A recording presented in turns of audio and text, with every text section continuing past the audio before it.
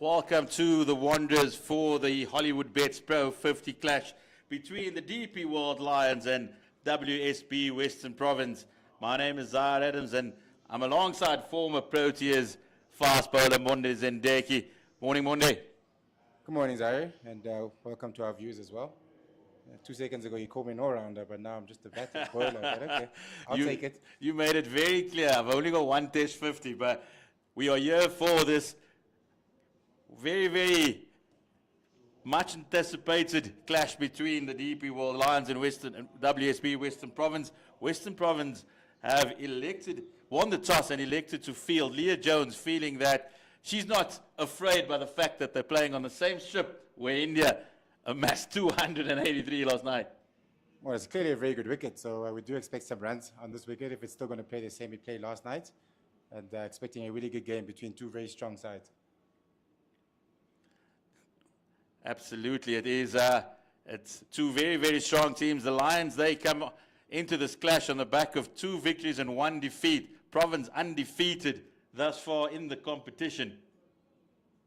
Opening the bowling, Tatum Naru, and doing the batting for the Lions, Tabete and Britt. First ball down leg, wide, not a good start.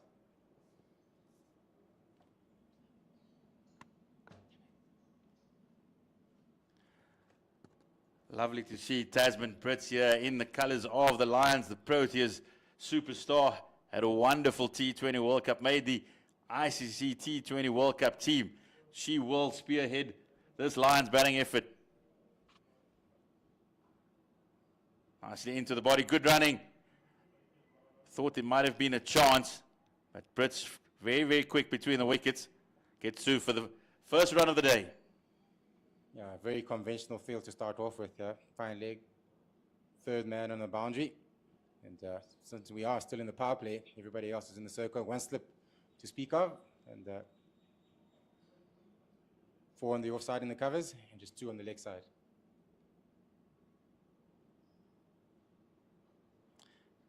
Immediately, Tasman Brits looking for that big booming cover drive. Just runs it down. Wicket played excellently well last night. The good carry, good bounce, and the ladies will certainly be looking forward to getting stuck in here. For one team, it seems like they were batting on a different wicket than the other. It was all about the lights, Monday. It was all about the lights. Oh, you think is that what? Okay. Well, since it's a day game today, then we don't expect the wicket to change much. Tatum Naru setting into a nice little rhythm here outside the off stump, not giving the Lions batters much width in this first over. Yeah, I think we know, especially in one-day cricket, width is everything. It's gold. It allows the batters to free their arms and play their shots. And certainly as a bowler, you don't want to give any width whatsoever to any batters.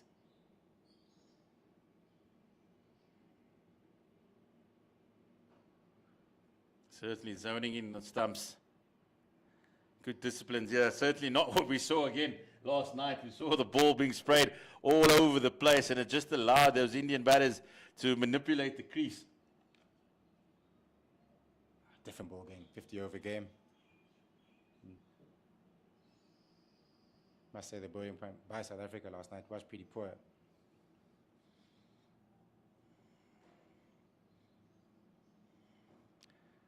Tatum Naru, an experienced campaigner for Western Province, been part of many a successful side over the years. She knows her craft. It's always interesting to see the bowlers from the Cape come up to the high felt. Suddenly you get excited, there's pace and bounce, and you're wanting to bowl a little bit shorter. Yeah, I think the lengths are very different up here in the high felt, but you do bowl as a fast bowler. As you say, the wickets tend to be a little bit bouncier, a little bit quicker up here, a little bit slower, so the lengths are a little bit different when you do come up to the north. That's the first over gone, 3 without loss. Good start by Western Province after winning the toss. Leah Jones, she had no hesitation. She wanted to have a bowl. She trusts this bowling lineup, particularly also with the likes of Nasipo Vezi, leading wicket taker for Western Province last year. Also Caitlin Weingart, very eager to see her. She's got plenty of pace. That's Caitlin Weingart. I'm sure as Jones, she'll take the She'll take the ball. Instead, it is Caitlin Weingart who will be sharing the new ball with LaRue. Really impressed with this youngster down in the Cape. She runs in hard and really looking to exploit the conditions today. Yeah, just to go back on the wickets, the difference between the wickets in the Cape and the coastal regions, I think probably Durban is the one which traditionally has been a quick and bouncy wicket, if you're talking about the wickets in the coast. So the lengths are generally just a little bit fuller down in the coast and a little bit shorter back of the length more, especially in one-day cricket up here. Immediately, Brits just wanting to get down on one knee. Interesting shot. First up. It's all about expressing yourself, Monday. I think That time, it's 50 overs though. Saw a couple of sweep shots last night from Talik when Pamela was bowling to us. So our batters are also sweeping the quick bowlers these days. And there you can see that's the pace that Wanga does have, just pushing Tabethe back. And a little bit of sloppy there from Western Province. Shouldn't have been two, but immediately Tabethe touches and turns.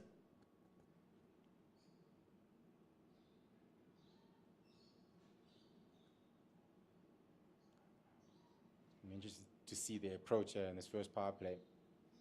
If they're going to go really hard and try put the bowlers under pressure or just take their time. It is 50 overs, so you've got a little bit more time than the 2020, obviously. Oh, that's nicely bowled. Just a little bit of sieve movement there. Probably like to see an extra slip there for Western Province. Just back your quick bowler with a new ball. Trying and attacking the power play. Yeah, I would have thought so myself. 2 slips, especially for a bowler who seems to be able to swing the ball away from the right-hander. Seems to be a little bit defensive. The field.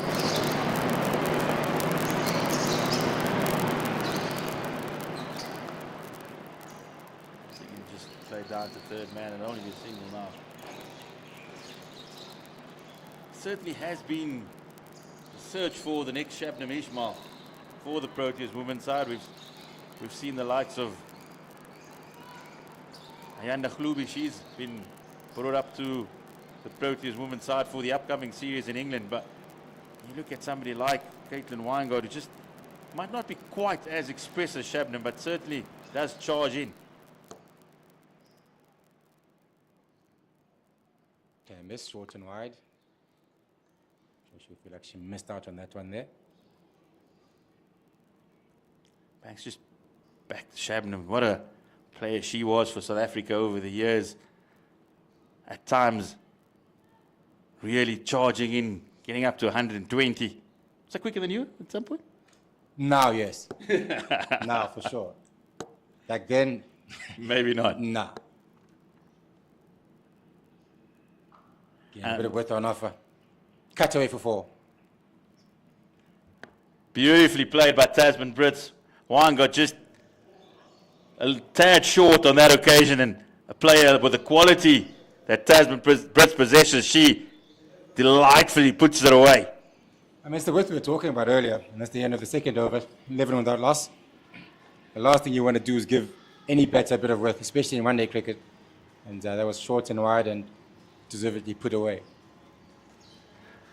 So the Lions, they've moved to 11 for no wicket after 2. Looking comfortable, and the wicket certainly playing as well as it did last night. Still a very good wicket. It's only 40 overs old from last night. Same field. No changes in the field.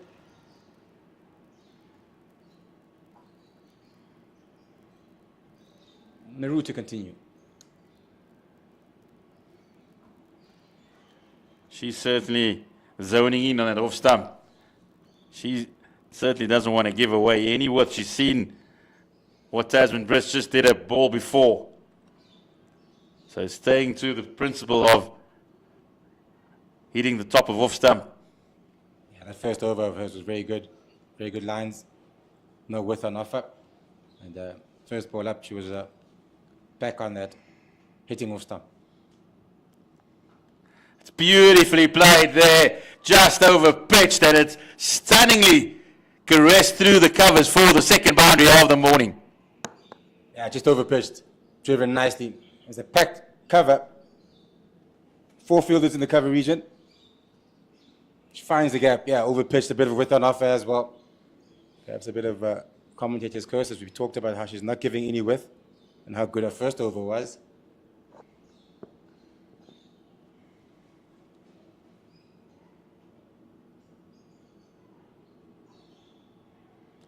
A little bit good response there from LaRue, but this Lions batting lineup, they're certainly wanting a good platform from the likes of Brits and also Tabethi. They've got the leading run scorers in the competition, former Olympian javelin thrower Sunette Viljoen, and also wicketkeeper Karabo Meso.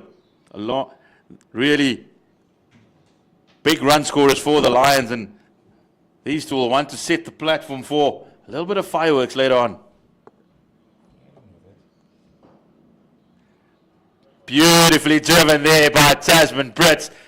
LaRue over pitching, and Brits not trying to hit it too hard, just leaning on it, and brings up another second boundary of the over. Well, we talked about the differences between growing up in the coastal regions and the lengths you try to bowl. This is probably more, it's a little bit, obviously, very much overpitched, but coming up from Western Province, you do try to find those fuller lengths, even in one-day cricket sometimes, because the ball doesn't quite come on. It does get a little bit difficult to drive sometimes. But up here, where the wickets are rock hard and they're nice to bat on, you don't want to be pulling too full. You'd rather be just back of the length. Again, overpitched. This time around, straight to the fielder.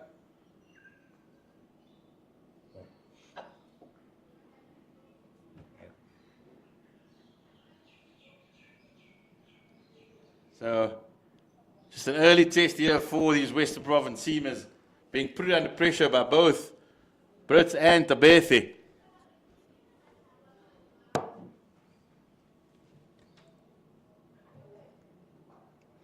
That's a good response from LaRue, but that's the end of a very, very productive over for DP World Lions. They're 20 for no wicket after 3. Yeah, very good over. 9 runs off it, 2 boundaries, over pitch boundaries, driven very nicely. After 3 overs, a 20 for no wicket, going at a good rate, just over 6 runs and over. See Leah Jones just having a chat there with the fast bowler, Caitlin Weingard. Went past the outside edge on a couple of occasions in that first over, but also was guilty of offering a bit of width. And now we might see a couple of field changes. We asked for that second slip. It does seem to be at least more of a gully. We saw Tabethi running a few down to third man. Leah Jones, she'll go into pointer south. Province just trying to protect that backward square region. Yeah, it's a tough field to bowl to. 7-2 split. That means you can't be too straight. You don't want to give width away either. She was fortunate to get away with that one, but you will be pleased that we saw it out of the hand, swinging away to that first slip. Yeah, because of the field that she does have now, she can't be too straight, and I think it's a very tough field to bowl to, especially with the new ball, where you want to make the batters play, especially if the ball is swinging. You want to give away too much width. That's beautifully bowled by Caitlin Weingard. Thanks. Would you take one out of the covers and just move to square leg just to give your fast bowler a little bit more protection? Yeah, for sure. As I said, a 7-2 split is a very tough field to bowl to, especially in one-day cricket. I can understand test cricket, but with the white ball, you want to be giving away width, and she's going to be forced to try a ball outside or stump now, and that might, especially with the way she swings the ball away from the right-hander, offering a bit of width. It's better. Oh, good pace, good carry. She certainly has come to the bull ring and enjoyed herself thus far. It seems that with the field she's set, she's been forced to go outside the off stump, and now just finding a rhythm.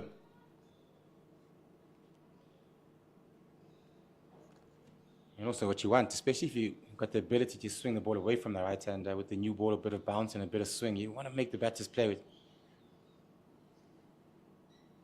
I still want, there we go, nice shape as well once again. Bit of width and off, left alone. Good length. Still, I think you'd rather have 2 slips and then move one of the fielders into, as you said, square leg. I also feel that the field change has forced the Berthe just to be a little bit more circumspect. You'd think she would want to throw the hands at it.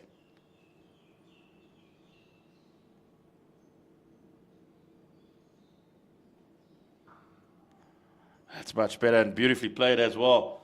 So a little battle enveloping here between Caitlin Weingart and Berthe.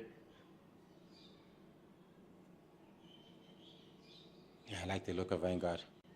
Nice shape away from the right-hander. Yeah, beautiful shape. Good carry as well. A lot of promise that she showed in the first 2 overs I've seen of her.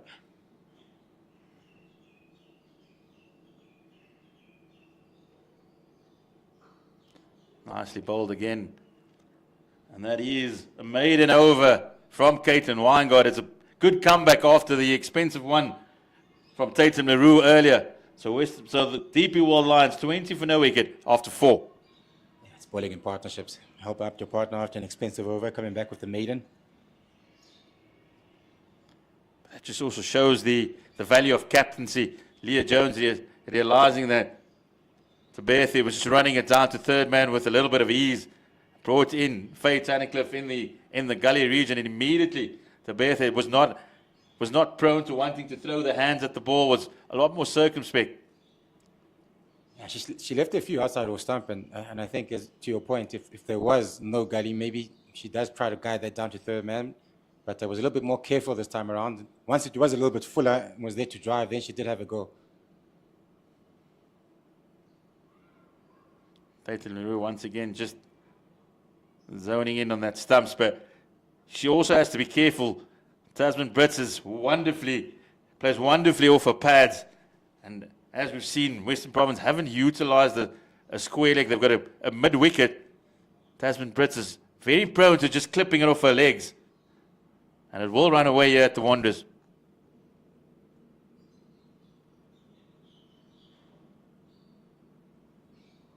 Certainly missed out there. The Tasman Brits, it was short and wide and really could have thrown the hands at it. Yeah, she feel like she missed out on that one. Just with an offer, exactly what batters want in one-day cricket, in all forms of cricket, in fact. You just feel that a weight transfer was going in the wrong direction. The left leg went out to square leg instead of getting into the ball and really throwing the hands at it.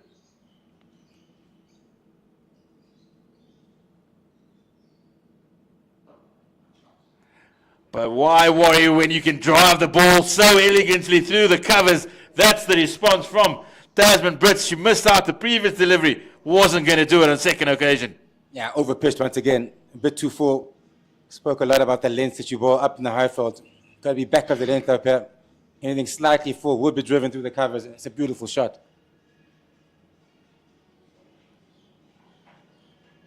She needed no second invitation there.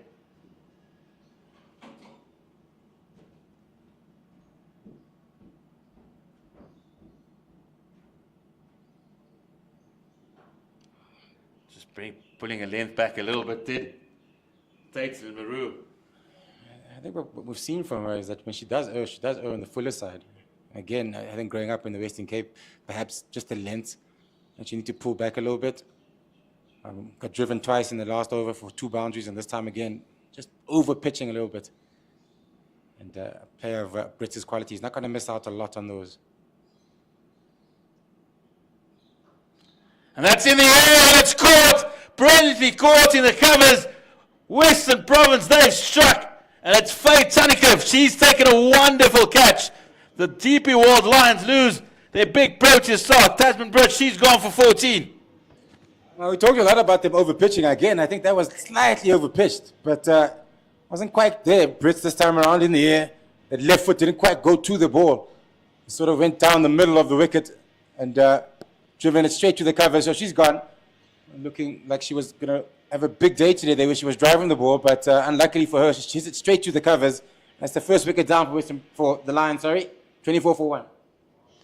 Massive, massive wicket. there for Western Province. Tayton LaRue, she was struggling a little bit with her length. But on that occasion, Faye Tunnicliffe taking a fantastic catch in the covers. And the new batsman is another Protea. They keep on coming for the DP World Lions. Tsinalo Jafta, she walks to the crease after the dismissal of Tasman Brits. Yeah, Western Province will be very happy about that wicket, that breakthrough. As you said, taking a wicket of a Protea. Again, I still think it's slightly overpitched. Yes, she's looking for that fuller length. But a brilliant catch in the covers. It was nice and low, but nonetheless, a good catch. And that brings about Tsinalo Jafta, as you said, another Protea, coming in at number 3 for the DP World Lions. The DP World Lions, certainly they stacked with internationals. Tumisi Kakani, she's also further down the batting lineup. And then you have the youngsters, Jenna Evans. She's a fantastic little talent. It's Jenna Evans. And also the veteran, Sine Faliun Low. Looking forward to seeing her. But it's Tsinalo Jafta. She walks to the crease now. Usually bats a bit lower down for the Proteas, number 7, number 8. But in domestic cricket, she walks out at number 3. And she's a very, very busy cricketer at the crease. So you can see the intensity. She'll certainly raise the intensity. Yeah, we'll see how they go about this innings. But I just felt in that first opening partnership, there was a lot of searching for boundaries. A lot of rotation. I think Tabete, yes, did try to run a couple down to third man just to rotate the strike. There's a change in the field. A little bit of a surprise. Gully instead of the slip.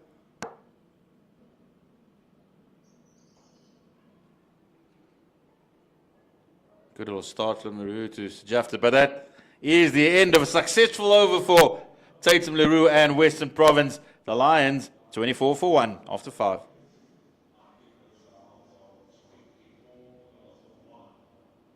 I think perhaps the Western Province players have seen a lot of Jafta. Maybe she does like to rotate the strike, and perhaps that was the move of moving that slip to Gully just to stop her running down to third man, as we saw earlier in the other over from Tabete when she was facing. But again, I think rotating of the strike is very much underrated in white ball cricket. I think a lot of batters, the first thought is to look for the boundary first and then worry about rotating the strike. Same field for Tabete. Bernard still got the Gully, slip, third man, fine leg, and the packed covers. Still a very tough field to bowl to, I think. Beautifully bowled there by Caitlin Weingart. And Monday, I just feel though that Caitlin Weingart's the type of bowler when you're asking a lot of her to stay outside the off stump, that's when she responds. Because she's been brilliant since the field change. Yeah, again, but there's a lot of width and offer there this time around, even though she missed out. It's still, yeah, I'm not too comfortable with this field. And she obviously feels like she has to bowl outside off stump because of the field that she does have. Whereas I think with her ability to swing the ball away just like that, I think she wants to start off on off stump, swinging the ball away from the right-hander, but she's probably too afraid to go too straight because of the field that she does have. And it's also an attacking line of bowling that when you swinging the ball away from the right-hander and you're starting it off around off stump. I do know that down in the Cape, she does work with the fast bowling guru, Vincent Barnes. He's her personal coach, so certainly learning from the best out there, Monday. Yeah, Vinnie Barnes. Clearly a very experienced coach who's been around the Proteas and the Cricket South Africa setup for many years. So, yeah, it's a whole lot of experience that she's gaining from A. Vincent Barnes, who's worked with some of the top bowlers in the world, Mackay Antini, Dale Steyn, and the likes. He has taken on this as he's retired these days, but, or let's say semi-retirement, runs Schools SA20. That's what he does these days, but very much spends a lot of time with Weingart at the nets, down at the Vineyard. What exactly is the Schools SA20? Schools SA20, Banks. Come on, come on. You said he runs it, though. He is the project manager of Schools SA20. Ah, I didn't know that. I thought he had an academy with Ashwood Prince or something, don't they? He does. He's a very busy man. He's retired but busy. Yeah, he's a very busy man. So, yeah, he's the project manager. The first phase of the competition is just done now. Sachs winning it down in the Western Cape. And also Paul Boys.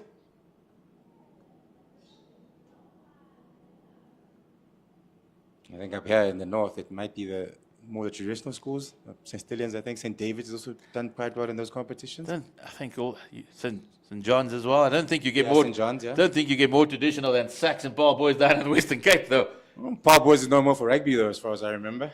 Yeah, they, obviously, those schools in the Cape are known, but Sax for sure, and Wynberg, I would think, would be the school that So sticks out. Wynberg, unfortunately, lost in the semi-final. As you know, that's my alma mater. I think Dale College was in the mix there in the Eastern Cape. Yeah, our cricket's gotten a little bit. Oh, this is very surprising. A third man is not there anymore. They've got a fine leg and a square leg. No third man for a bowler who's swinging the ball away from the right-hander and he's giving width. It's a little perplexed. I think that we all knew that was coming. As soon as the deep square leg went back, there was no double bluff. It was immediately. No, the short yeah, ball. yeah. No We double knew bluff. we knew exactly what was coming. I wasn't even thinking about the next delivery. I was just looking at this field. I've never seen a one-day game with no third man. It's the first time I've ever seen anything like it. Now there is a third man. They're going back. It's sort of a India bowled with a no fine leg, which I understand, more like a square leg yesterday at times. And I think they're changing their minds. Going back to, no, there's no third man again. She's going back to fine leg. Ooh, this is a tough field to bowl to. This is, yeah, I've never seen this before. With an offer. All she has to do is guide that down to third man for 4. She just needs a little bit of tickle on it and it runs away. But that is an end of another over. Another good one from Caitlin Weingart. A few perplexing fielding positions, but it is the DP World Lions who are 26 for 1 after 6. Yeah, I think different is the word you'd use. Innovative, I'm not too sure about that, but yeah, different for sure.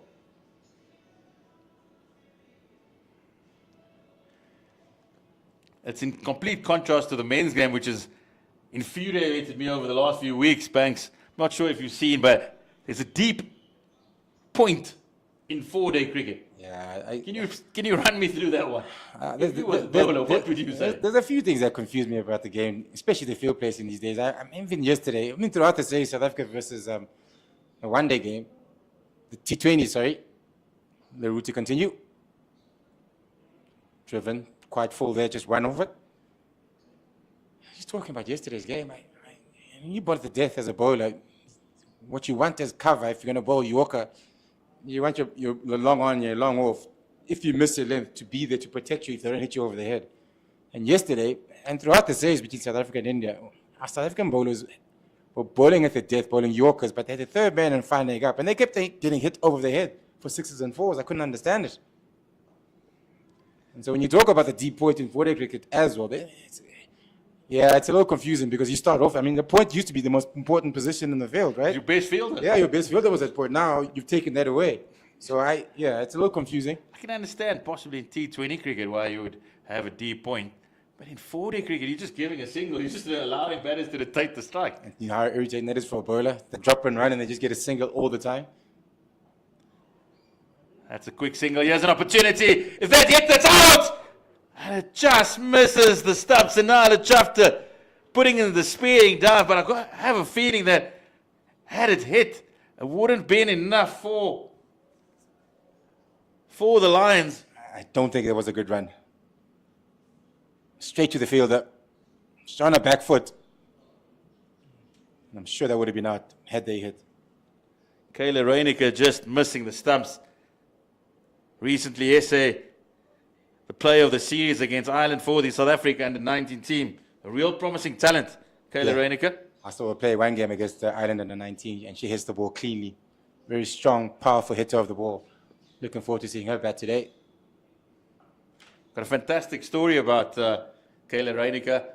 Monde, she plays for my Cape Premier League side down at the bottom, down in the Western Cape for the Vikings. Used to be Ashville Prince and Prince's stable, and she actually was called up for the Western Province senior team for the first time. And I'll continue after the ball.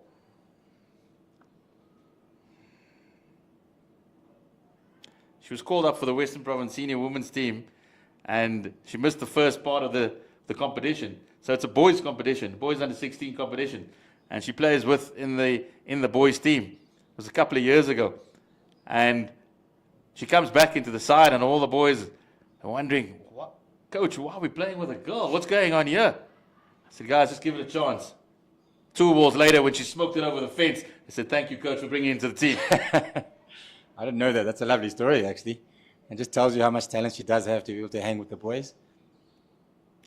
She really shut them up very, very quickly as the ball travelled over the boundary. But this is another good over for Western Province. The DP World Lions, 28 for 1 after 7. Yeah, fantastic talent.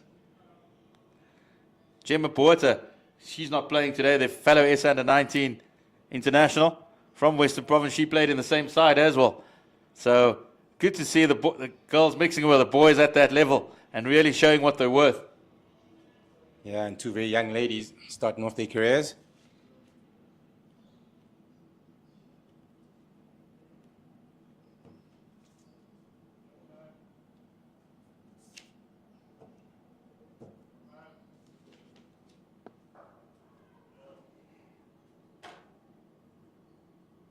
No runs.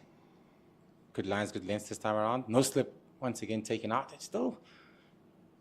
Oh, there's a slip, sorry.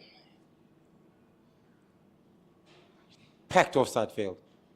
And given the 7-2 split, I understand why.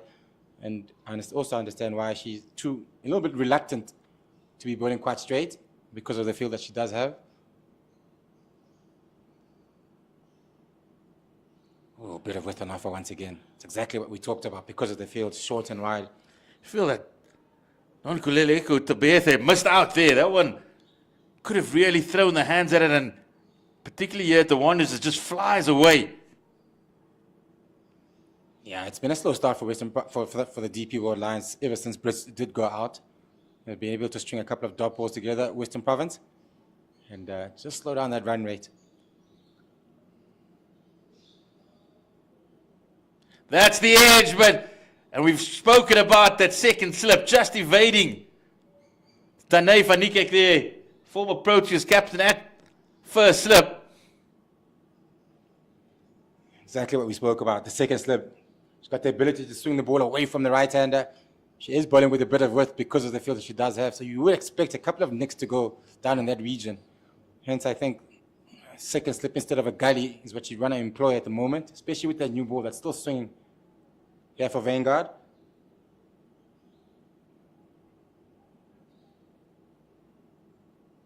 Better length, better line as well. I think that's the line I'd love to see her employ. Yeah, that's a little bit sloppy from Western Province. That's going to run away for a boundary, and that's come out of nowhere. Caitlin Weingart, she's going to be incensed. It was a dot ball. And it's just, Western Province, just nobody backing up. There's nobody running, though. Don't think there was a need for it to go for the stumps in that instance. And just giving away 4 free runs. And I've just spoken about how there's been a lack of boundaries since Brits did go out. And how Western Province have been able to string a couple of dot balls together, but this time around they give away 4 free runs.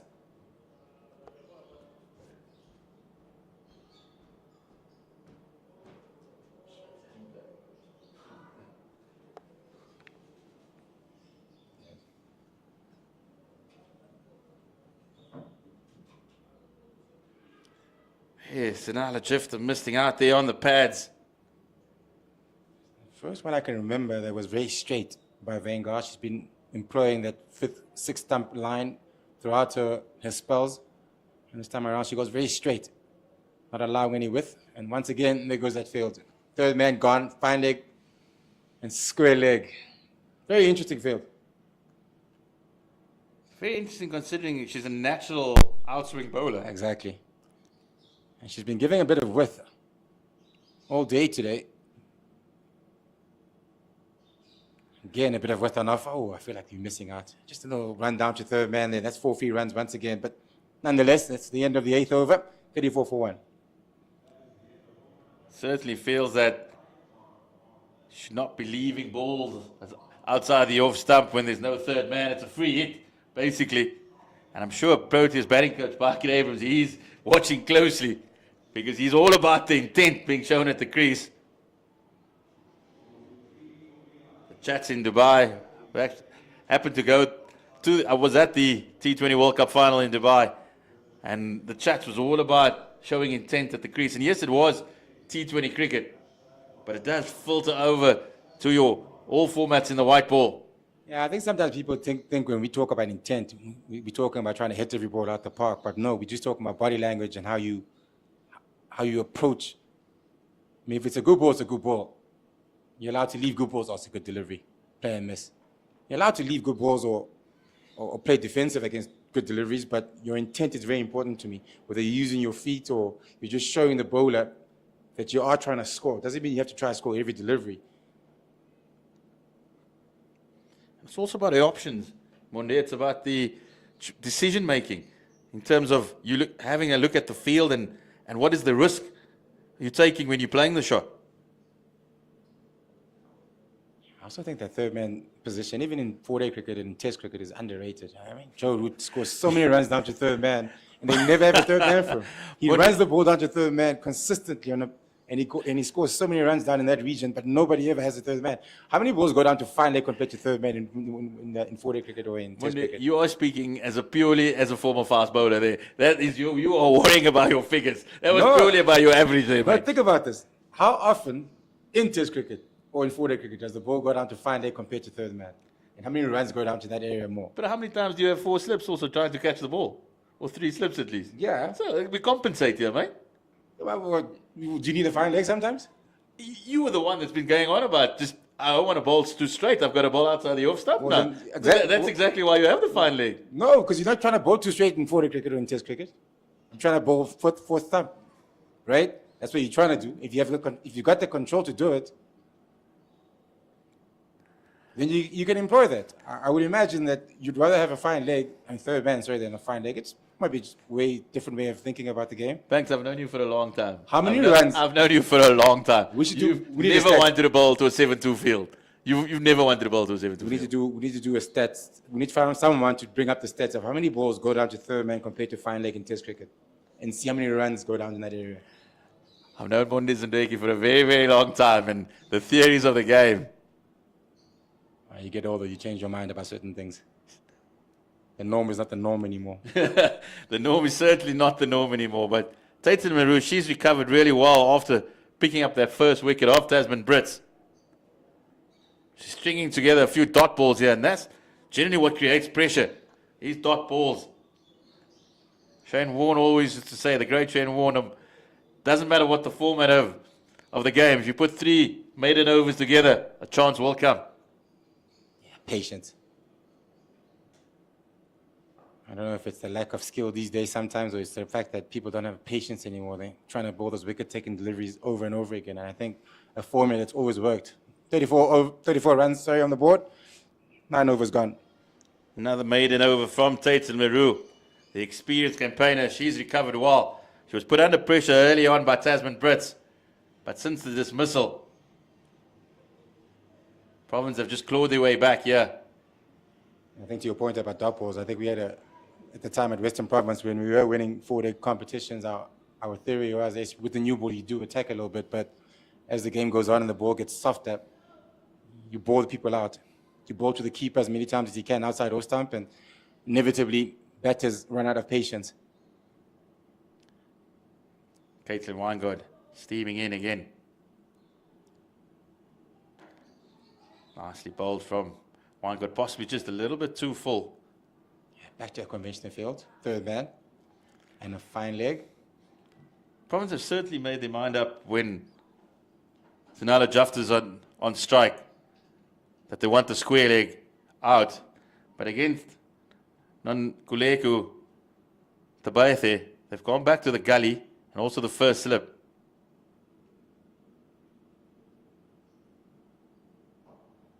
That's beautifully caressed through the covers for another boundary. Overpitched by Caitlin Weingard. And Tabaithe not trying to hit it too hard, just leading on it and getting another boundary.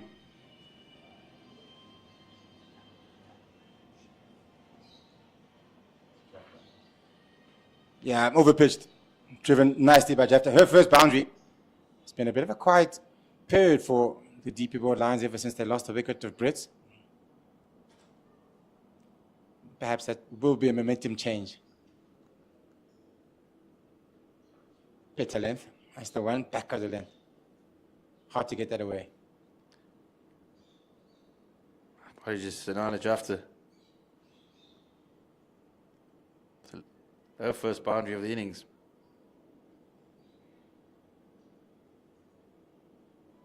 We liked what we've seen today from Caitlin Weingood. You can't think that she's going to go into another over. She's got a good 5-over spell here.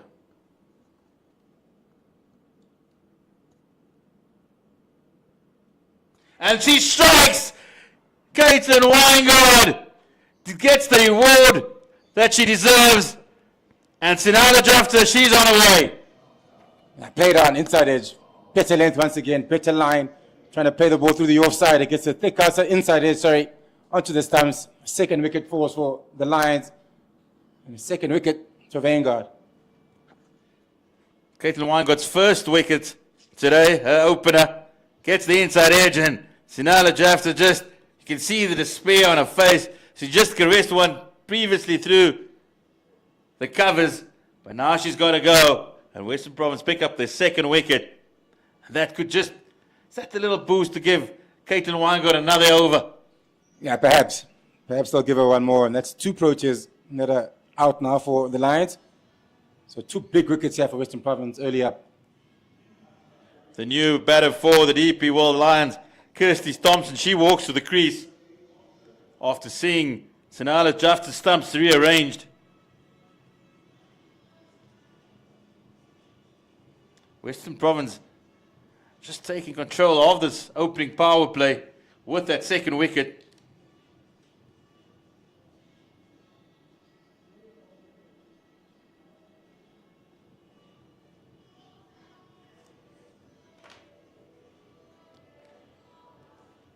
Two opening bowlers picking up a wicket apiece.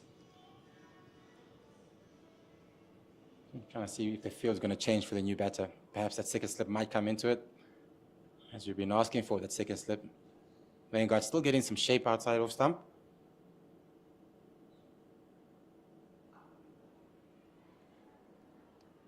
Good start from Weingood to the new batter, Kirsty Thompson. She bowled a little straight in the last 2 overs. She's made the batters play a little bit more. Just changed the line just a little bit. That's the wicket of Jafta. Inside edge onto the stumps.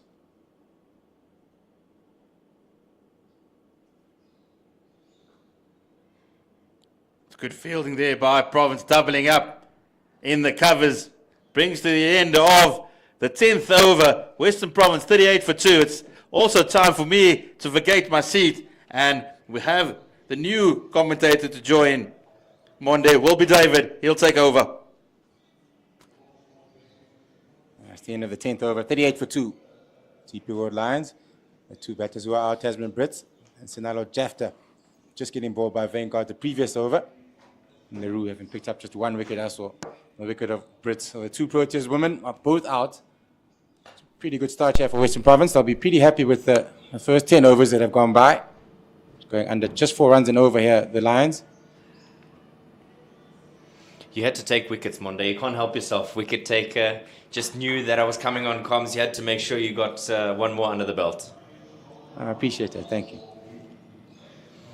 The 4th Black Day will see the Proteas women take on England on Sunday, the 8th of December at 10 a.m. at Hollywoodbets Kingsmead. Get your tickets at cricket.co.za, #NGBV, and let us take a stand for equality. Yeah, looking forward to that series. Should be a good one. I'm looking forward to seeing a test match as well. Just 1 test match between South Africa and England coming up. Absolutely looking forward to it. I think it's something that's desperately needed in the women's game, is longer format cricket. It's just so invaluable when a player is able to really just set out their stall and see who they truly are. Change of bowling. Vezi, Nosipo Vezi. And now the field can spread at the end of the power play. So the 3 that are out, deep square, fine leg and third man. Much maligned third man position in this game. Yeah.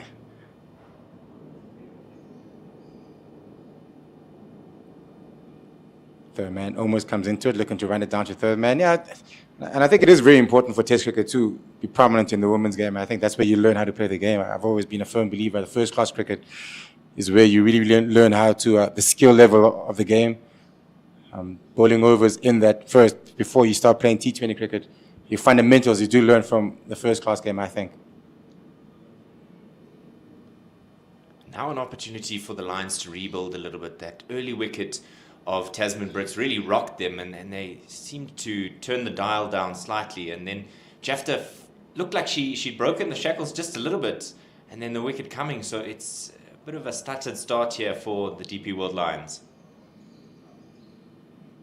Yeah, every time they seem to get going, they seem to lose the wicket. Brits was also looking like she's really in the mood to play some good shots here today, and then she lost her wicket, and then Jafta just hit a boundary in that over, and then lost her wicket too. So every time they seem like they want to push their momentum, Western Province have been able to stop that momentum with getting a wicket. And as we know, especially in one-day cricket and in T20 cricket, dot balls and wickets are gold. Gonna be a wide. Monde, you spoke about consistency and being able to kind of find your feet when you have a regular performance, but the Province ladies haven't played since the 19th of October. It's a massive gap for the teams, and I just want to get your thoughts at the end of this delivery, what that impact that'll have. Given over the top. Vezi over-pitched it, and a very, very good shot over the top, through the covers, and that's another boundary. A very good shot, pulled off there by Tabete. What a way to welcome Vezi. She's bowled 3 dots, and then that wide, giving a bit of room there to Nonkololeko Tabete. She just laced that away. Just good balance at the crease there, and a 4 to her. That's a change in field after that boundary.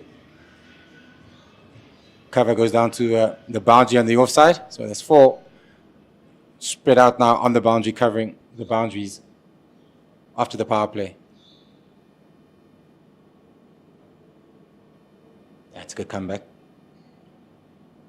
And it's always important when you are making sure that you're trying to rectify the impact that a boundary has on you as a fielding team. So immediately the field changes, and then the delivery as well to make recompense. She wants to get out of this over with just the 1 boundary to her name. Yeah, good finish. So 5 runs off the over, 43 for 2 after 11. And just back to your point, or your question anyway, about, you did tell me earlier about it's pretty much a month since the last day they played, and that's 28 days. Ooh, yeah. That's a long time. It really is, and I'm just wondering in between how often they play club cricket and how often they get to practice. It can get a little bit boring, just being in the net all day long. And as the saying goes, nothing better than actually playing the actual game. Practice, you can practice all you want. It's very different when you're out there in the middle. So yeah, I'm sure it is frustrating for the ladies not to be able to play, and I know they have to sort of work their schedule around the men's game because they're trying to play on the best surfaces in the country. But I think CSA needs to find a plan and work a way around that they can play more often and with more frequency.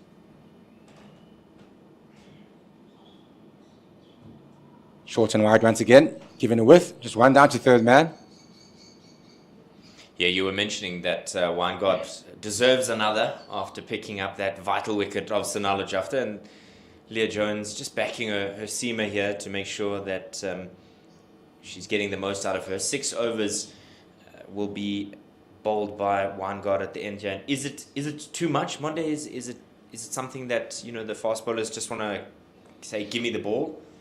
Yeah, I don't think so. No, it's going to be a wide or not.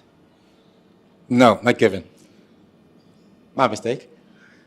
Yeah, I think it's up to the bowler, how they feel physically. I mean, I think if you're up to it, and again, if you've just picked up a wicket, then it sort of does re-energize you as a person. So, yeah, I don't mind this at all, especially if she feels like she can bowl that last over. Sometimes bowlers can be a little bit selfish. Picked up a wicket, even if they feel tired, they're like, I've still got 1 more in me, because they're trying to pick up as many as possible. Change in field. Gully goes back to third man, and now we've got a more conventional field, I would feel. A 6-3 split with a square leg and a fine leg. He has a lot of vacant land there on the leg side, so a drop and run could certainly be an option for the Lions. Well, what she hasn't done is bowl very straight in hit her spell in the sixth over. She has given a couple in the last couple of overs, but in general, she was very wide and giving a bit of width on the offside, protecting that leg side. Again, it's 7-2 split, I think is very difficult for any bowler, especially if you're an attacking bowler who wants to sort of attack that roundabout region of off stump. And if you've got the ability, like she's got, to swing the ball away, you want to use that new ball and try and make batters play to pick up wickets. Yeah, quick change there. Deep point heading out onto the boundary. There's exactly the width that she'd planned for. But again, Jafta, well, not rather Jafta, my apologies. It's Tabete who just looks leeringly at umpire Amy Gear and says, come on, be friendly to me. Give me that wide. There's two deliveries there that have been right on the edge of the indicated red line that you can see there. Yeah, but also this feels a bit, I think, again, it's a tough field for her to bowl to because she does like to bowl with a bit of width and obviously swinging the ball away from the right-hander. It's very open now on that side, on the offside. Again, with an offer, short, wide, Tabete missing out. I'm sure she'll feel like she is. There's 2 balls in a row now with width and quite short that she's missed out on. And those dot balls starting to pile up here for Caitlin Weingard. Just a single thus far. It just plays into the mind of a batter. They feel like they're not quite getting the rhythm. She's got on a good start here, Tabete, but she's lost partners at the other end, which can play into the mind of a batter, feeling like she has to kind of go back into her shell. Short ball. Pulled. Oh, misfield. Just 1 run. So no damage done there. Looked like she was undone by the bounce. It's 12 gone, 45 for the loss of 2 wickets. Western Province deciding earlier that they'll have a field, having a look at the surface. And I was quite surprised at the toss when they said, we'll have a field, especially after seeing what was put up last night with the team batting first, India really putting the South Africans to the sword. Yeah, I know traditionally back in the day, I'm not sure about today's game, but when we used to come play up here, especially the morning games and Sundays, we used to play 50-over cricket. We liked to bowl first because the surface wasn't quite as hard. The ball didn't quite come on as much. So you wanted to bowl first early up in the morning when there's a bit of dew, if there is any moisture, in the surface, where it wasn't as easy to play your shots. And then in the afternoon, once the sun is baked on the wicket, it becomes harder and easier for you to play your shots. So yeah, I am surprised that they won the toss and decided to not surprised they decided to bowl first, but I don't think there's much in the surface in terms of moisture. Also, I don't think, because we only played 40 overs yesterday, I don't think the surface is going to change much. And perhaps maybe that's what they were thinking, that it's a bit of a sunny morning, and the wicket doesn't have any moisture, so bowling first is probably the best thing, and then we'll just chase, because I don't think they think the wicket's going to change much.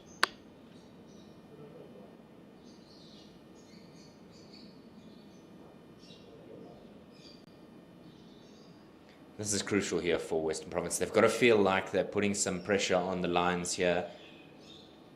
They want to string dot balls together. As Zahir said earlier, if you can get a couple of maiden overs or low-scoring overs, you certainly feel like the frustration of the batters will tell, and that's when the opportunities present themselves. Yeah, it's sort of like bowling. You must bore them out in many ways. And string up those dot balls, put the pressure on them, and then a loose shot will come with the frustration. The Lions captain Khomotso Rapo was saying at the toss that she really didn't seem to be unhappy with the decision that her team would be batting first. Did she say what she would prefer to do if she had won the toss? She's happy with that. The team having scored close to 300 on 2 occasions in this competition. She felt like 300 was once again an opportunity for them today. Felt confident. So it's not too disappointed with that decision being made for her. Oof, 300. We're just pulling up there. Well, they've gotten close in the 290s in both occasions. Yeah, you said earlier, but yeah. Western Province bowling attack seems to be quite a decently strong one. So I'm not sure if 300 is on the board today. And then last 2 of the protests quite early on. I'm not sure if 300 is on today again. An appeal. Nothing given. 1 down to third man. Leg byes will be given. Yep. Sunette Fulin scoring 94 in the last one-day game here. And they were 299 for 7 after their 50 overs in their last fixture here. Granted, it was against the Badgers, so maybe a different opposition. Yeah. But certainly, you can understand the confidence that Khomotso Rapo has. No, for sure, especially if you can get close to 300. Changing field once again. Third man finally up in the circle. Long on, long off, back on the boundary, and there's a cover on the boundary, on the offside, and then square leg also on the boundary. It almost looked like a spinner's field. It's a great bit of fielding. They're throwing a body around the field, and it certainly buoys your bowler's energy and focus.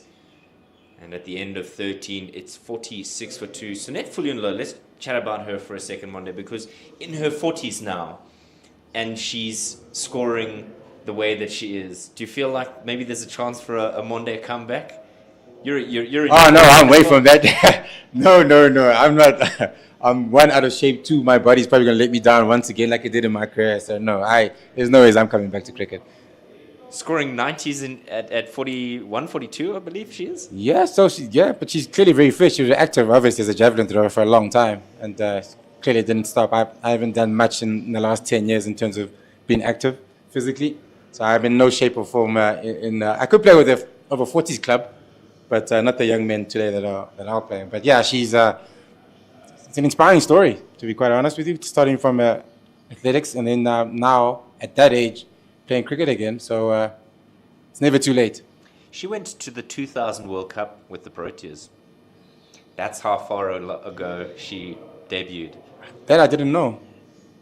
Okay, so she's always been in the game for a long time, just went Absolutely. to a different sport, and then now she's come back again. Back, yeah. And found success. Clearly. Late in her career. Yeah. Almost, not quite a Mike Hussey, but that kind of journey where it's success later in the career. Just changing bowling quickly. Vanguard is done. Lee Jones, the captain, brings herself on to bowl. In the field is third man, fine leg, and a gully. No one else on the boundary. Yeah, she was crucial last time these two sides played, well, last competition rather. Very impactful for the side.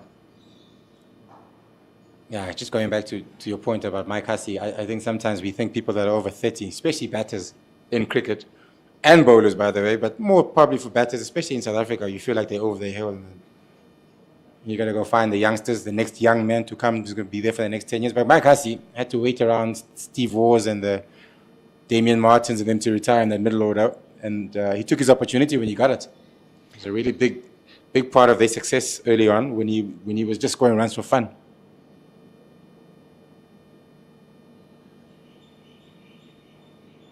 She looks really uncomfortable here. Does Tabete. Doesn't really have the footwork. She just seems like maybe there's a couple of demons that Leah Jones is extracting from the surface here. Bowled some good lengths as well. Back of the length, no width on offer whatsoever. Been on point from ball one here, Lee Jones.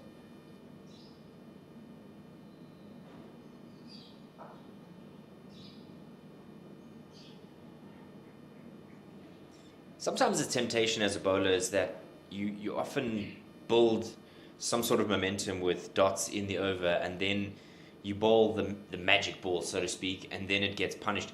How do you know when the right time is? Because you almost don't want to show all your cards all at once. And she's just started a good over here. At what point does she go for the variation, or do you say just 6 out of 6 for the first over on top of all? I'm a big believer that when things are going well, if you're bowling good lines and good lengths and the batter is struggling to get you away, don't change anything. I know sometimes people try preempt and think, okay, I've got 3 dot balls, so maybe I'm going to try something because I think the batter might try to do something. I think that hit your line and length, and they hit you off a good line and length, then you've done your job, and then maybe you can try to change things after that. But yeah, sometimes we try too early, we change things, and when things are going really well. Yeah, change in the field now. Deep cover in place and a deep square, fine leg, third man. What do you reckon the plan is here, Monde? What are her lengths that she's hoping to bowl? I'm happy with what she's doing right now. That back of the length is exactly where you want to be. and no with an offer so far. She's been really good. Once again, back of the length, good line, very good over. Very consistent as well. Just one ball remaining in this over. And these two sides, Monday, we mentioned off air, were second and third in the 50-over competition last year. Just net run rate separating these two sides. That shows how this type of fixture between DP World Lions and WSB Western Province means that both sides are going to give it their all. They're not going to hold anything, no pulling of punches. It's two very strong sides. Two sides that do have some very good talent. The end on the 13th over, sorry. 14th over, sorry. 47 for 2. Very good over by Lee Jones. And as you said, two very strong sides with some Proteas on both sides. So should expect a really good contest here between these two teams. We're hoping for one.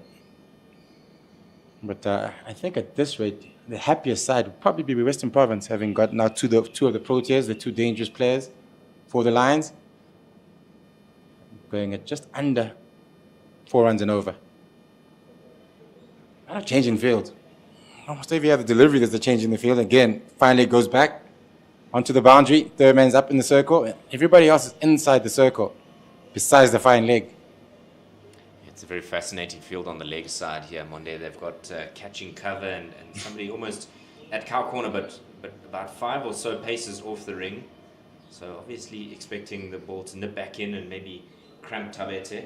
Yeah, I think the field says bowling probably pretty straight. Not giving any width. Oh, width on offer. Cut for 4. It's gone. That's 50 up for the DP World Lions.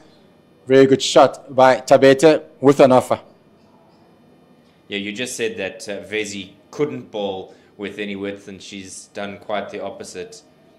Not a whole lot of width there, but Tabete has done well just to squeeze it away. And with everybody in the ring on the offside, this outfield is like a billiard green, and so it just races away to the boundary for 4. She does seem to prefer the offside, Tabete. Likes a bit of width. Does try to run the ball down at times. This time a bit too straight. 4. Oh, misfield. Not going to reach the boundary, but thought, they wanted to come back for 2, but she went a bit too far.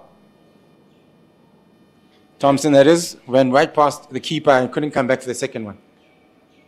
Doctor didn't apply the brakes there, Dr. Kirsty Thompson. Oh, she's a doctor? Doctor as well. Impressive. Very impressive. The doctor's taken Saturday off, I'm guessing. I think it's a bit of sensibility. Got to have a bit of a break. Changing field once again, sorry. Fine leg coming back. Open up the field again. The leg side's very open. So coming around the wicket this time around. No third man. I've seen some very interesting field placings today. Innovation. Yeah, innovation. I'd call it interesting. More than innovation. No third man once again, which is very rare. And coming around the wicket. I'm assuming with this field, it's going to be bowling wicket to wicket. Still no third man in a one-day game, yeah. Don't see that too often.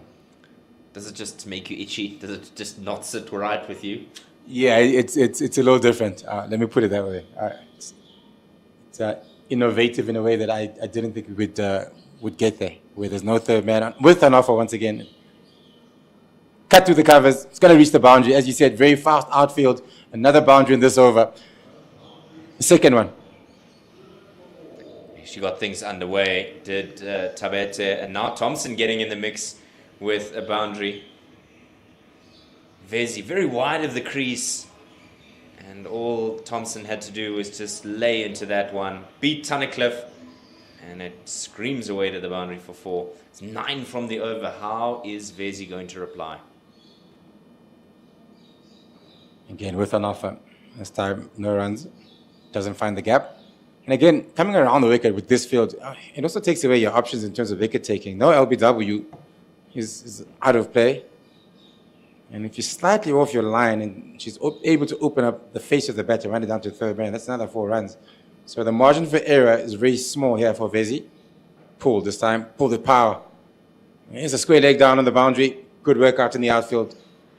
Wanted to take 2, but very good work at square leg. Just 1. That's a good shot there from Thompson, and equally as good in the field from the Western Province ladies. It's 15 gone, 57 for 2. Thompson on 6, and Tabete 23 from 57. Tabete in the last game 35 from 67, so helpful for the Lions at the top of the order, but there just wasn't enough on the board in that game to help them overcome the Titans ladies. And that game was on the 2nd of November. So, as is the custom at women's cricket in the domestic setup for South Africa, it's a double header. It's 50 overs today and 20 tomorrow. Yeah. Lee Jones to continue. Second over. Keeper standing up to her. Pulled. Bit short, but no damage done. Field spread square of the wicket here. They've got a deep cover and third man and fine leg and deep square. So you don't expect all that much is going to be pitched up. Yeah, this one's pretty conventional field. The ones we used to. Not too much innovation this time around, but I won't bet that it's going to last in this over even. Give it out. LBW gone. It's the third wicket Western Province pick up. And as it's custom, every time the Lions seem to be picking up momentum, saw a couple of boundaries in the last over, they seem to lose a wicket at the wrong time. Lee Jones picks up her first wicket. She's been very consistent, and this time she picks up the wicket of Thompson, LBW. Just having a look at this one again, Monde. It's something that all fast bowlers dream of. Hooped and struck in front. Amy Gear not hesitating there. The Doc's got to go. She's gone for 6, 57 for 3. And the Lions, just as you mentioned, they're losing wickets at the wrong time. Just building a little bit of momentum, and then it's completely undone by losing the wicket. The partnership was 19, so they were just starting to get things going. And Jones in with the wicket column there, as you see Weingard and LaRue, the other ones to pick up a stick this morning. Yeah, it just seems to, again, lose momentum at the wrong time. The Lions, every time they seem to be gaining some sort of momentum, the wicket does fall. And Western Province, I'll be very happy with the way things are going at the moment. 57 for 3, the Lions are.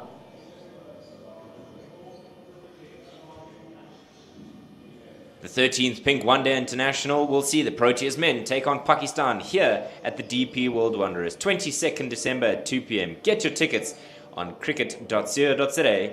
Pitch up in pink, and let's support those suffering from breast cancer.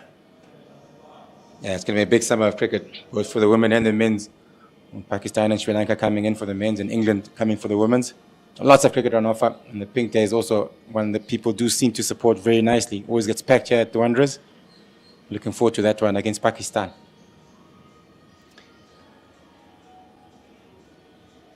Drinks here at the Wanderers. We were scheduled to have a little bit of scattered thunder showers around about now, but it doesn't seem to be too cloudy overhead, so nothing really of concern for the players just yet. We are bathed in glorious sunshine, as you can see on your screen there. So we've been spoiled with good weather here at the Wanderers. I know some of the other venues haven't been so fortunate, but here this season in both the men's and the women's game, not too heavily impacted by overhead conditions. I think these weather apps get it wrong so many times here in Joburg for some reason. I mean, for the last 2 weeks I've been hearing about thunder showers and storms coming in, but nothing much has happened. As you said, I did a game here. Western Province played against, the Titans played against the Lions in the 4-day game, and every day it was supposed to be rain, but nothing. Bit of spin for a change.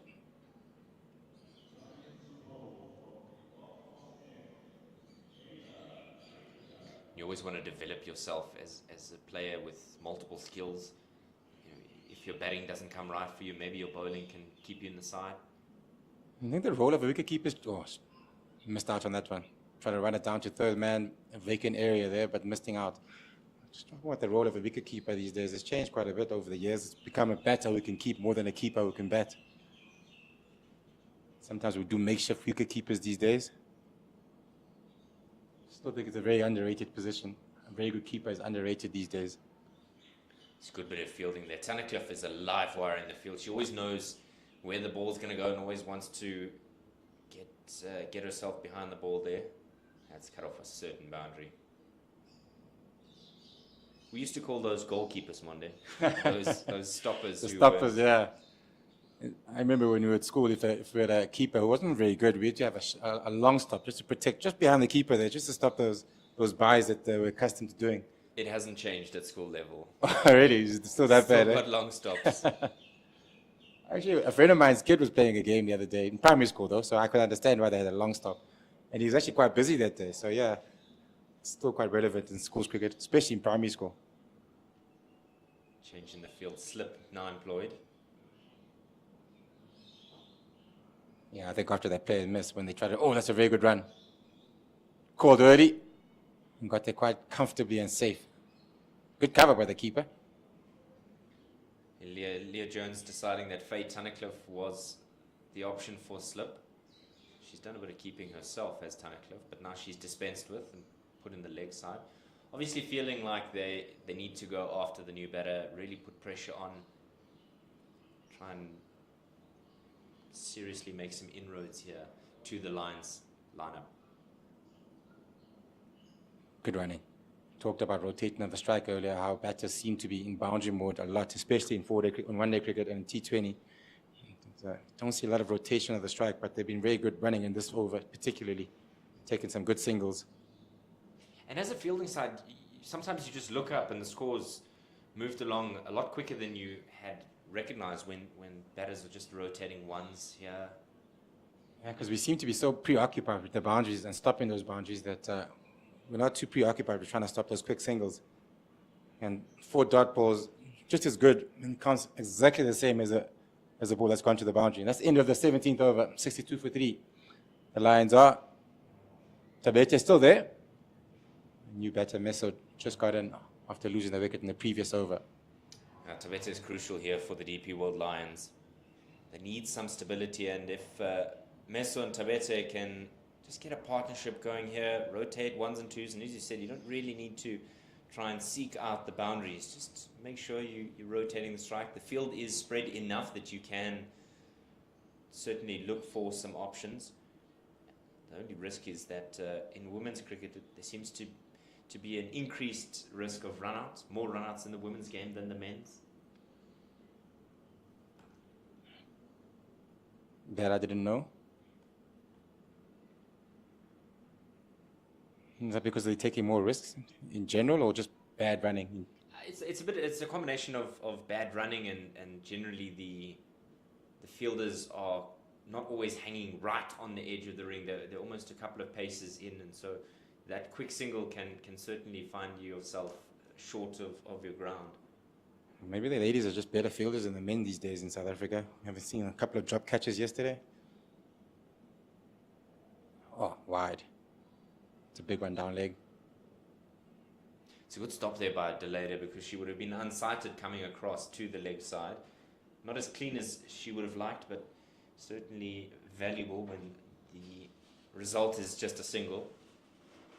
You spoke about drop catches, and again, you know, there's those primary school coaches that are shouting at the TV screen yesterday, catches win matches, and an early one really putting the South African side under pressure. Oh, good bowling once again. Yeah, again yesterday we dropped a catch off first over, that slip. And then we dropped a couple later on in the game. I think we dropped Tilak on 90 yards yesterday as well. But yesterday's game, I think the quicker we forget about it, the better. Yeah, it's much better watching here if you're a Western Province fan. Leah Jones is certainly on the money here.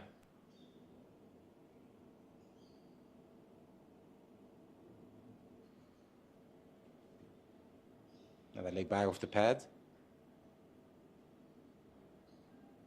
Seems to be putting a little bit straighter this time around. There's no cover on the offside when she does bowl to the new batter Meso, but there is a cover going onto the boundary now when Tabete faces. I think when the field is in and everyone's on the offside is in the circle, she's worried about giving away with.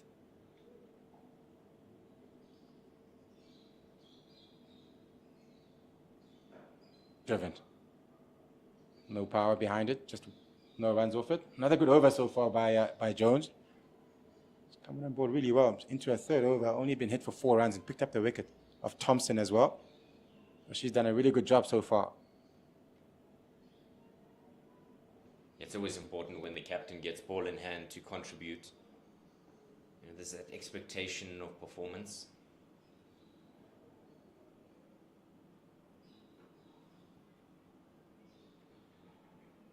It's again. She's building that pressure. Yes, there's some leg buys. Yes, there was one wayward delivery that was wide, but she's in her third over now, Monday, and 1 for 4.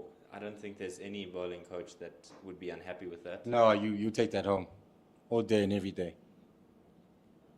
And it seems to be a pattern with the Lions. Every time they lose a wicket, they sort of start off very slowly. A couple of dot balls, the run rate goes down a little bit, then they pick it up, and then they lose a wicket. That's how it's worked out so far today. And that's the end of the 18th over, 66 for 3. We're just singing the praises of Leah Jones, but somebody else that really deserves some credit was the kids say flowers. It's Amy Gear. She's recently played in that school's SA20 that you mentioned for Steyn City, and here she is umpiring at the highest level for domestic cricket in South Africa. Tell me she's still in school. Absolutely incredible. Yeah, amazing. Good job. Started out umpiring with her dad at club cricket at age 15, I believe. Ooh, that young. Would she not be still writing exams at this time of the year? Maybe not on a Saturday. Well, yeah, not today, but in general, yeah. Well, that's why there's been an absence of Quinn Mapaka from both the national side and Yeah. the Lions. Otherwise, I think he probably would have played in the series against India had it not been for the exams. He's already played for South Africa, was recently in the West Indies. Real talent, bowled well in the SAT20 as well, throughout the series. And a brilliant World Cup for the under-19s as well.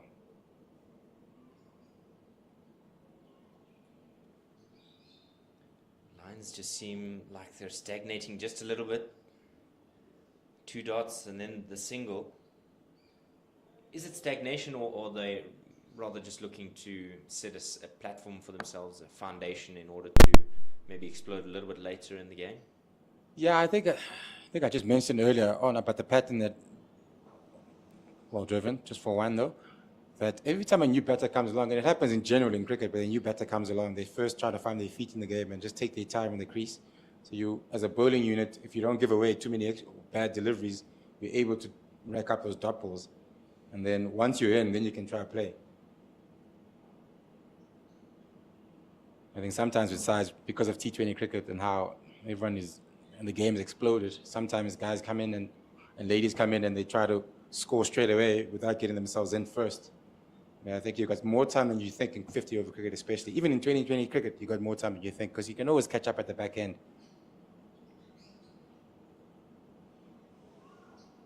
Yes, no. That's a good call. Good fielding again. It's the end of the 19th over. 68 for 3. A good over by Renica. There's 2 runs off it.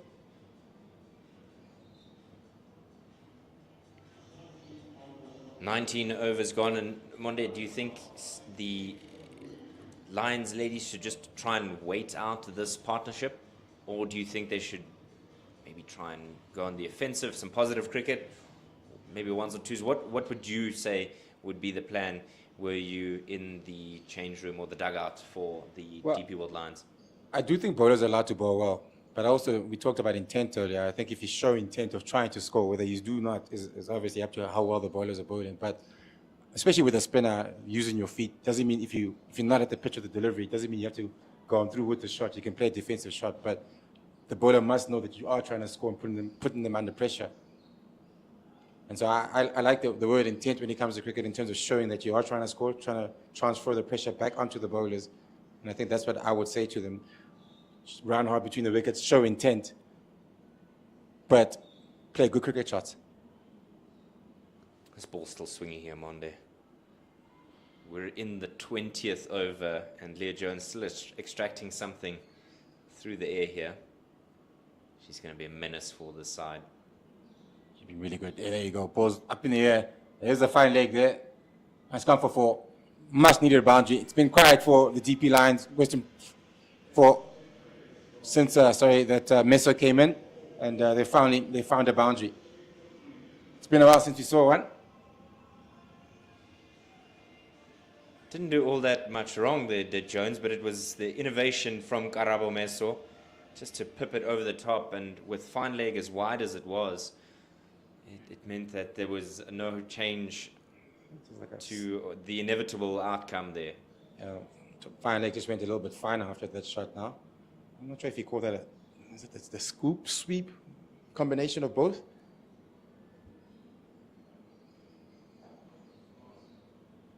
Bit of width on offer, but no runs, straight to point. The swivel scoop? Something that affects something in between a sweep and a scoop, I guess. We could be in here for royalties one day, so I mean, if you're going to invent a name, a word, now's the time for it. Sure. Claim it.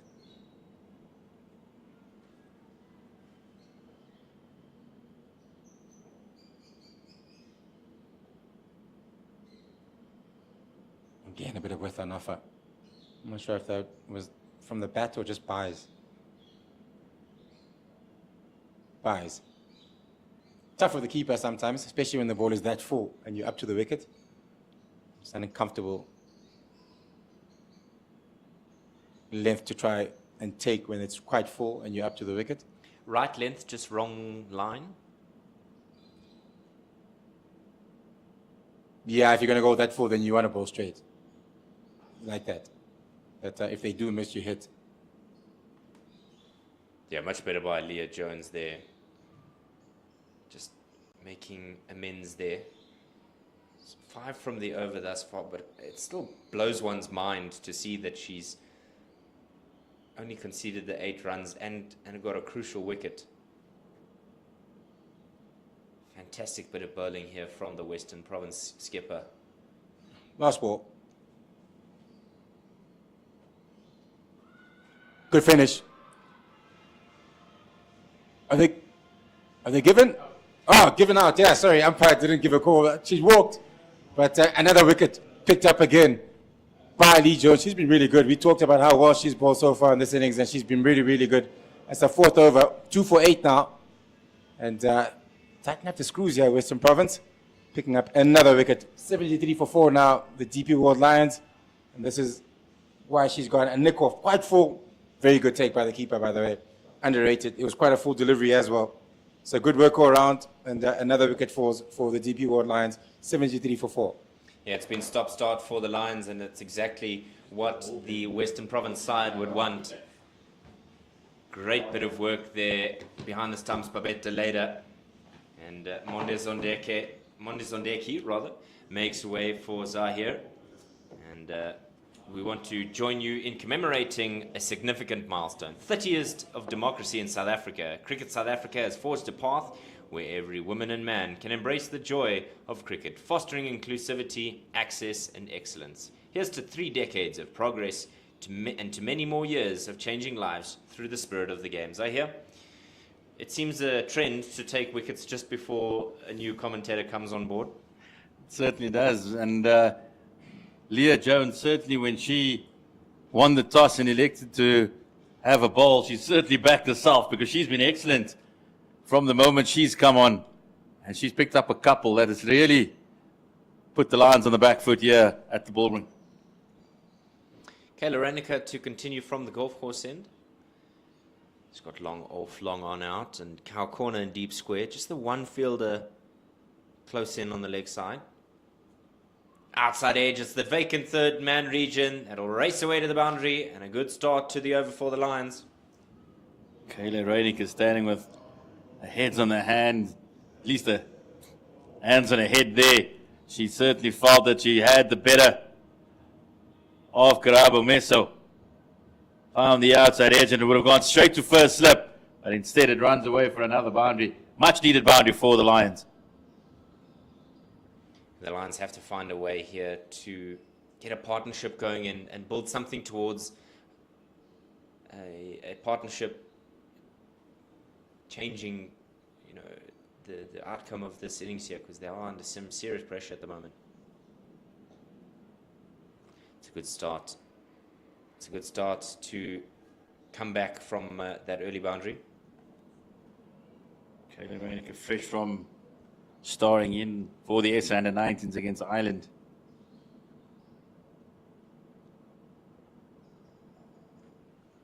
Sweeps this away. There's two fields converging. They'll scream through for the second. Good early call there. Dane van Niekerk making good progress around the boundary. Good to see Dane van Niekerk back on a cricket field in South Africa, isn't it, David? Yeah, absolutely. The valuable insight and experience that she brings to her side is absolutely necessary for the growth of the game. This one's just a single. And you see the likes of Kayla Reinicke, and you also got Chemba Porter in the side, and this is the future of South African cricket. Also, Alusha Sio, the former Under-19 captain as well. To play with somebody like Dane van Niekerk it's immense for their development and their growth.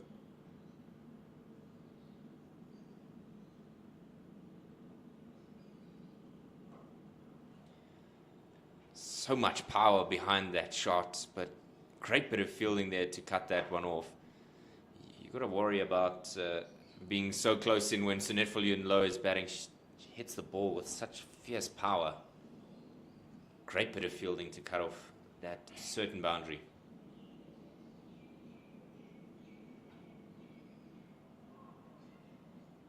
And that shot a little bit less convincing. It's the end of the over. 21 have been completed. It's 80 for 4. They were just going back to the impact that somebody like Dane van Niekerk will have in this province dressing room. Kayla van Reinicke, when I look at her, I just feel like she is an 18-year-old Dane van Niekerk coming through. There's so much about it. Yes, she does bowl off spin and Dane bowls leg spin, but just the attitude, the feistiness, the grit, the will to win. That's something that Kayla Reinicke really possesses. And when you being able to share your dressing with somebody that has done it at the highest level for so long, it just has to rub off on you in a positive way.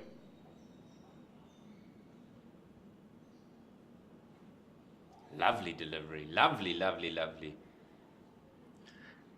Good to start the over. Leah Jones is in the midst of a wonderful spell here for Western Province. The skipper really leading from the front.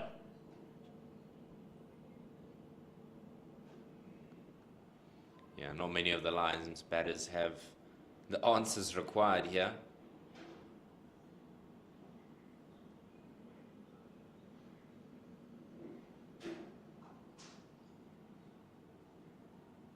Trying to weather the storm from this Leah Jones. The problem is you've got to be able to back it up at both ends. If you're not, bowling in tandem, you're going to find yourself struggling. There was a billboard here in this area many years ago about the lions hunting in pairs, and it's such an important concept for batters and bowlers to work together, to balance off one another. This one's struck nicely. There is some cover down there at deep cover, so they'll just get the one for it.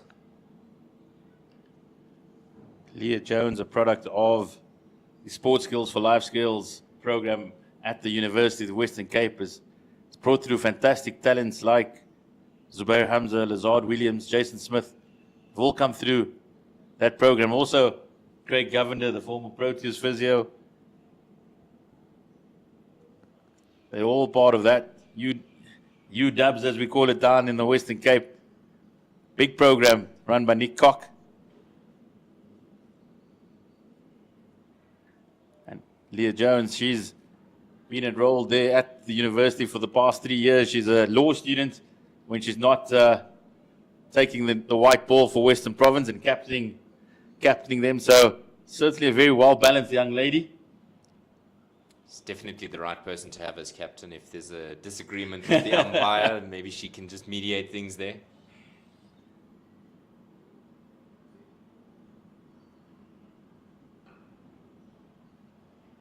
It's another shot out there in the deep. It was this venue, if I'm not mistaken, where Zubair Hamza made his test debut. Cap number 100 against Pakistan in 2019. Absolutely on the money. Played a few tests against England after that. Then went to New Zealand. Unfortunately, just in between, a little bit of a ban that did not help him. A little bit too straight there as she works this around the corner. And this is much better for the Lions. They've got to look to score 4-5 to the over. They're currently going at 3.8. It's the end of 22. And the Lions, after having been put into bat, are 83 for the loss of 4 wickets. I think certainly down in the Western Cape, we are, and I say we as a boy from Cape Town, feeling the loss of Zubair Hamza. He came through the youth structures, Rondebosch Boys High School prodigy. Played many, many games for Western Province, scored plenty of runs, but he decided to further his career up here on the Highfield. I think just feels that the wicket's a little bit better to bat on than the wickets down in the Western Cape. Yeah, it definitely feels like this is now home for him. And I don't think the Lions will be too unhappy with him coming across. Swept. There is protection out there in the deep, so just the one for it as Renica begins her 4th over. Has been a couple that have made the journey up north from Cape Town. I think somebody like Tsepo Mareki. He was excellent down in Western Province for many a year.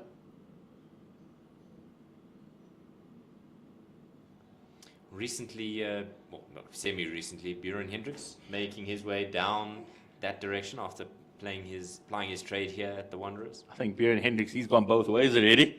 He's started down in the Cape, came up here, played for a few years, and then returned home. It's a good ball by Renica. Oh no, there could be a chance. Yeah, no. Good early call there by Fulyunlo. She knew exactly. I'm not quite sure where Karabo Meso was thinking she was going. She was the only one involved in that run out. In that run, at least, fortunately, not a run out for the Lions.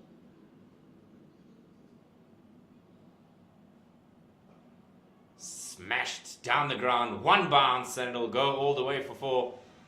I said it earlier, Sunette Fulyunlo does hit the ball with some fierce power, and she's got her first boundary. Sunette Fulyunlo just using her feet, advancing down the wicket to get to the pitch of the delivery. She gave the long off fielder no chance to get around.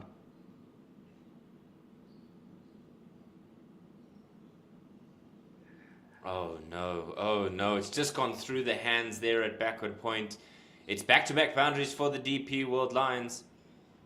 Seems like it's the skipper himself there, Leah Jones at point. Went straight to her, shouldn't have been a single. Sometimes the old long barrier should be the favored choice. Instead it runs away for a boundary.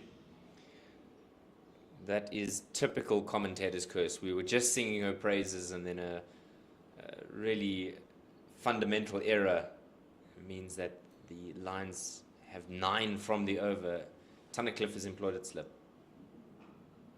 Swatted away. This time it's blocked in the inner ring. Bit of a ring of the hand there. She didn't enjoy that one.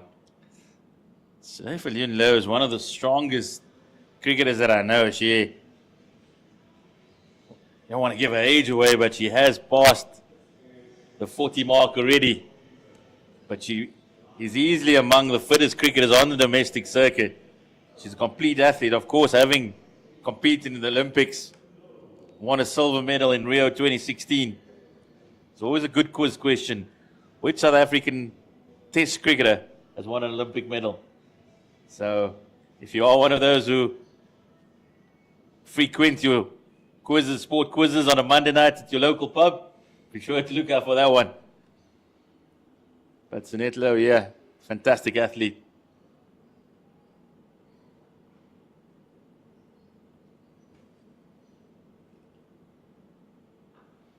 Leah Jones beginning a new over, and that misfield there by Tunnicliffe means that they're going to think about the second. Meso was seriously adamant at retaining strike here. She's pushing the experienced Fulunlo, but I don't think Fulunlo is going to be lured into such games. Must be something about javelin throwers and cricketers as well. So Leon obviously managed to get to the Olympics and win an Olympic medal. Tasman Brits, the Lions opening batter, Proteas opening batter. She was on her way to the Olympics, unfortunately, and a tragic accident hampering her participation. And then there's also young Gemma Porter, who is not in the Western Province side today. She's carrying drinks, obviously S under 19, but she represents Western Province at javelin. So any young girls wanting to play cricket, throw a javelin and you could be on your way. Yeah, you joke. I was actually on a call with some CEOs earlier this week, and they were mentioning that's the way. You've got to seek out those javelin throwers and bring them across to cricket. Not that Athletics South Africa will be too thrilled about that, but they can do both. If I'm not mistaken, was good old Fana de Villiers, was he a javelin thrower in his heyday? Certainly knew how to get the ball to the other end very quickly, so it wouldn't surprise me if he employed some javelin techniques. He was Finnegafani for a reason.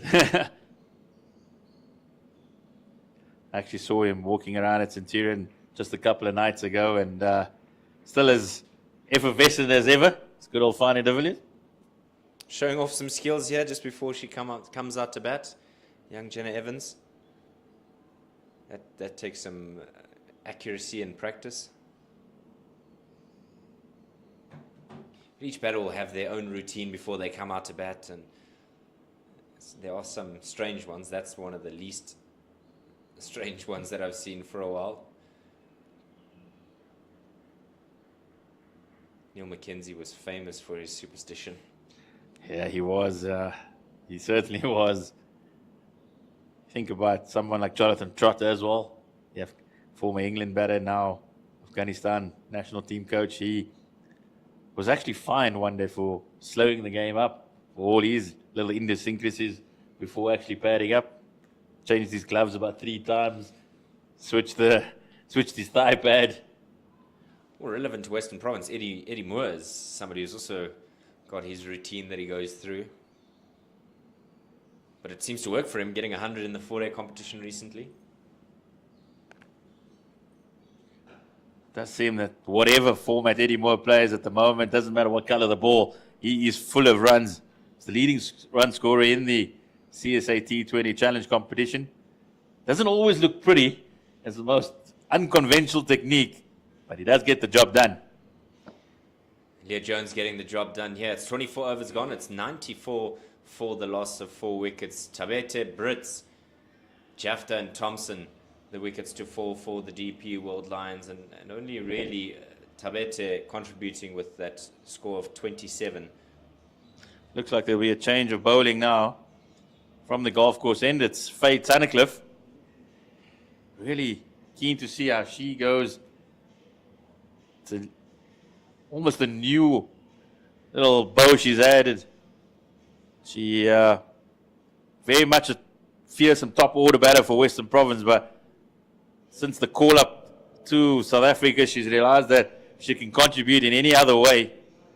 She will be bowling her off spinners, so we'll get good purchase in the warm-ups. I wonder, is there anything she can't do? She's multi-talented in the field with the bat. I think she's kept wicket as well at some point. Absolutely. Here she goes. Round the wicket to Sinet Fulunlo. Just glides this away down to that region where Jones is at third man. If ever there's a cricketer that I have a hint of bias towards, it is Faye Tunnicliffe. She's anything she picks up, she's excellent, and so glad that she's been recalled to the Proteas side. She's an absolute athlete.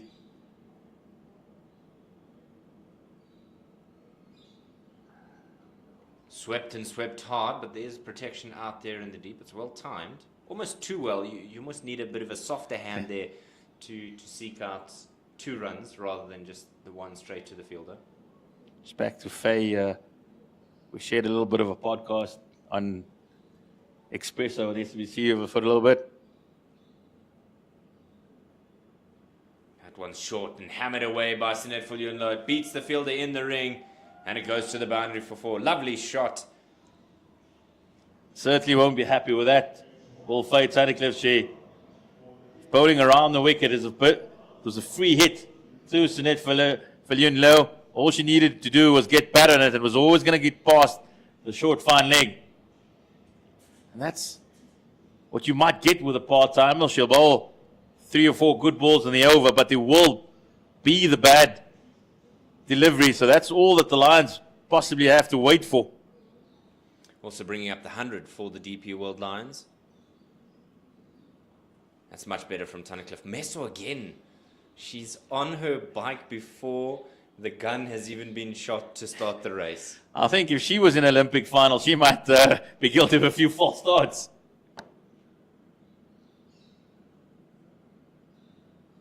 Oh, it's a duplicate.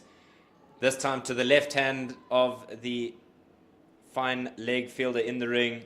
It's the same result. It's 4 runs. And this is now an expensive over. 10 from it. This is where you've got to ask yourself, would you rather not come over the wicket? Because at the moment, it's just a bit of a free hit to Sinet Viljoenlo. And it seems that she might just be doing that. She mic'd up on there? She has? She might just be zoning in on excellence. Oh no, that's wide and it'll likely be 2. That's it. Good bit of fielding there to cut it off from Nosipho Vezi, but the misery hasn't yet ended for Faye Tunnicliff. We just sang her praises at the start of the over, and then now some real trouble here as she's got 11 from the over and still 1 more to come. 13 rather. Just seems that she's a little bit too keen at the moment. Oh boy. 3 in the over. It's a great bit of batting here by Sinet Viljoenlo. Take no credit away from her. She's not looked a gift horse in the mouth and wasted it, but it was an expensive over for Western Province. 17 from it. It's 111 for 4. Nelson after 25. Usually everything Faye Tunnicliff touches turns to goal, but unfortunately not on this occasion. A real game breaker here for the Lions. It brings up the Nelson, as well as just allows a bit of breathing space for the Lions. A couple of free hits down the leg side, and Sinet Viljoenlo, she certainly wasn't going to look to give a gift horse in the mouth. Right, Leah Jones continuing. 6 overs, 2 for 13. She almost seems to be doing the job on her own here. With those figures, you'd take it to the bank every single day of the week. Halfway through the innings, at what point do we see the Danae van Niekerk turn the arm over?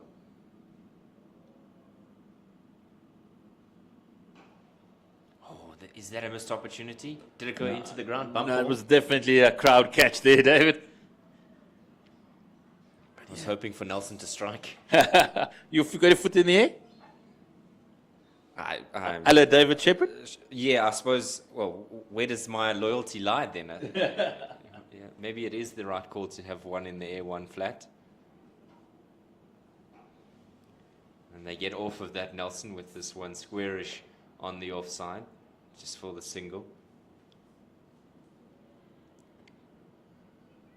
We've had many tremendous characters in cricket, and I think it's the one sport where characters can really show off the idiosyncrasies or the oddities, particularly with umpires. They just have their own personality and almost like a culture with umpires.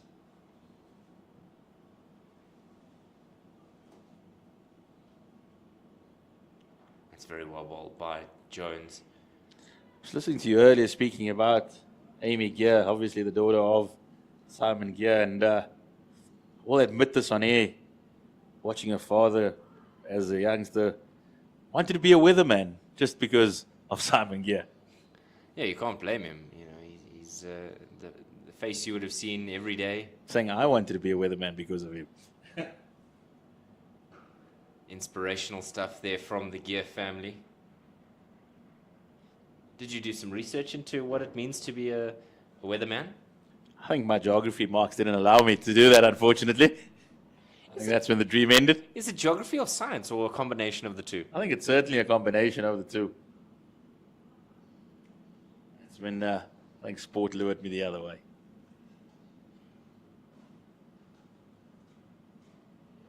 We're certainly better off as a result. I don't think anybody gets it right up here in Joburg. Though. You, in the morning, it says it's a beautiful day. You go out in shorts and slops, and by the evening, you're soaking wet. So definitely not a job for the faint-hearted up here on the Highveld. It's only winter that's really consistent. You know it's going to be cold before the sun comes up, and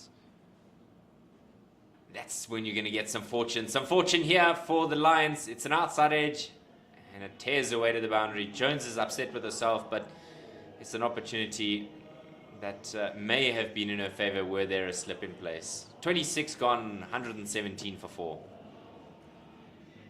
Just seems that the Lions are starting to build a little bit of momentum as a full toss bottom edge, and was always going to run away.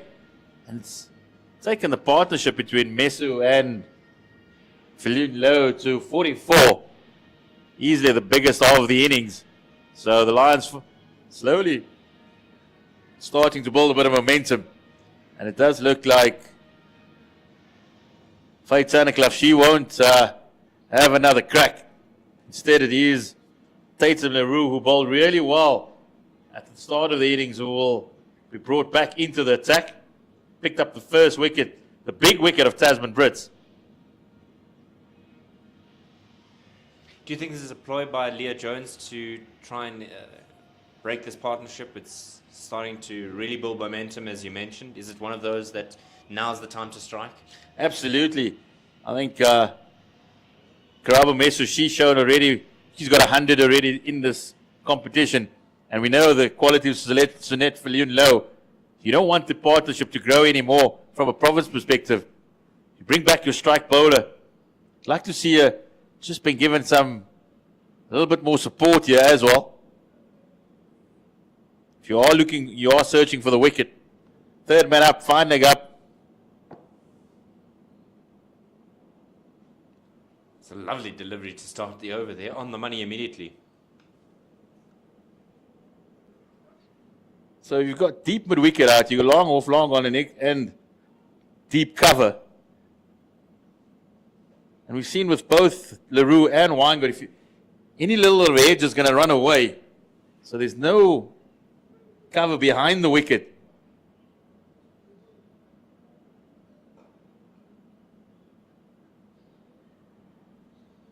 That's sloppy from Western Province. Might have hurt the hand, but just given away a single. Should never have been a single there by Kayla Reyneke. Just having a look at her sunglasses, maybe something has done her a misdeed. She's rubbing her eyes there. Maybe something got in her eyes. Just having a look at this one again. Driven well, and maybe it just popped up. It's actually the ball that popped up in her eye, yeah. And if you're wearing sunglasses, that could be dangerous. Might also just be a little bit of break in play that Province needed. The Lions were starting to build momentum. Maybe just a chance for the girls from the Cape to regather their thoughts. Hopefully not too bad for Kayla.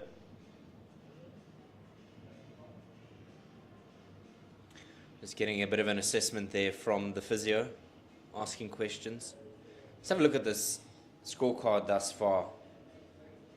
Western Province were on the money early on. That massive wicket of Tasman Brits. LaRue making sure she got the breakthrough, and then Tabeta stuck around as Jafta got cleaned up by Weingart, and then it was Thompson who was undone by Jones, and that meant that the Lions were in some serious trouble. But it's been wickets at the wrong time for the Lions. They really have stumbled along here. If you look at also top of the order, Nonkululeko Tabethe, she tried to hold it all together, 27 of 71 deliveries. because Province up front, particularly through Clayton Weingart, getting good seam movement away. She picked up the wicket. And then the skipper, Leah Jones, where she was being on the money. Just one boundary off the final ball of the previous over. Unfortunately for Western Province, their spinners, as you can see, haven't really brought about the rewards that they've been hoping for. Both Reineke and particularly that one over from Faye Tunnicliffe, conceding 17. That just broke the shackles a little bit for the Lions. You can see Province getting into the huddle, trying to just regather. They knew they've had the Lions in a really good position. And just wanting to get that spirits up. We've seen a few. Started with that, actually funny enough, that Leah Jones misfielded, went for a boundary. And then also a couple now by Reineke. So Province just looking to settle again, get back into a rhythm. Yeah, just an update from one of the other games. This team that's really unsettled is the Garden Route Badgers. They're 67 all out against the Dolphins. And the destroyer-in-chief there for the Hollywoodbets Dolphins, Nonkululeko Mlabo, 4 maidens, 7.5 overs, 3 for 5. That is absolutely impressive from the Proteas left-arm spinner. Another one that's recently made the ICC T20 World Cup team. Broke the record for the most wickets by a South African at a T20 World Cup was Malaba.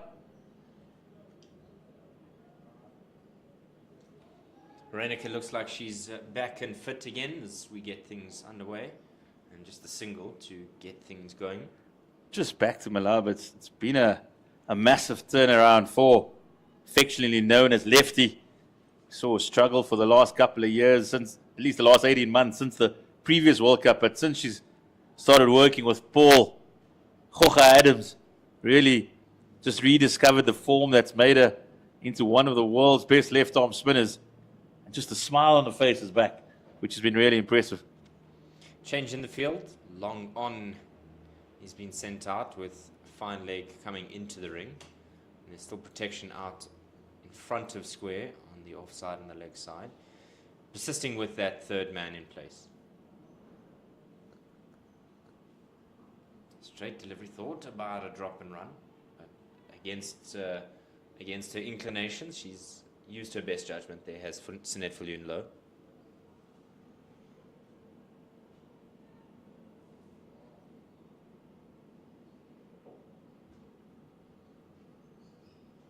Just 2 from the over thus far. Squeezes the square away, behind square rather. There's a chase on here for Fezi. Is she going to get the good bit of fielding? Really putting her body on the line there. And they come through for the third. Not afraid to put herself behind the team's needs. Good bit of fielding there from Vezi. Excellent from Nosipho Vezi. She really is an energetic character. Loves the game, loves the cricket. Had a quirky conversation with her this morning and shared it after this ball. That's a lovely stroke. Absolutely buttered that. Races away to the boundary, and that's 4 more. Kareba Meso, yes, clearly showing her form. So the Lions finding a little bit of momentum. Province bringing back Tatum LaRue. The partnership also reaches 53 of just 43 balls. That just shows the impetus these two have brought to the Lions innings over the last half an hour.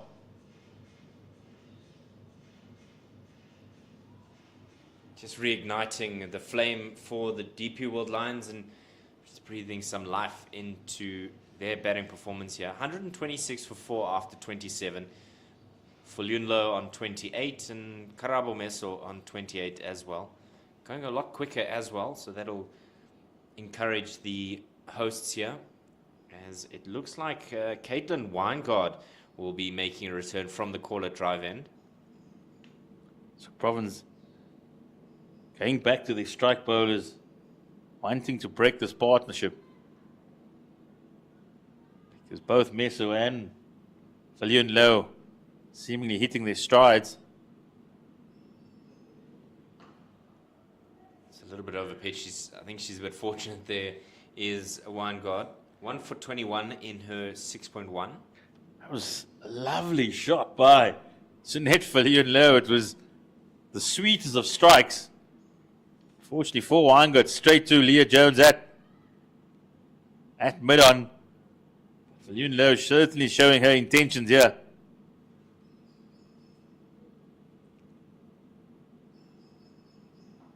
That's much better. Drop and go.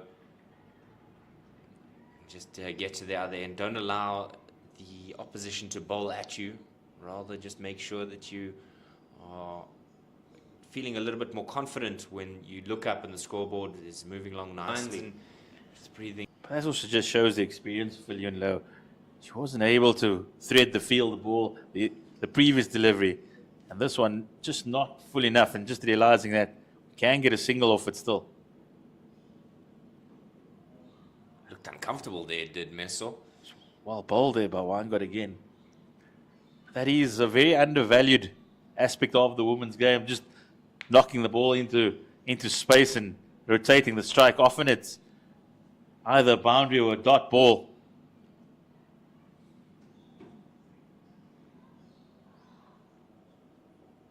Sometimes the gentler touch is needed.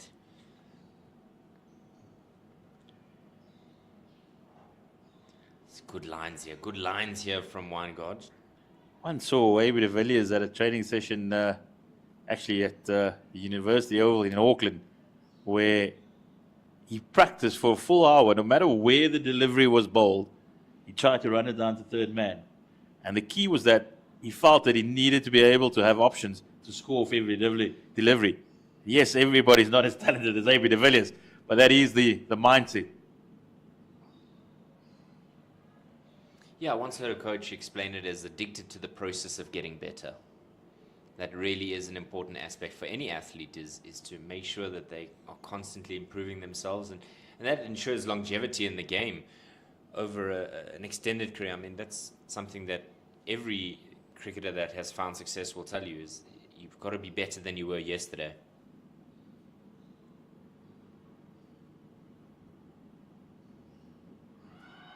Loud shot, and Amy Gear's given it. It's a crucial wicket for the Western Province side. It comes at a much needed time. She's been struck in front. After a good over, she gets the reward at the end. It's the 5th wicket down for the DP World Lions. 127 now for 5. What a delivery there by Caitlin Weingard. We saw her in the previous spell where she was a little bit wide outside the off stump. This one was bang on the money. And a simple decision for Amy Gear. Karabo Meso after the enterprising 28. She's on her way. And Caitlin Weingard does just the job for her captain Leah Jones. Brought back into the attack to bring an end to the partnership as Province pick up their 5th wicket. Partnership of 54 between Meso and Viljoen. Jen Evans, the youngster, joins the season campaigner Sunette Viljoen at a crucial time in the game. The Lions could be on their way to being bowled out here, and that's the last thing they want. Especially having batted the way that they did in the last game. They really struggled against the Titans with bat in hand. Contributions from Tabete, Brits and Viljoen, but in this game it seems to be going down a similar path. I think as long as Sunette Viljoen is still at the crease, she's going to be the key for the, let's call it the second half of the Lions innings. She can find someone like a young Jim Evans to stay around with her. Could still pose a formidable total, but she's certainly the veteran, definitely holding the key now. The only batter to go at more than run a ball as well. So definitely holding the Lions innings in the palm of hands. It often ends up being the case that Sunette Viljoen has to do a bit of a rescue job here for the DP World Lions. But proven time and again that she loves the pressure. What a shot, swatted away. Flat-batted smash, 4. Tatum LaRue digging this one in short, and Sunette Viljoen low, needed no second introduction. Swatted it away. You'd swat a fly away in summer up here in Joburg. Sends it to the boundary.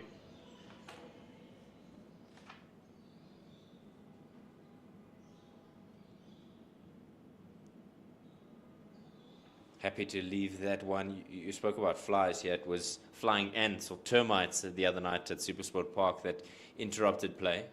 Absolutely massive, David. They are a unique element down there at Centurion. I thought it might bring a bit of luck to Adrian Markham because the last time it happened, he got 100 for the Sunrisers in the SA20 final.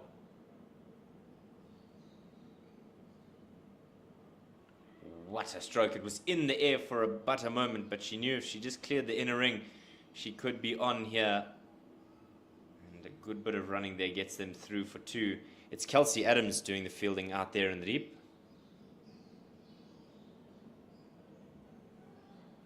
It was bees here at Pink Day against Sri Lanka a couple of years ago that interrupted play. So insects seem to be a problem in the Highveld.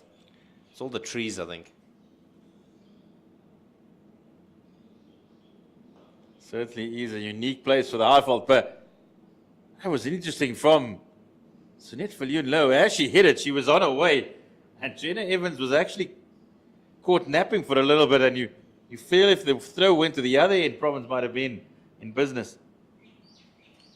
Faye Tunnicliffe would be desperate for a run out. But as you said, the end that she threw to was the wrong option. 7 from the over, and there's still 2 more to come.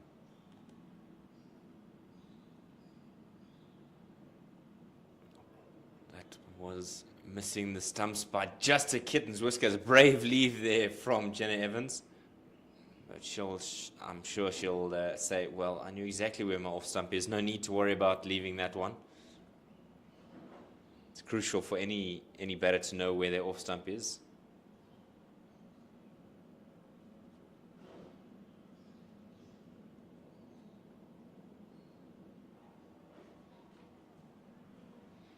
Leaving that one. It's a good end to the over for Leroux. Lines and 29 gone, 134 for 5. Their batting performance here. 126 for 4 after 27. Lines and just breathing some life into their batting performance here. 126 for 4 after 27. Lines have been just breathing some life losing wickets at critical their times batting whenever they've performance here. 126 for 4 tried to build a little bit of momentum. As we look at the other Hollywoodbets Pro50 game on today at Kingsmead Cricket Stadium. It's the Garden Badgers. They've been absolutely routed for just 67. And it is Maleko Malaba who has been the Chiefs destroyer.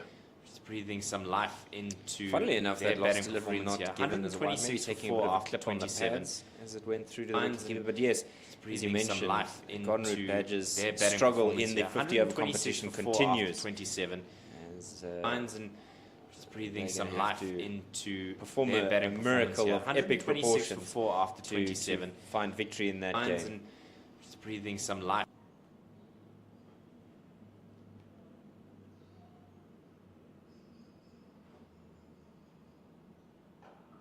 Short pulled away, but there is protection out there. She squeaks through for a single. She hit it quite hard, did Viljoen-Low. I think if Tatum Leroux hit the stumps there, it could have been interesting. Certainly. Just seeing the likes of Malaba, Brits, Jafta in action here for their provincial teams, that does wonders for the women's game, particularly as they join up this week, coming week, in camp here up in Pretoria, ahead of that much anticipated England series. That's certainly something, David, that we're looking forward to. Full format tours are something that every player looks forward to, and not only that, but as spectators and fans, we're certainly looking forward to what it holds. And you know that when England tour, they come with a good fan group. Love touring South Africa, do the English.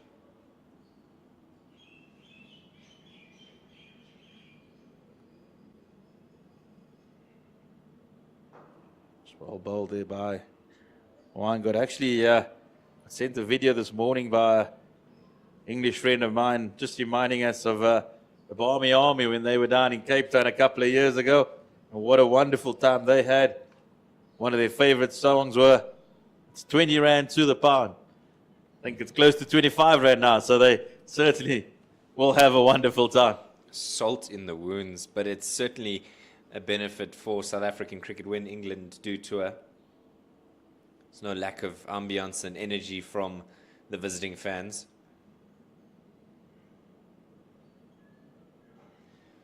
Pulled away, heaved rather, onto that onside. Kelsey Adams doing the fielding. There's a throw coming in from the deep. But Falunlo is too quick, and she gets back safely in the end. They were just looking at the ring outfield here, the white ring. And that just reminds me of a certain snake, beer snake, that the Barmy Army had made all around Newlands during that particular test match. It always seems to be a good contest between South Africa and England. I'm sure there's a lot of people looking forward to the rugby this evening. It's a great ball, great ball. She knew exactly where she wanted to hit her mark there. It's the end of 30. No, yes, there we go. And time for commentary change. I'll be replaced by Mondes Zondeki. Thank you, David. Breathing some life into good 20 over spell. 126 for 4 after 27. Mondes Zondeki, he is about breathing some life into coming in, steaming in here from the commentary end again. After 27. And breathing some life into their batting performance. Remember playing one-day cricket. 6 for 4 after 27. Always at the 30th over when the feeling was that's the score you double. And that's where you'll end up. 126 that's for 4 after 27. Scorecard right now. Sunette Falunlo, as we've said, she holds it together. She's 37 of 32. Karabo Mesu, she threatened. And the Bethe struggled a little bit at the end, at the start, while Tasman Briss, she never quite got going. Leah Jones doing all the damage and all. Been really impressed with Caitlin Weingart. Breathing some life into. Yeah, Falunlo changed the momentum here. When she did come to the wicket, the Lions are going just under 4 runs and over, and she's got 37 of 32, so she's become very positive and put the pressure. We talked about intent and your intensity and putting the pressure back onto the bowlers. She's certainly done that. She's come in and scored over a run a ball, and it's looked like she's playing on a different wicket to the rest of her counterparts. You think she could have played for South Africa at this age? Mate, you literally took the words out of my mouth. I was about to thinking about the same thing, like she's 41, 42 or something to that effect, but the way she's been playing, and I mean, she got a 90 the other day, if I'm not mistaken. Not a bad shot. I'll give you a bit of admission here of guilt. I've been in the year of the Proteas convener selectors, Clinton Dupree, for the longest time about Sunette Falunlo. I think she's a fantastic athlete. She hits the ball a mile, and I think you shouldn't look at the age. I think you should look at just the physical fitness she brings. Yeah, certainly. You look at the ability, not the age, and she's certainly got the ability. I mean, the way she just come in and change the whole mental way that even Meso, when Falun came in, Meso wasn't exactly hitting the ball and looking very positive. As she came in, her effect on the other batter was also very positive. They got a partnership of 50 yard in a very short space of time. What's that, Monday, when you go to the gym and ask you for your biometric age and not your actual age? You know, something to that effect, and that, I feel that's what you got to take into consideration when you talk about Sunette Falunlo. Yeah, for sure. Clearly she's taking care of herself and her body. She's looking very good out there, even running between the wickets, taking some quick singles, and very good and intent out in the middle out there. So certainly a good shout. And I think it's something that selectors have to have a look at. I've said it countless times that, you know, the very controversial fitness test of 2 kilometers in 8 minutes. You got to run at least, I think it's 9 minutes for women.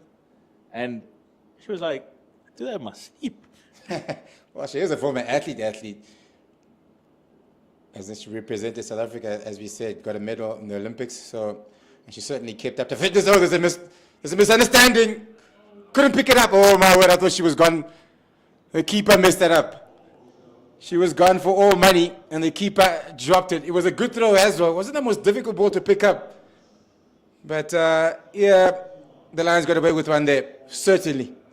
Oh, we've just seen a comedy of errors. The throw came in at that time. It's not on your screen. But Gemma Evans was caught in the middle of nowhere. Zanut low, just sent it back. Some life into Bastilleira their batting performance here. 126 for fumbled 4 after the 27. throw, and the Lions Just breathing off some the hook life on that into- occasion. Yeah, they'll certainly want that one back. The keeper had the ball in her hand. All she had to do was collect it and throw at the stumps, and that would have been it. But unfortunately, she couldn't pick it up. You feel at this stage of the innings it could easily be a critical missile with the Lions would have been reduced to 138 for 6. Only the bowlers to come would have immediately just transferred the pressure onto Netfillion low. But instead, the Lions, they're off the hook. I've seen a couple of fumbles by Western Province out in the outfield today. Hasn't all been great at times. We've seen a couple of knock-ons, if you will. And that was another one, a knock-on, a very crucial knock-on, that one, because it allowed Evans to get back into a mark. I'm just going to have a drink break, sorry, at the moment.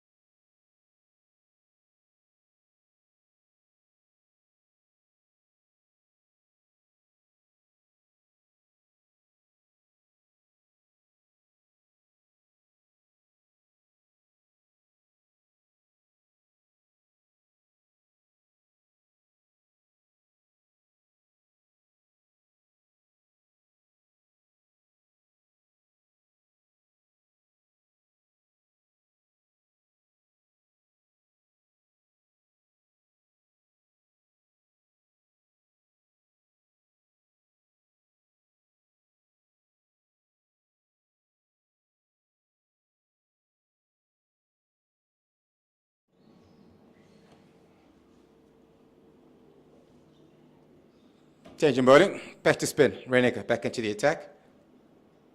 Coming around the wicket straight up. Well, it doesn't seem like we're going to get the Van Niekerk in here today. 30 overs gone. What point do you hand her the ball? She's still bowling. Oh, cut away. Pulled away, sorry. Was short. It was too straight, and it's gone for 4. That has been the Achilles heel of the Western Province spinners today. Both Reiniger and Tunnicliffe just offering some free hits down the leg side. And Viljoen Low, she's not going to miss out. It's taking candy from a baby at the moment. Yeah, once again, we've seen a lot of the spinners getting hit onto the leg side, and perhaps, I think you said earlier, maybe they should change their line and try to go over the wicket and try to force the batters to hit them onto the offside with the ball turning into them. But they seem to like putting around the wicket, but it hasn't worked out too well so far. Better line. Nope. Only boundary right on the offside is the long off. So you don't want to give too much width coming around the wicket. And perhaps that's why they're bowling too straight at times. It's another little bit of a mixed up and mix up, and on this occasion, though, Evans getting there just in time.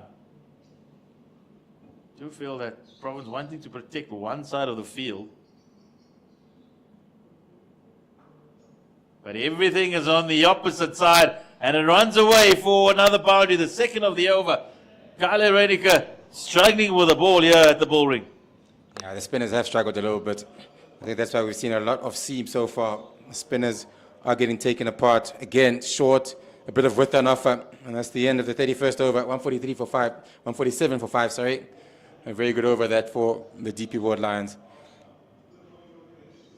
Certainly has been a problem for Western Province. The spinners just not being able to find both the lengths and their lines and offering up scoring opportunities on both sides of the wicket as Leah Jones turns to her chief wicket take of last season, Asipo Vezi. Again, leg-sided. Paddle down past the fine leg. As the chase is on. Good work. Wait. 4 runs? I thought she... I think she saved it. I think she saved it myself. The way she came back, though, she seems like she get given up. And the umpire shown 4 leg byes, but Okay. I think if you're putting in that much effort, See as we that have again. another look. Chasing, she goes down, stops it. It was an excellent stop. I didn't say touch the boundary. I think when she fell, she thought she flipped it back onto the white rope, but instead she done excellently. Well, let's hope that doesn't come back to bite them. If they lose by 2 runs, you might be thinking about that 4. I didn't seem to get to the boundary at all. 150 up. It does bring up the 150 also for the Lions, but Sunette Low is literally playing tic-tac-toe with the Western Province at the moment. She's dropping the ball virtually not even on the square, on the 22.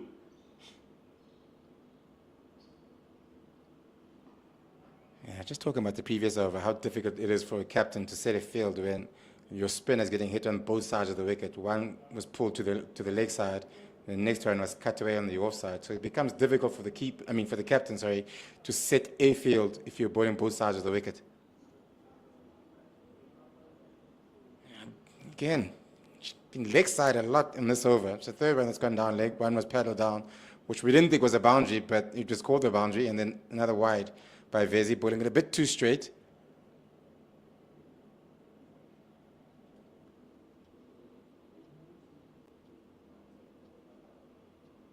Just pulled into the leg side and will just be 1. Without wanting to be too critical, you also feel that Province need to get their best fielders in the positions where the ball goes more often. And we've seen Sunette Low just drop it on the leg side.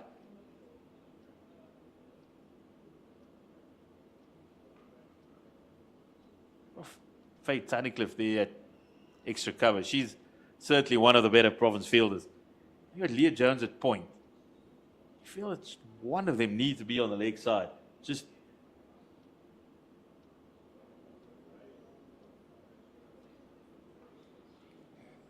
Try to cut it away, but straight to the fielder, no runs. That's the end of the 32nd over, 154 for 5 for the DP World Lions. And I feel like Yun Lo has certainly changed the momentum of the Lions and how they've approached this game. When she came in, we're going under 4 runs and over. Like maybe at 5 runs and over at the moment. She's been very positive and put the pressure right back onto the bowlers. Certainly been a momentum changer for the DP World Lions. Coming over the wicket now, Renica. Field hasn't changed. Better line.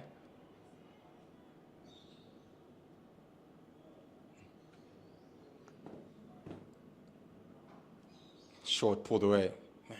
Mid wicket. A little bit of a fumble there. Knock on for 1.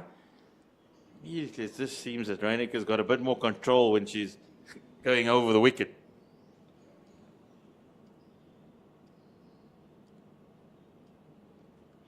Yeah, talked about two. Oh, another knock on. 1. Might have spoken a little bit too early about the control. She was bowling well just outside off stump, and then again, the line has been a little bit short and a little bit too straight, but she's been pulled quite a few times in this over and the previous over as well.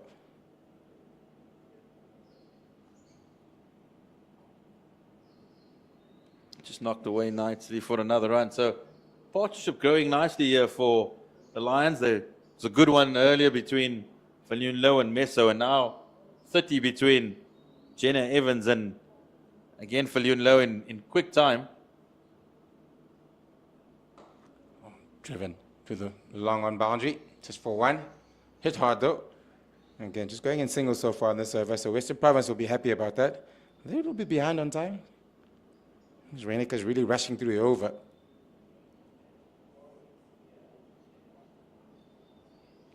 That is the end of the 34th over. DP World Lions 158 for 5.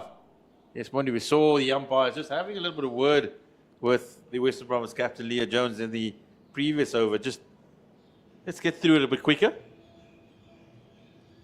Perhaps why they brought back the spinners as well. Because spinners haven't done a very good job so far today. They've been a little bit on the expensive side. Certainly saw on this wicket last night how tough it was to be a spinner. I haven't seen Keshav Maharaj travel that. If you're a South African spinner, you mean? If you're South African.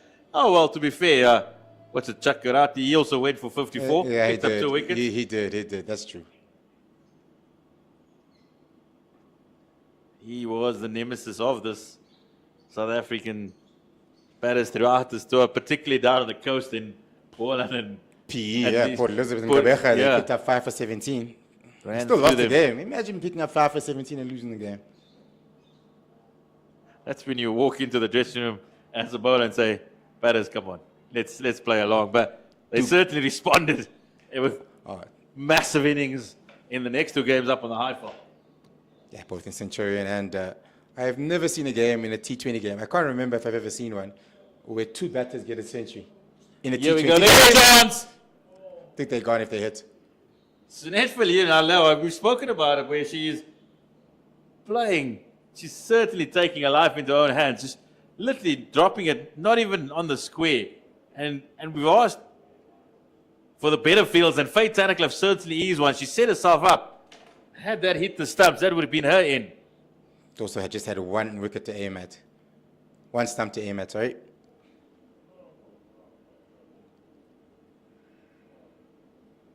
I'm just talking about yesterday's game, yeah. Partnership of 210 in a T20 game. 2 Centurions from 1 team. Amazing. Good entertainment.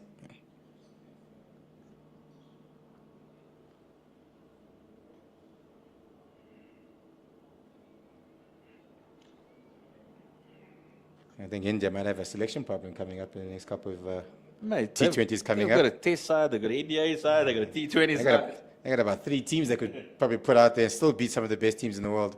Another wide. I think just the depth of the amount of players that India currently have. I think it helps that we feed them so much experience and top players from around the world, giving those young players a lot of knowledge when they meet up in the IPL and play with those guys. The amount of experience that they are around certainly has boosted their cricket in India.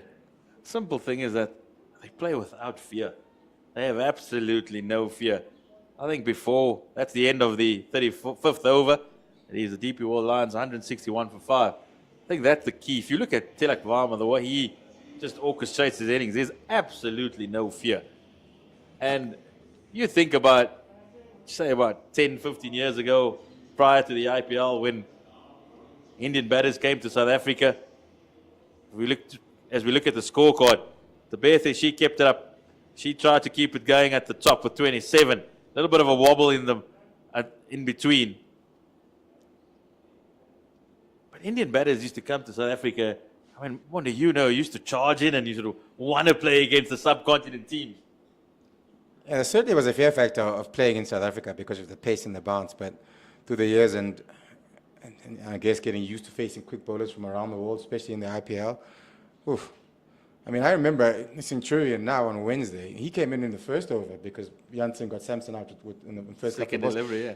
In the first over, he comes in. He had a huge go at one of the deliveries. I'm like, it's still the first over. You just lost a wicket. And to your point about the fear factor, there just isn't any fear factor anymore. And they're allowed to play with freedom, and VVS Laxman clearly has allowed them to come in and express themselves, and they've certainly done that. Very positive, and I like the approach. The young guys are very much no fear. No fear of failure is what one thing we can think of. That they, and let's not be fooled that those guys don't play under immense pressure. yeah, glued to the TVs every day. Cut away again, another boundary. Short, wide, width. We talked about this earlier. Bowling both sides of the wicket, getting pulled for 4 and getting cut for 4. It's very difficult for your captain to see the field if you're bowling both sides of the wicket. And this is where the spinners have been at fault here for Western Province. That's Jimmy Evans. That's her first boundary of the day. And the change he's made now, and it's Just feels that Leah Jones is following the ball a little bit. I thought could have pushed cover back a while. Once again, there's an opportunity for a run out. But again, Province just a little bit on the heels. Yeah, I think for Yunlo, certain a sort of intensity to both the running and the approach that the Lions have ever since she came to the wicket. Up the ante, and she certainly has taken the lead in that charge. That's much better from Reyneke. You got to do the hard work of your own bowling.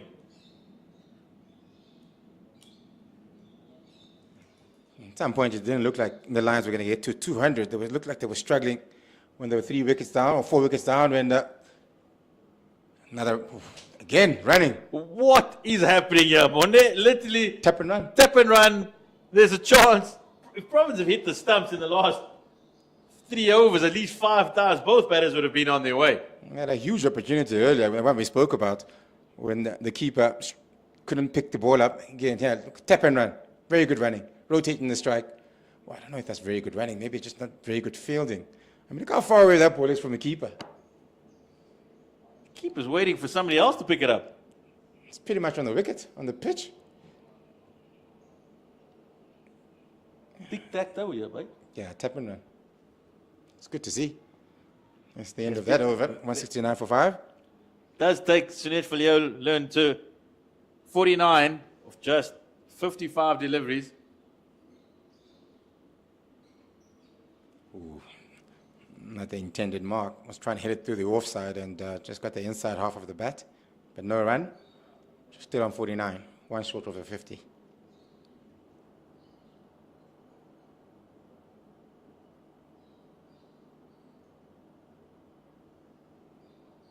And there, that is exactly what she wants to do. She taps it in, and she gets another 54.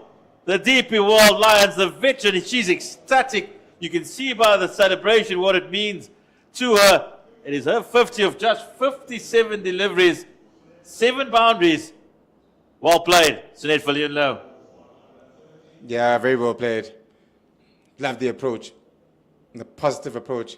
Yes, at times the running was found wanting, but Western Province have not capitalized on those runs, on those opportunities, to get a run out. And so far, so good for Yun Lo. She's certainly been in fantastic form this season already. She has 46 and a 90 already in the competition, and now another 50. You want to have another conversation with the selectors again? Somebody just sent me a message and saying that you certainly are going to keep going, aren't you? So, definitely a case to be made for Sunette Villiers. Mike Tyson was fighting at 58 today, by the way. No such thing as too old. Against a YouTuber. 27-year-old, yeah. You get up for that today? Here we go. There's another chance. And finally, Western Province do hit the wickets. But umpire says no. The umpire says no. It looked like Evans was in trouble here. Another tip and run. This time sent back though. Yeah, I think she made it back. I think Gemma Evans knows that she's got to be on a bike because Sunette Villiers is just going to... She could run it any time. She's going to pop it here, very close by. Better with an offer this time, a wide called. That's probably why she was basically almost run out this time around, because she thought tip and run, that's why she's been batting, or Yun Lo, might as well just get ready, because I never know when she's going to call me. Because there's been times when she's been stuck in the blocks. Well, she got turned back the last time when they missed the opportunity. Driven really hard through the covers, another boundary. Very good batting. So Sunette Villiers has literally thrown the cat amongst the pigeons here, because on one hand, she's tapping and going, and she's bringing the Western Province fielders in, and then on the other occasion, when it's a little bit full, she just has a full flow of the bat. So she's brought the Province cover field, the inner ring fielders closer to the pitch, which has allowed her to just free her hands and dispatch the bad deliveries. Yeah, she's been very good. Talked a lot about her intensity putting the fielders and the bowlers under a lot of pressure in the way she's. It was a full toss. It's a no ball. And it's gone all the way. I had salt to the wound. Has it been called a no ball yet? Yeah, certainly. Definitely a free hit coming up. She's going to have another chance. Yeah, big over. It's going to be a big over. Here we go. And she hasn't wasted it. She's belted it down on the ground. Viljoen Louw, she is got her foot on the gas. That's 10 runs, 11 runs with 2 deliveries. The end of the 38th over. The Lions now suddenly in the commanding position. 192 for 5, and it's all been Viljoen Louw. Been brilliant. Clearly in very good form this season so far. Got a 90 to her name, and now again another 50.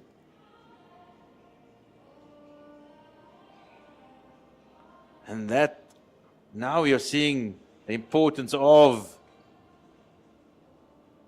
that missed run out earlier. As Faye Tunnicliffe, she endured a horrid first over, conceded 17. She's back into the attack. Yeah, and I would imagine Lee Jones does not want to use the spinners as they've been very expensive so far today, but because they're behind in the over 8, I don't think she's got much of a choice at the moment. And try to make up that time that they've lost. Drag down, pulled. Straight to car corner for 1.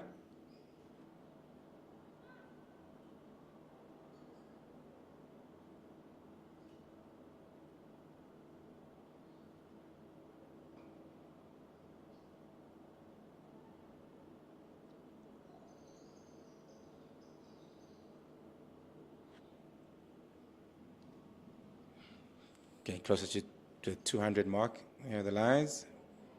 Cut through the gap. And that's another bound. Think he's going to get there. Yep, he does. Another boundary. 198. Getting closer and closer to another milestone here for the DP World Lions. And again, a bit of width on offer.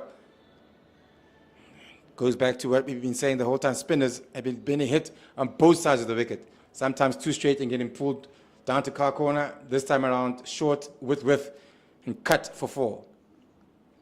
Cut for once again. Short and wide, but no runs this time around. Really does make it hard for the captain if bowling both sides of the wicket short. Can't protect one end.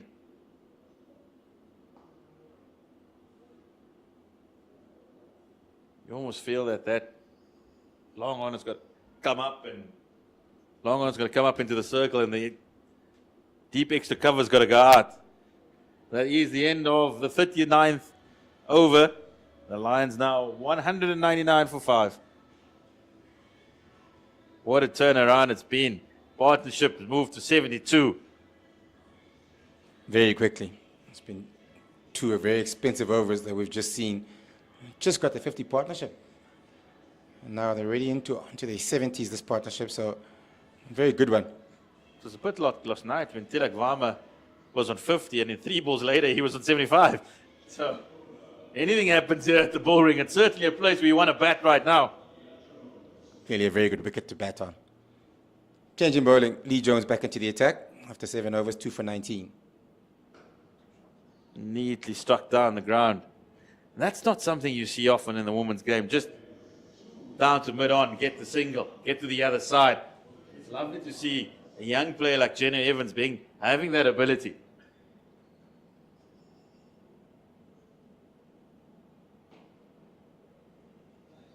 So she'll also go down, but just in a little bit more agricultural manner.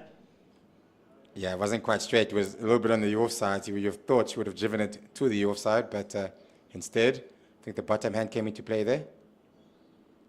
It's 200 up as well. Driven nicely for 1. Has brought up the 204. The DP World Lions, and at one point it really looked very, very far away, but they've now put their foot on the accelerator, putting this province team under real pressure going into the final 10. overs of the innings.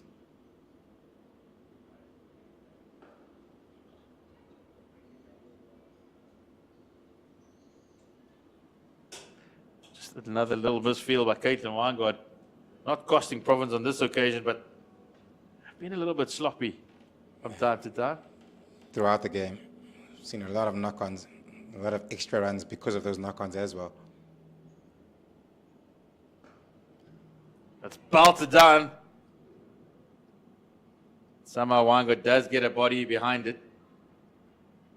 A little bit awkward here. She's just laying there afterwards. But it seems that she might have done herself an injury, and that would be a big blow to Western Province, because she still has 2 overs to bowl, being Province's most impressive bowler on the day. She's very busy. Ball seems to be following her around, even though she still seems to be limping a little bit. And that does bring us to the end of the 40th over. It is the Lions are 205 for 5. Western Province with all sorts of problems. Caitlin Weingart just holding a hamstring. As we will also have a change in commentary. I'll be taking a leave of absence, and David will be back. Seems to be an issue. I think she is struggling a little bit with that hamstring. I haven't seen the physio or anybody who's come out to help her, so I think she will soldier on.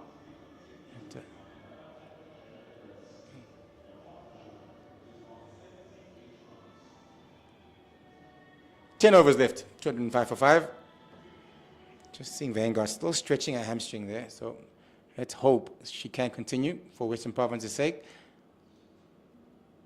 Really doesn't look comfortable, Monday. She's still clutching at it, and hopefully it's not too serious. Maybe just twinged it as she got to the ball.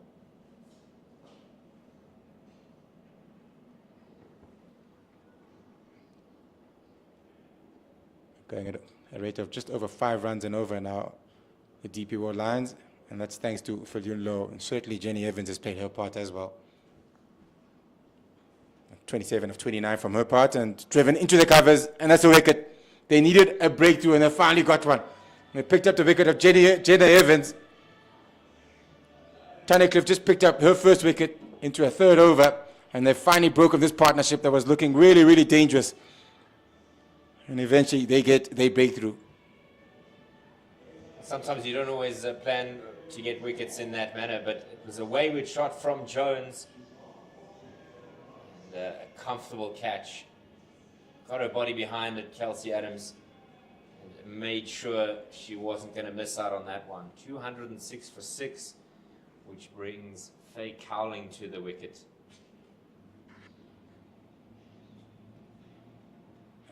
Philion Low, I think, is the wicket that Western Province badly want. She's certainly been the one who's up the ante here. 73 of 71, very intense. He's come in and run really hard between the wickets, touch and go, and also hit the ball with immense power. I think she is just off to talking about Vanguard, just getting some treatment off the field. Gemma Botha is the replacement. So they're giving the youngster the opportunity to get in the mix here. That's a real concern for WSB Western Province.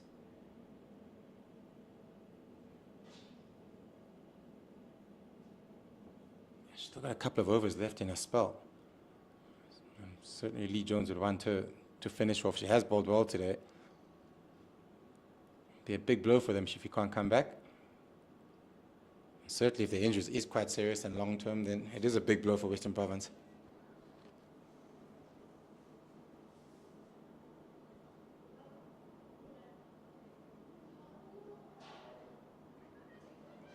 Oh, another run. Nope, not taken. Thought they were going to take that run this time around. But got to the point quite quickly, so. These youngsters, Monday, they always want to set off for a quick one. The senior campaigner knowing what's better. Well, she's been the one actually in the beginning. She was leading the charge. And you would have thought she was a youngster at some point. She was doing a lot of tap and goes. Backing herself with the javelin running speed. Oh yeah, she's got some speed, for sure. And it goes back to point about age, and if you take care of yourself, you can still be as athletic and be able to run between the wickets as well as she has. 40 overs gone, 41, sorry, that are gone. And 207 for 6 now. The DP World Lions, and still getting treatment, Vanguard. Still off the field. It's some of that magic spray, I think. I'll be hoping it does work. She doesn't want to make it worse.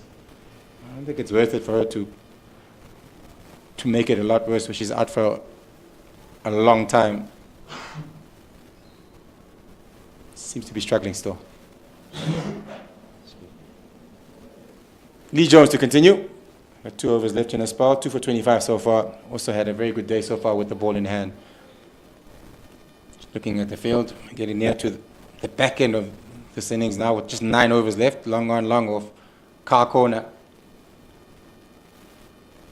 And the cover on the boundary, on the offside.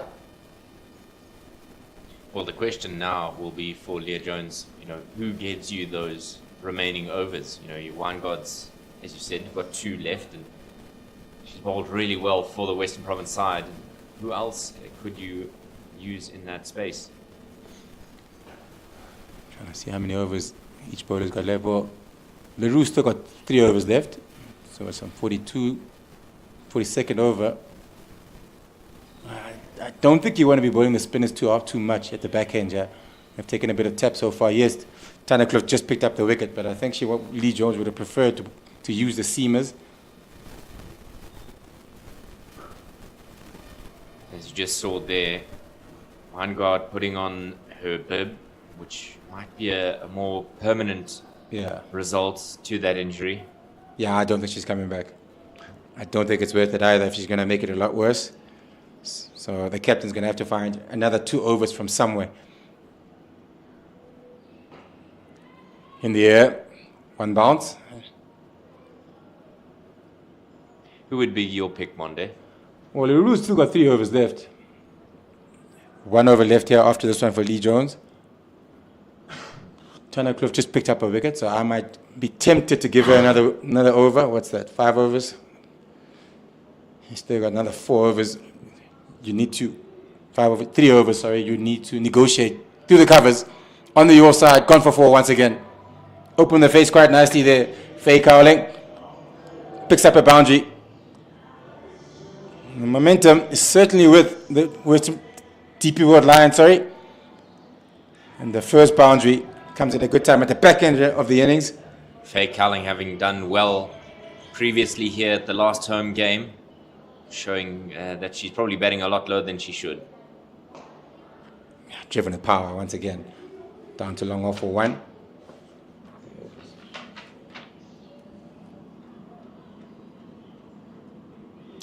Right, so 42 gone, 214 for the loss of 6. And the Proteas men will take on Sri Lanka for a 2 test match tour and a full Pakistan tour this summer, with your favorite Pink Day taking place on Sunday, 22nd December for a 2 p.m. start. Get your tickets on cricket.co.za. South Africa in with a chance for the World Test Championship? Oh, yeah, for sure. Certainly got a very good chance. The nice thing about South Africa is the number 1 and 2 in that log are playing each other in a 5-test series coming up now, Australia and India. And someone's going to beat someone there and take away some points. So if we can win all our test matches here against Sri Lanka and against Pakistan on home soil, you would imagine we are the favorites on home soil, but Sri Lanka did beat us here last time, so it's going to be a good series, you would imagine. But if we can win all 4 of our games, then we've got a really good chance of making the final. Through the covers. As the chase is on, it does get to the boundary. It's a very good start to the over. All the pressure now is back onto Tunnicliffe for the boundary off the first ball from Faye Cowling. That was an agonizing chase there for Kelsey Adams. Good placement there from Faye Cowling. As you see there, just kept her in right until the end and then trickled onto the boundary. And also, Nosipo Vezi still got 3 overs left as well, so you could use her to cover up those overs that Vanguard will not be able to bowl. So 3 from her, 3 from LaRue, 1 from the captain. And that's enough. The thing is, Monde, Wineguard is actually at fine legs, so... Oh, she's back on. Okay, I thought she put the bib on, and okay, well, that means she probably is going to bowl her overs. Well, fielding fit and bowling fit could be two separate. Yeah, things two to- very different things. But to if she's take going to into stay on the consideration. field, then you would imagine that she's going to bowl. So why would you want her to chase around a ball and make the hamstring worse if she's not going to bowl? So I'm sure she will bowl, or else it doesn't make any sense for her to be on the field right now if she's injured. Talking about things that don't make sense, Kelsey Adams is scheduled to come in at number 11 for this Western Province side. Hasn't bowled a ball today. I didn't realize that. That's a bit of a strange decision.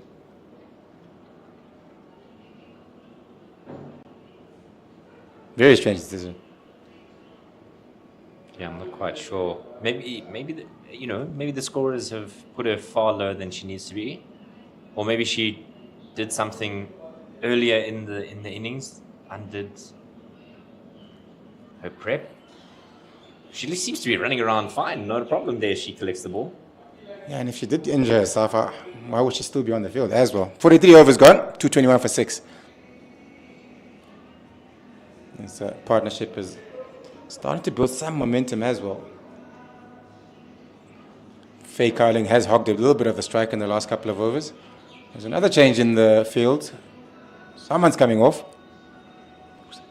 Yeah, I wonder if Gemma Botha is going to go on. Or no, they No, haven't I don't- really made the decision of who's going to be on. Someone else is coming on now. They change in the substitute fielder. It looks like Nosibo Vezi is going to make her way off the park. Hopefully it's just for a comfort break and not a misdemeanor, although she's having a chat with the physio. She's still got 3 overs left as well. It looks like Refilwe Bomvana has been given the task of fielding in the last 7 here. Yeah, Vizzy doesn't look like she's going to come back on. I said she's still got 3 overs left. You got a Vanguard who's struggling with a bit of a hammy. There's still another 6 overs left after this one. You're going to need one of them at least to be able to finish the overs. In all of this, we've forgotten about Danae van Niekerk, who can offer something with the ball. Yes, it's spin, but it is an bowler. Yeah, as I hear Adams did ask earlier why she hasn't bowled. Hit. That's gone for 4. 2 straight, a little bit short. And the square leg is up in the circle. Car corner and long on are the only 2 boundary riders on the onside, and that's another boundary. The much maligned square leg here this morning. It's been a vacant space, and a good bit of timing there from Cowling means that she gets that one away.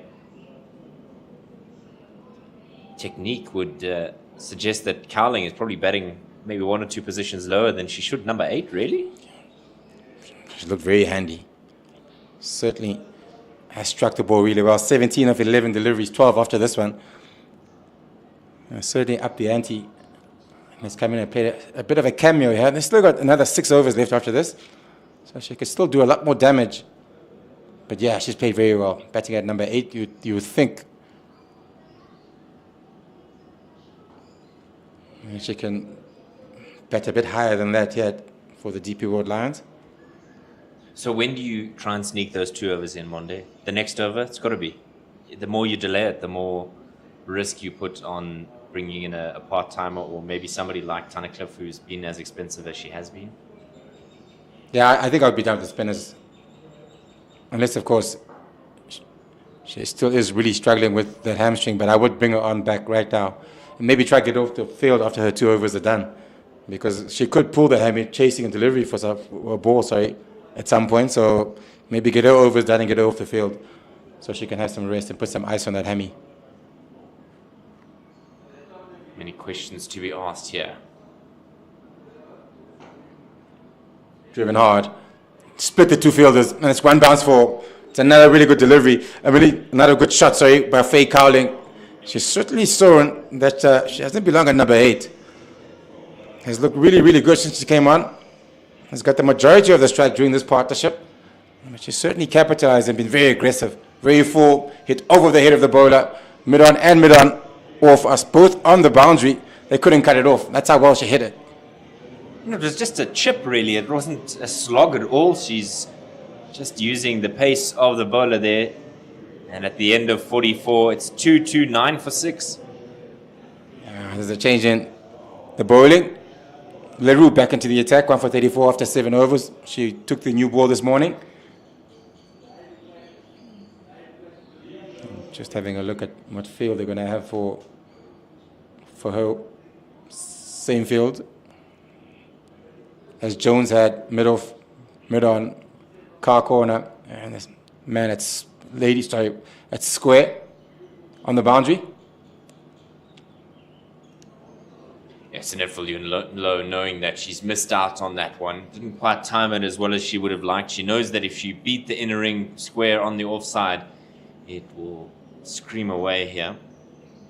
Got a stray supporter out on the boundary I was there. just about to say, are they allowed on the field? Looks a lot closer than he should. Hit with power. 1 to long on. Yeah, I'm not sure what's going on there with the. I would imagine with the colors he's wearing, it's a Lion supporter. Yeah, it must be somebody's family member sharing in the joy as the Lions look to put a substantial score on the board here. He's certainly cheering on from the field.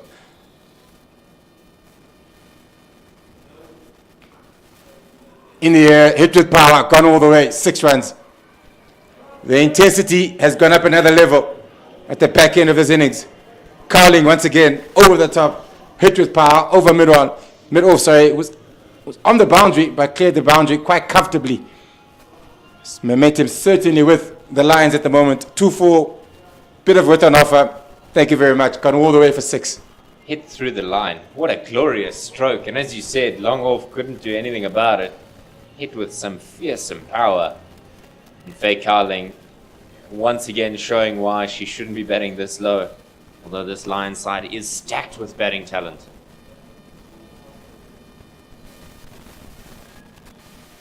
Missing, going down leg with the appeal. Yeah, there was a point where they were going just under 4 runs and over. I didn't think they'd be where they are right now when they were 4 wickets down. And Yun Lo walked onto the wicket, and we thought, they might struggle to get to 200 here, but they've got there comfortably. 250 is certainly on the board. 280 maybe, the way they're going.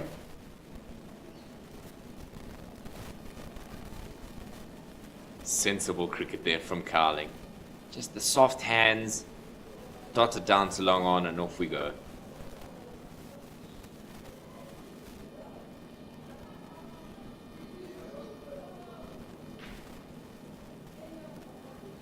So those 4 fielders out, as Monde mentioned, trying to prevent the boundaries here for Province.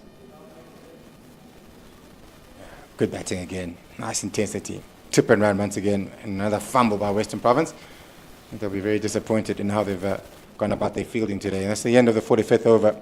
238 for 6.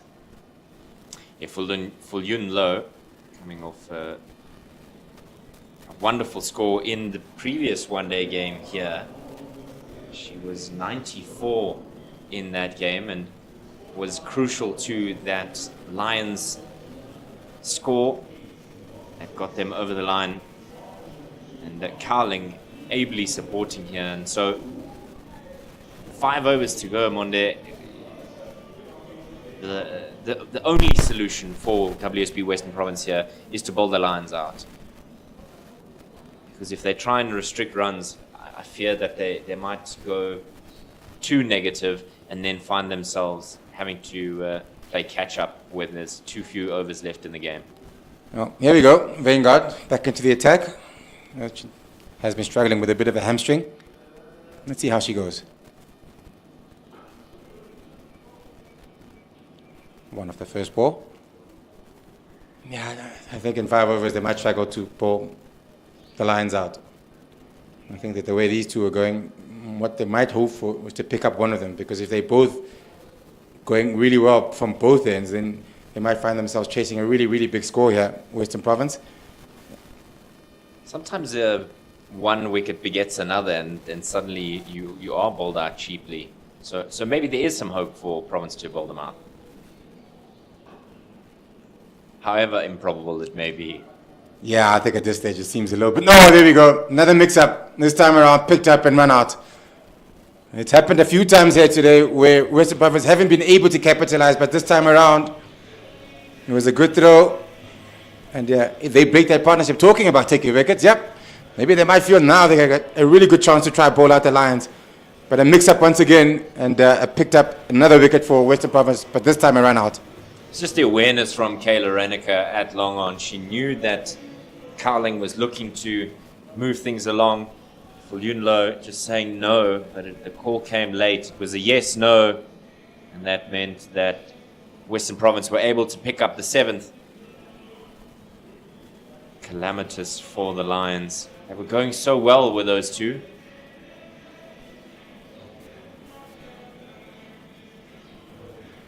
So now the responsibility is solely with Sunette Fulunlo.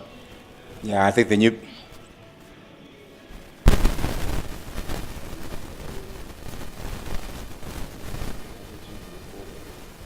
The captain for the Lions.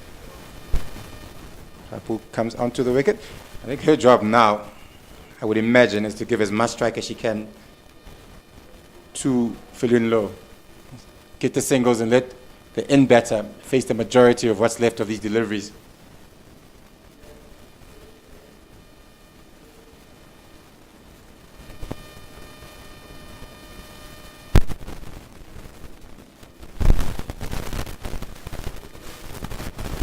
Been a good over so far for Western Province. A bit of fielding there from Tunnicliffe, and what it does is it brings Rapolo on strike. The pressure back onto the Lions. New batter at the crease. Frustratingly, the one who's been scoring all the runs is now having to sit on a bat at the other end.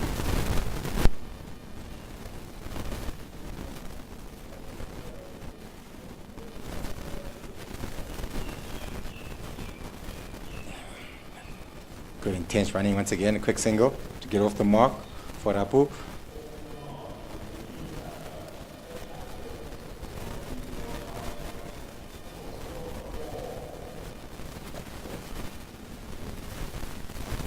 That's a job in these last few overs, I think, just to rotate strike and give as much strike as she can to the in batter.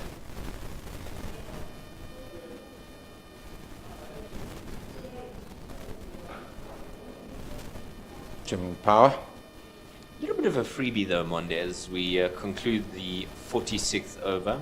243 for 7. I wondered if Western Province were aware that Fulunlo was on strike and was going to look for that single.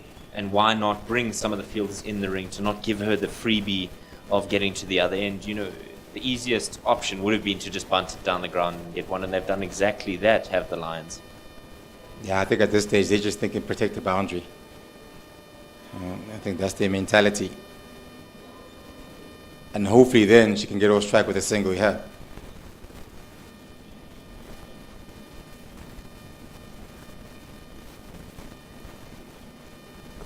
There's that single that they were hoping for, that will get Fulunlo off strike. That worked out quite nicely in the end. As long as they can keep, or try to keep Rapo this side for as many deliveries as possible. Just try to build up some sort of pressure and make Rapo maybe try to hit or get the boundary, get herself out. And the last thing they want, obviously, is for Fulunlo to be facing. And the question that I want to ask is, why not bring one or two fielders in, force her to hit over the top? Yeah, for sure. Or what I called. Yeah, I'm very much with you there. I'd certainly bring in the mid-on and mid-off, bring them up, and maybe try and make her hit the boundary. Try to keep her as long as possible on this side, because she's not really looking for the boundary. She just wants the single. Yeah, absolutely, and you've got to capitalize on that. Put pressure on her and force her to play out of her shell. What a shot, though. Glided away. What a stroke. And 4 of it. Yeah, third man finally up in the circle. Bit of width, it was quite full. And just guided it past the third man for another boundary. 249 now. The Lions are just one short of that 250. It's been a really good effort at the back end of this innings. It started off a bit shaky, but they really recovered very well. And they've been very good at the back end. That single she was looking for. Just looking to run it down past third man who's up in the circle. It's a good comeback there from Tatum Leroux. 1 for 49 in her quotient for today's overs. The question still remains, who is going to bowl the remaining overs?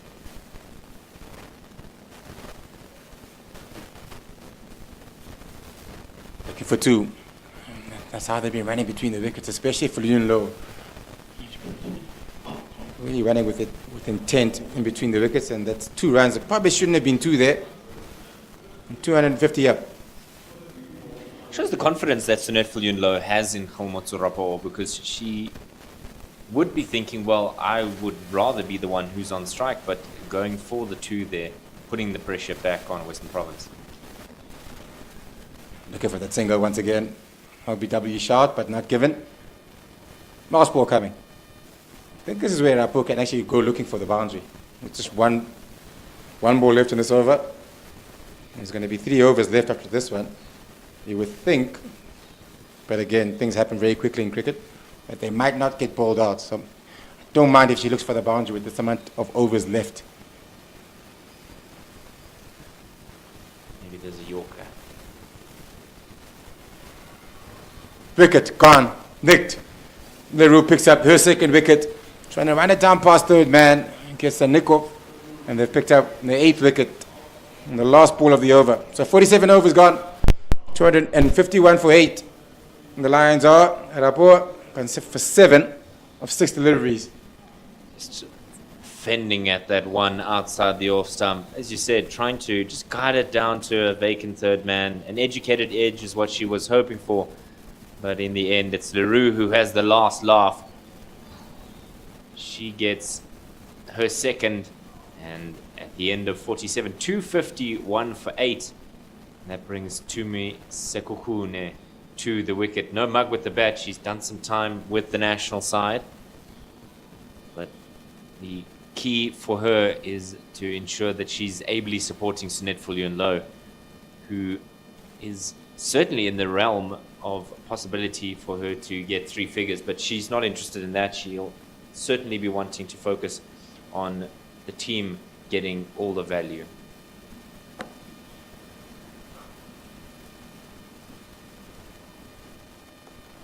Top balls are like gold at the back end here. Just 3 overs left. Was a bit of width on offer. Seems to have slowed down a tad bit for Viljoen-Louw. I think Cowling was also doing the business on the other end. So she's been looking for the singles, but now is the time for her to try be looking for those big boundaries. Might also be the time for Western Province to strike. You know, the informed batters having to slow down. Looking for 2. Looking for 2 coming. Nope. It was a yes and it was a no. Another fumble. Comedy of errors. I've done a lot of that, Western Province. Haven't been very good on the field today, especially the ground fielding. Made a lot of mistakes in that regard. Yeah, it's a concerning view overhead. It's just over the Unity Pavilion where we're commentating from. Just having a look out that direction one day. That's not something that will encourage the players nor the umpires. Hopefully it stays away. We've been blessed thus far. Yeah, I'm not too familiar with the weather up here in Joburg, so I'm not sure if that's the rain weather or if that's which way the wind is blowing or where the rain comes from.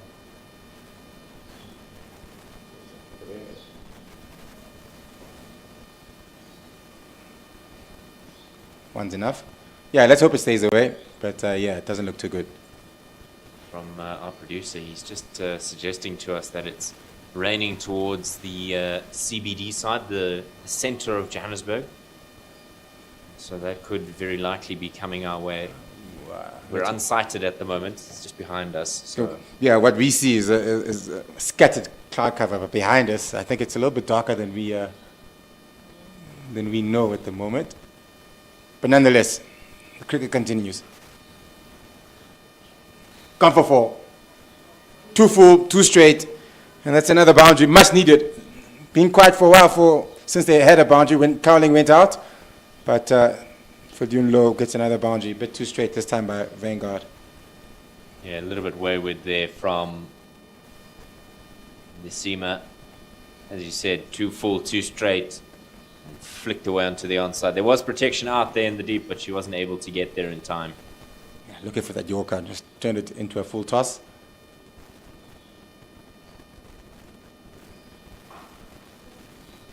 Bottom of the bat. Still running with intent. There's 2 lines pairs. Just one off that one. 7 runs off the over so far, so a pretty good over for the Lions. Just 1 delivery left. Crucially, as you mentioned, there's 1 delivery for Tumi Sekukune to face. So Vanguard wanting to make sure that she gives 1 to Sekukune, or Dot would be even better. No run. Again, dot balls are like goal to the back end, and that's the end of the 48th over. 258 for 8. The DP World Lions are. And that's the end of Vanguard's spell. 10 overs, 2 for 37. Thought she was very good with the new ball. And another change in the field. I think Vesi's coming back onto the field. I would imagine the fact that she is coming back means she will bowl another over. Also, I don't see the point of her coming back with just 2 overs left. She does have 3. I think she will take or bowl at least the last over from the caller drive end. Tatum LaRue is going to be bowling the penultimate over here from the golf course in. To give you an indication, the field really hasn't changed all that much. Long off, long on.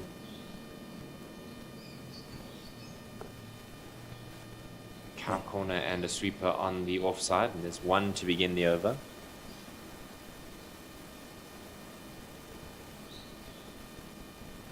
She's not going all out in terms of looking for a boundary in every delivery. Phil Yun Low. She's doing a lot of the tap and go. And this is the field we were talking about earlier, about stopping the rotation of strike. You want to keep the new batter on strike as long as possible. And I like the thinking now with mid-off and mid-on up in the circle. Yeah, especially since she'll be coming across the left-hander. There is a bit of vacant land out on the onside, but it's going to take some effort here from Sekukune. Good fielding with their own bowling. Another dot ball. Exactly what they would have wanted. What would the Lions want in terms of a final score here? 259 for 8 in the 49th over. 270? 280 as you mentioned earlier? Yeah, I doubt they're going to get 280. I think there's 1 over left after this one. It's going to take a very good effort for them to get to 280. Another little bit of a knock-on, but just 1 run. Yeah, I think 260 now, 270, 275. I'd be surprised if they get to 280. I haven't seen too many of those really big overs. 1 or 2 here and there, but yeah, it'd be a very good effort to get to 280. And also, for Yun Lo, we'll know that she's running out of time to get to a century. She's got 88 at the moment.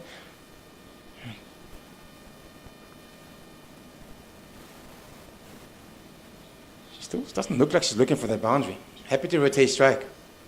No surprise at her approach at the back end here. In the last couple of overs, not sure if she's a little bit tired or she's still running with intent. So I don't think it's the fatigue. She doesn't look like she's looking for the boundary. She's just happy to rotate strike and get those singles. In addition, she's just run down the middle of the surface. I'm surprised the umpires haven't said anything to her. She's run straight down the middle there. Big hit. Ah, put down. Put down a car corner. Sekukune, looking for the big one. Here's a car corner there. She had to make a bit of ground to her right, but got to the pitcher, got to the ball, sorry. Kelsey Adams, that is. Certainly got there, but the ball went straight through her hands, and that's another boundary. 265 for 8. 1 delivery left in this over. She'll be disappointed with herself, Kelsey Adams. She did all the hard work to get round there. And then in the end, it was her own error that cost an opportunity, and it means there's more salt in the wounds.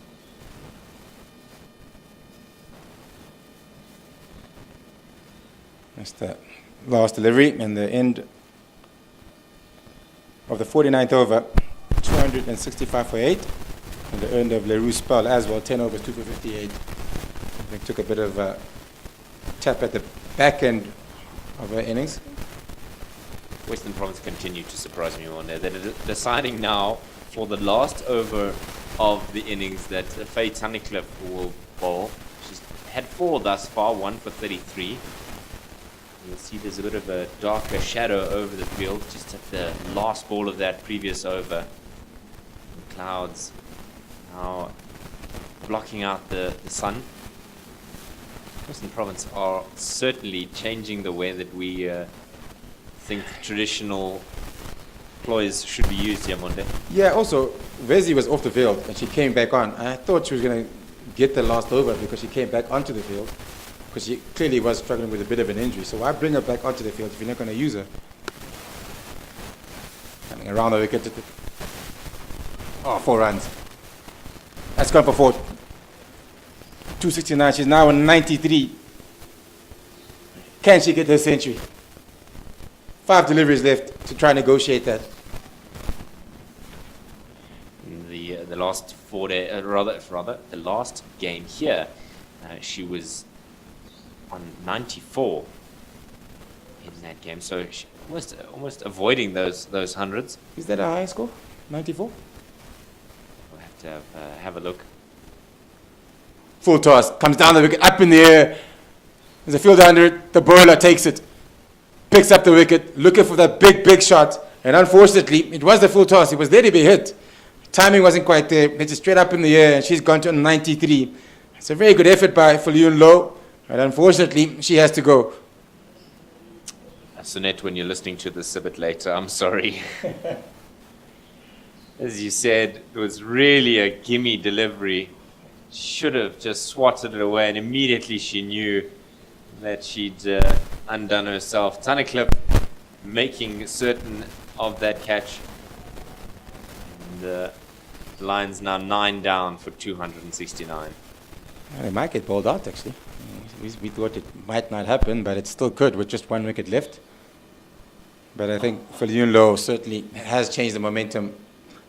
And I think a lot of where they are right now in terms of the score is because of her. She came in, she changed the intensity, and she got a 93 and a runner ball. And I think that affected the rest of the batters coming in after her. Very good effort.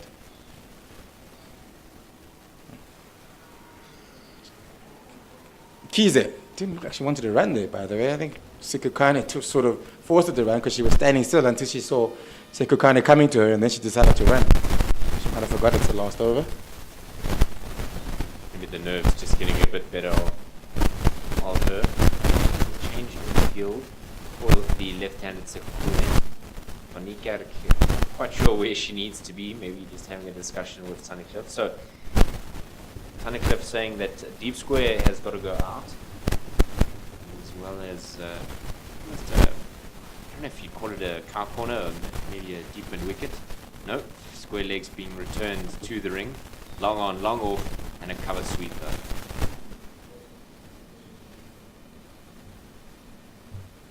No run. I don't know how that's missed everything there. I thought it went through the stumps for a moment. 2 balls to come in the final over.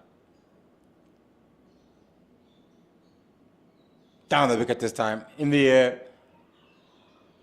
Just 1. Timing wasn't quite there. Last ball. Certainly trying to make sure that they can squeeze everything out here are these 2 batters. So 1 more.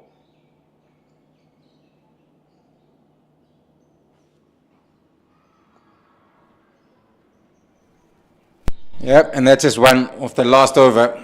Not a bad over by Tunnicliffe. 272 for 9 is the score that the Lions did put up. So a very good effort by the Lions in the end. A bit of trouble in the beginning. They were 4 down for 50 odd, if I'm not mistaken, until Felyun Low came onto the wicket and changed the momentum and changed basically the innings. So they can be very thankful for her innings, but in the end, a very good score, a very competitive score.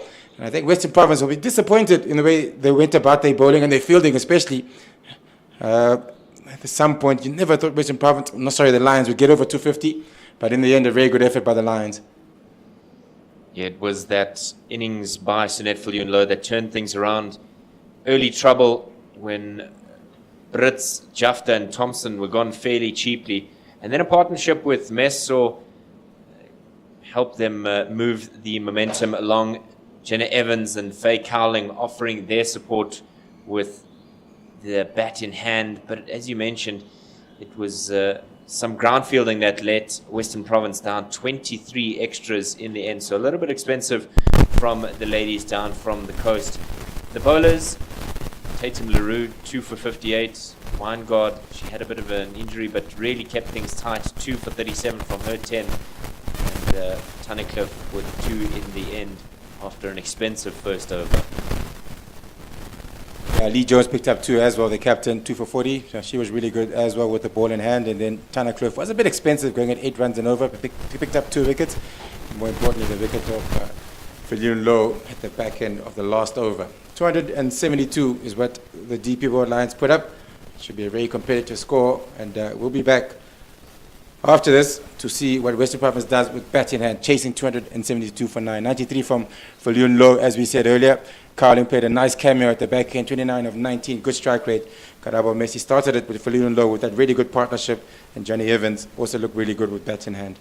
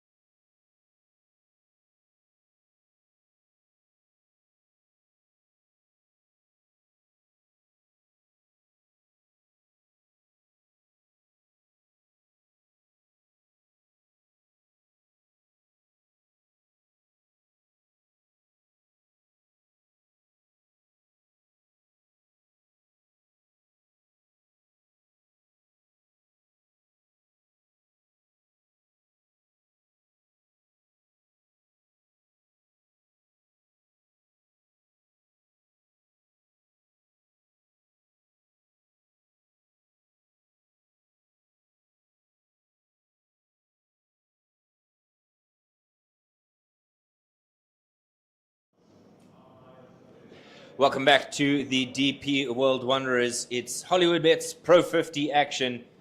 The World Sports Betting Western Province side making the visit up here to Johannesburg to take on the DP World Lions. Hi everybody, my name is David Mitchley. Alongside me, Proteas legend Mondes on deck here as we bring you the second innings of this Pro50 game. Monde, good afternoon to you. Yeah, good afternoon, David, and to our viewers. Yeah, gonna see what Western Province is gonna do in the chase of a pretty formidable score, one we thought was not gonna happen earlier on when there were 4 wickets down, but very good recovery, and we look forward to a really good game and a decent chase for Western Province. It's gonna be tough to get chased down 273, but we'll see what they are able to do. Opening the bowling for the DP World Lions is Faye Cowling, and she goes to Babette Deleda. First ball's up, short, pulled for 4. It's a very good start for Western Province. Well, the Dutch international making sure she's stamping her authority here. Babette Deleda, as you said, short and thumped away. That's an incredible way to open the account for the WSB Western Province side. I'm just looking at some of the stats from their last game. It was on the 19th of October against Titans. And that one is wide. Laura Goodall was crucial for the Western Province side, 58 from 58, and then Tunnicliffe with 46 from 49. It's going to be important that they get off to a good start here, these two. Laura Goodall having spent some time with the Proteas as well. So international pair here to get things underway for WSB Western Province. Yeah, Phil just one slip, third man and final leg on the boundary in this first power play. Short again, pulled. Deja vu. Very similar to that first ball that she got pulled through the boundary for. Not a good start here for Faye Cowling. Boundary, wide, another boundary. Yeah, the lengths are not good enough here from Cowling. Just short, and Deleda rolls the wrists there. Suddenly this has become an expensive over. 27 is the rate achieved, but that's not something that you really take notice of. Excuse me, it's so early in an innings. Some encouraging words there from the experienced Percy Thompson. Better length. Given. Inside edge onto the pad and caught at point. Oh, it's the overs had everything. 2 boundaries and a wicket. And it just shows how when you get your mark exactly where you need it to be, the wicket will come. What an incredible over this has been, Monde. 2 fours, a wide, and now the wicket. Looked like she rolled a little bit her wrist on that one. Did Cowling. Comfortable catch, and the Lions are jubilant. It's 9 for 1. Yeah, we said not a good start, but also picking up a wicket does save the over in some ways.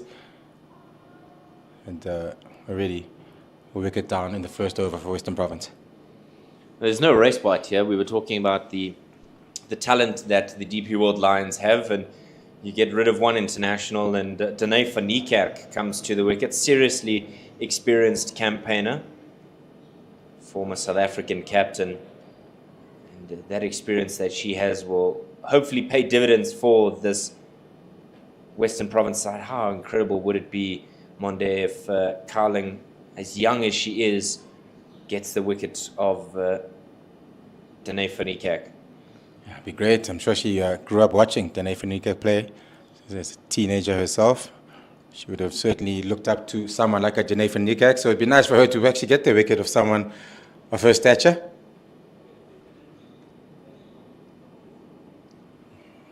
Ooh, I thought it might be a close call for a wide, but not given. Do you remember a wicket in particular that you took as a youngster that really kind of announced you, whether it be at domestic or international level? Is there one that sticks out to you in particular? Well, I think internationally, certainly Brian Lara. It's certainly one that sticks out. Ricky Ponting sticks out. Domestically, who did I grow up watching? Jonty Rhodes, probably one that I can remember, playing in Durban when I was my second season for Border at the time. Swatted away down to that third man region, so they'll get through for Fanikak's first runs. There's a difference between being proud and gloating. I mean, one day you've just said Ricky Ponting and Brian Lara. It's a incredible resume here.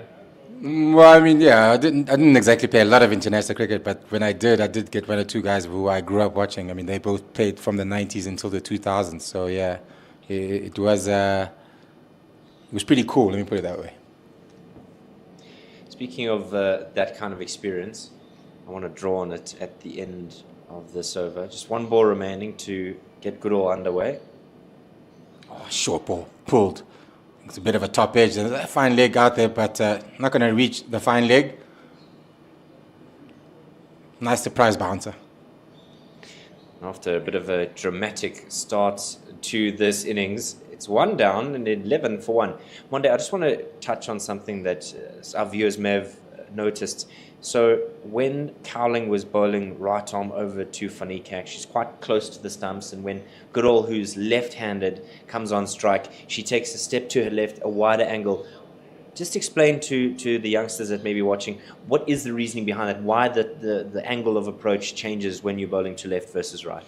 Are we talking about where she's bowling from, or where she takes her run out from? So her starting point, yeah, her starting is point slightly wider to the left-hander. Well, yeah. So for a lot of people, generally they like to do that to the left-hander. You want to give yourself enough room to be able to get the ball across the left-hander.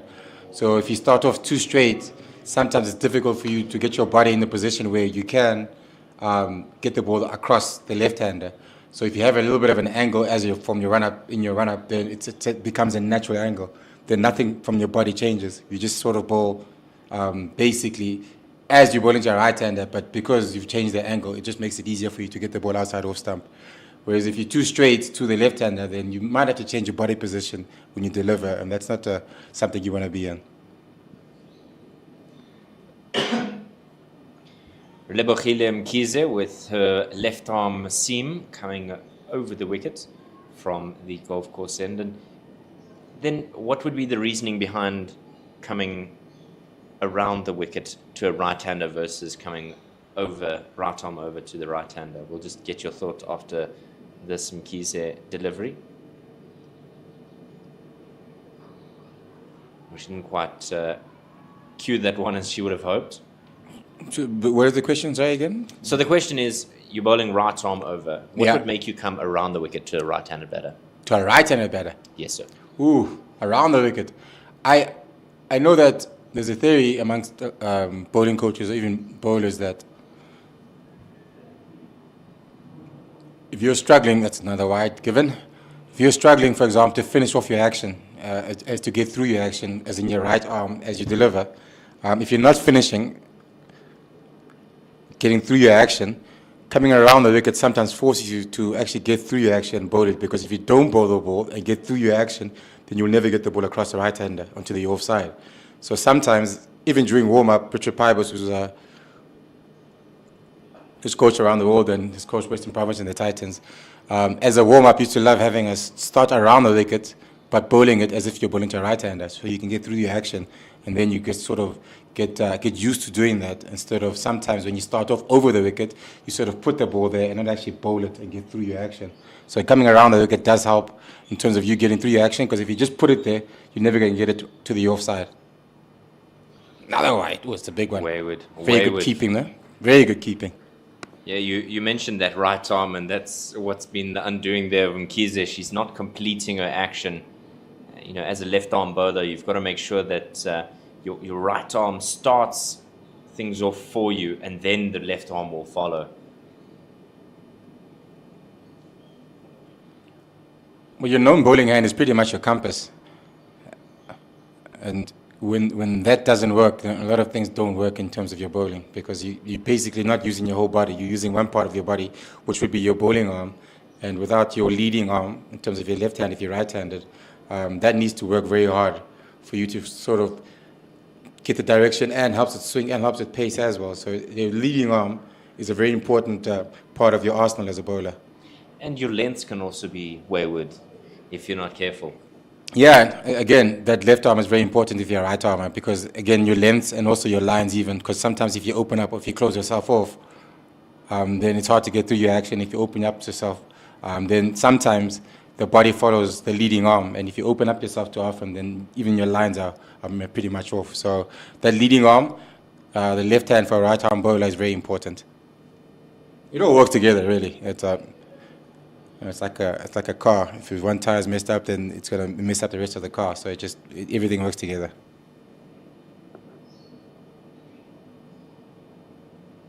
It's worked away to the onside. Cowling will do the fielding. Van Niekerk will retain the strike, and after 2, it's 15 for the loss of 1. A couple of wide in that over. She'll be disappointed in terms of her direction, Kize. Why do coaches love left-arm bowlers, be they seam or I think in all sports, actually, if you think about it, like even in tennis, pretty much all sports, left-handed batters, because unorthodox. You're not used to it, so you have to sort of adjust to something that you're not used to. Even in boxing, they talk about if you're southpaw, you have an advantage because as a right-hand as a right-hand boxer, you are so used to facing other right-handers because there's obviously a lot more right-handers than there are left-handers in most sports. LBW shout, not given. Umpire Amy Gears unmoved there. And if you can swing the ball to, especially if you can swing the ball back, I mean, you saw what Arshdeep Singh did yesterday to the Proteas. In pretty much the whole series, he's been really good, and he's been able to swing the ball back into the left-hander, to the right-hander, sorry. It's something that's unique that we're not used to. So being unorthodox does help in sport.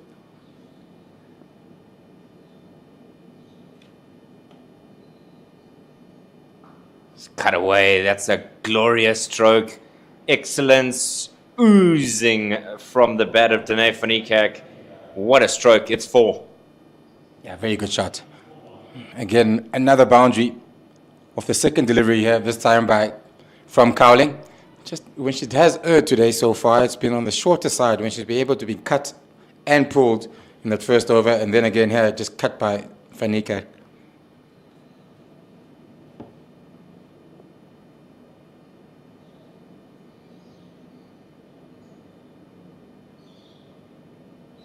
As the length she's looking for. Just a fuller length. It's funny because Western Province, when they were bowling earlier, especially with the new ball, they were erring more on the fuller side. And we spoke about how if you're coming from the coast, you're used to bowling the fuller length because of how the wickets play. And how when you're bowling up here, you grow up on bowling back at the length because of how the wickets play. And you can see it now with Cowling struggling because of the length, which is a bit too short, where Western Province bowlers are bowling a bit too full.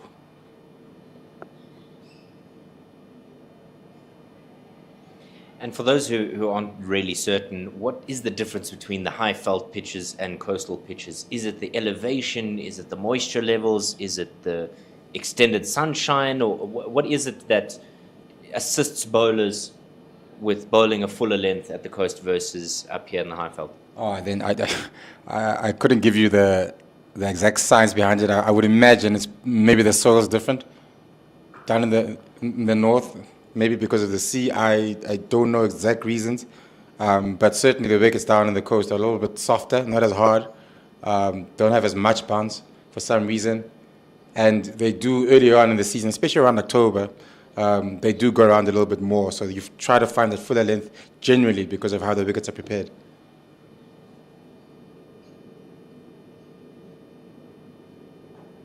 Pulled away. Absolutely glorious from the former South African captain. She's not going to miss out on that one. Lovely stroke. It's the second boundary in the over. And at the end of 3, it's 23 for 1. Yeah, short. Pulled again. Again, we just mentioned that she does err on the shorter side of it instead of the fuller side. And she needs to just be more consistent with the length. She's only 16 years old, don't forget. Still a very young lady who's learning her craft, but clearly a lot of talent. We saw how well she batted earlier on, and taking the new ball here. So there's certainly a big future for her ahead of her. Mkhize to continue from the golf course end, and I want to kind of continue to pick your brain here, Monde, about what value it is for a skipper to have left and right arm bowlers.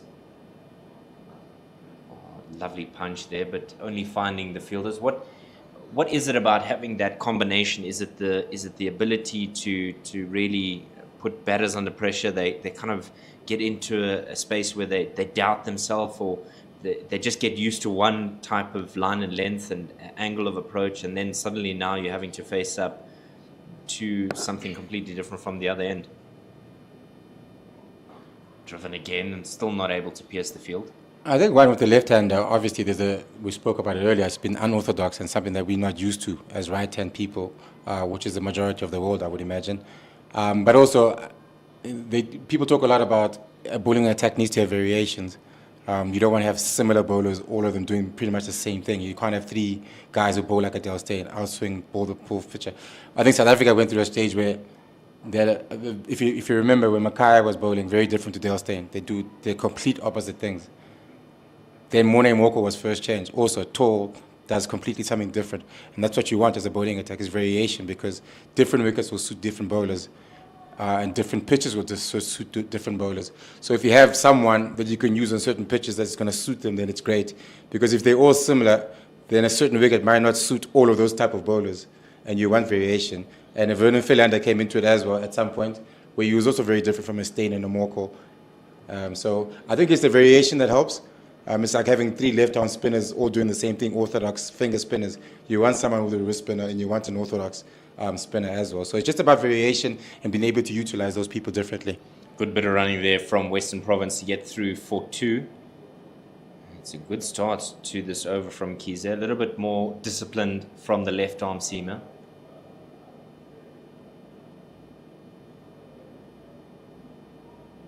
It's a lovely line and length. Very good stuff here from the left armer. Yeah, I think some of the best bowling attacks in the world historically have been attacks that were very different types of bowlers. If you think about the West Indies, Marco Marshall was very different to a Joel Garner, for example, and a Michael Holding. One was tall, one was short and skinny. So I think that variation is an important thing, and it does help. Not quite the variation that Mkhize would have wanted. She could have gotten out of the over with just 2, but she's strayed here to bowl the wide, and so she'll have to go again. But showing the class there of Sinalo Jafta, she's just making sure she collects everything cleanly behind the stumps. She's been really good so far behind the stumps. I know it's very early doors, but we've seen a couple of very wide deliveries by Mkhize, which she's taken very comfortably. Ooh, just squirted out onto the offside. Goodall looking to get that through to that mid-on, wideish mid-on, mid-wicket region. Not able to do so. 4 have been completed, 26 for the loss of 1. They need 247 more runs to find victory here. Western Province women deciding this morning that they will have a field first, and the DP World Lions scoring 272. The wicket of Deleda falling for 8 years. There's a change of bowling. From the caller drive end, it's Tumi Sekukune. It was a very quick change. Yes, she picked up a wicket, Carling that is, but was quite expensive on the expensive side, so leaning with caution. The captain, Rapu, certainly doesn't want Western Province to get away from them in this first power play here and pile on some runs. Slip in place. Well negotiated there by Fanikak. Tumi Sekukune has been around the national side, and I'm often reminded of how much talent South Africa has as a cricketing nation. Sometimes you'll see that teams go through a patch where they really search or scrape rather to find players to play at that level, but I think South Africa has been very blessed with an abundance of talent, both in the men and women's game. Yeah, we've gone through phases, I think, and it happens to a lot of great teams when you have a generation that's a great generation. I think if you go back when Smith took over, when South Africa really started to win, from about 2007, 2008, when we were, especially in Test cricket, there was about a 6-7 year period where we didn't lose away from home. And that, I think, was certainly South Africa's golden generation in Test cricket. LBW, right in front of the stumps. Ooh, not given. Maybe going under the stumps there one day. I thought it was certain to go on. Maybe there's a faint tickle. Yeah, maybe, because she did go, she was quite covering her. Have a look again here. Ooh. Deep in the crease as well. Deep in the crease, and you can see leg stumps, so certainly you're not missing. And I don't think it's height either. She's not the tallest of young ladies, Sikukani. Maybe outside the line of off Perhaps, stump, and perhaps, she has yeah. offered a shot there. Because so we did see the leg stump and a little bit of the leg, of the middle stump, so maybe perhaps that.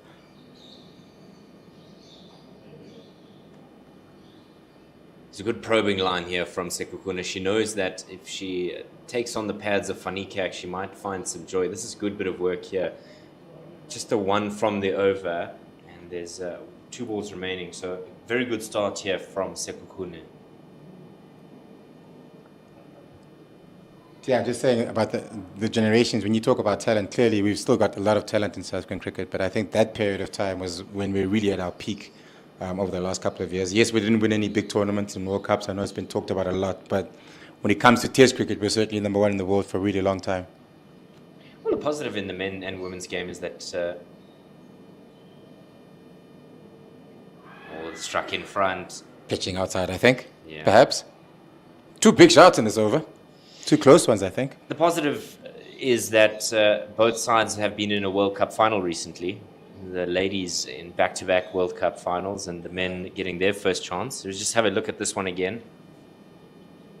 Yeah, just pitching Very outside, close. I think. Very close. Yeah, very close. 2 very close ones. Umpire's call, maybe. Yeah. Yeah, I think our test side is probably the one that needs a little bit more work. I know we watched South Africa get massacred yesterday by India in this series, but I think our one-day team, in terms of when everybody's fit and everyone is at their best, we certainly are one of the best teams in the world. I think we made the semi-final of the T20 recently as well. But we've made a lot of semi-finals, but as you said, we made a final recently. I think our batting is very powerful, and we've got some really good bowlers as well. Just our test team at the moment is where we've got a lot of young players and a new squad of players, is where we still need a lot of growth and time before we can call ourselves one of the best test teams in the world again. Not as straight as Agro would have liked, but nevertheless she retains the strike. At the end of 5, it's 29 for 1. Monde is just leering, trying to hang out the end of our commentary box here to try and see where the clouds may be coming from. As you'll see, it's not as bright as it was earlier this morning. A bit of cloud cover and maybe a threat of rain. We did mention earlier at the end of the DP World Lions innings that there was some rain out towards the Johannesburg CBD, but nothing threatening just yet, but there is some cloud buildup. We might yet see a bit of a shower. Mkhize will continue from the golf course end. A big smile there from umpire Zubair Saleh. Oh, pulled with power. Past mid-on, that's gone for 4. Got there quickly, hit hard, it was short once again, and another boundary for Western Province. Lovely little short-arm jab there from Lara Goodall. Again, too short from Mkhize. He struggled a bit, Mkhize. Bowled a couple of wides, a couple of short deliveries. Both opening bowlers, actually. It's a good start for Western Province in terms of the run rate. Going at over 5 runs and over already. And it makes all the difference to a batting side when you're able to get that boundary in the first 2 balls of the over. It just puts the pressure immediately on the bowlers.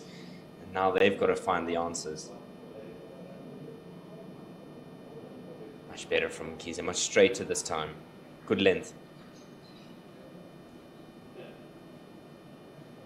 Yeah, just to find consistency. I've seen some good deliveries from her, but then in between that, she'll give you a wide or a short ball. Just need to be more consistent.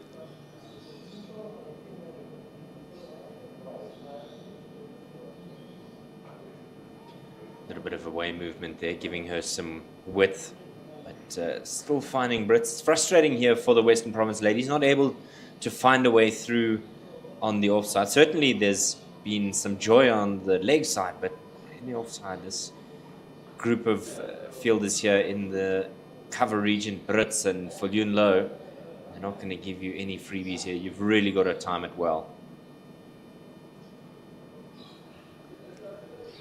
One down to fine leg.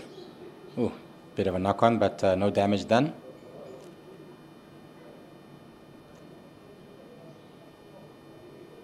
That's that change in the field for the left-right combination. It certainly keeps the fielding team busy, just as the bowlers are left and right in combination. The left and right for the batters also allows them to really continue to squeeze a bowling side, having to change lines and lengths every ball.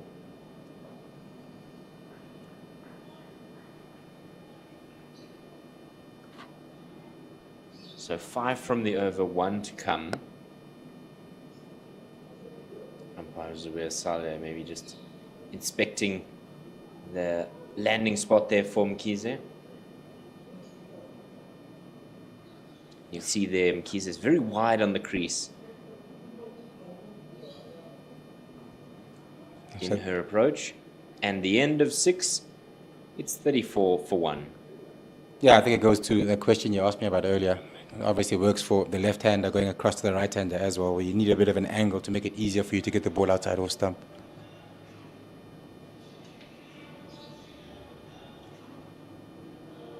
These two going along nicely. 25 runs to their name. But the task is not yet done. An indication, Monde, that I like to use of where a team should be in terms of their reply, the chase, is that little box in the bottom left-hand corner of the screen, the DLS par. It's not on your screen, viewers, but it is here for us on the scorecard, is that DLS par. It's currently at 39. Yes, it's not an indication necessarily of what immediately should be, but certainly a good idea for teams to keep an eye on. Flicked away onto the onside. There's vacant room out there. This will run away to the boundary for 4. It's a chase in vain. And Sekhukhune, again, victim to a boundary off the first ball of the over. Yeah, just a line there, starting off on the legs, just outside, leg stump, and picked up very nicely there by Goodall for another boundary. As you said, when you do concede a boundary early on in your over, it does put a lot of pressure on the bowler to try come back and not make it a big one.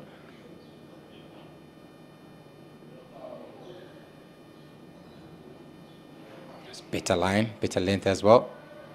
Good response there from Tumi Sekhukhune. It was essentially a leg stump half volley, and so the key is always, for those who may be watching and love the game, or maybe a couple of youngsters watching some of their heroes, the key is how you respond. Yes, sometimes, you bowl a bad ball or you play a bad shot, but how do you respond with the next delivery? Shows the mental toughness of players. Just bunted on the ground, or rather off the ground, over the top of Sekhukhune. But a good response here. 38 for 1 halfway through the 7th. And they're going along exactly as they need to. Rate achieved 5.8, rate required 5.4. And they're on par for that 39 by the end of the over. Big shot. Ooh. Through the legs. Gone for 4. Another misfield. Has it been the greatest display of fielding we've seen from both teams so far in this match? Another one that goes through the legs. We've seen a couple of knock-ons from the Western Province earlier this morning, and this time around, another boundary. Yeah, she'll be very disappointed with herself. Nonkululeko Tabete was hit straight to her, Monde, and just maybe lifting up her eyes, thinking about a run-out opportunity, or maybe just not really focused, drifting a little bit in the heat. That meant that it raced away to the boundary for 4. Certainly made it another expensive over. Looks like Goodall is ready to apply some pressure to the bowlers. She's looking to score now. I think she's starting to see the ball pretty well after a couple of overs being there.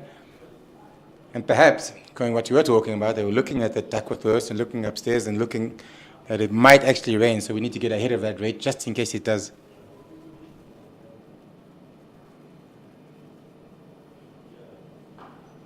Lovely shot.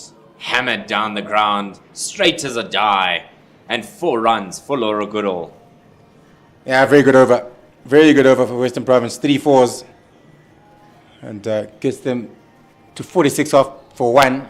Just after 7 overs. So the rate, very good. And past where they need to be just in case it does rain at the moment. But so far so good for Western Province. Not only, Monde, are they ahead from the previous over, but they are ahead for the next over as well. 46 for 1, and DLS par is 41.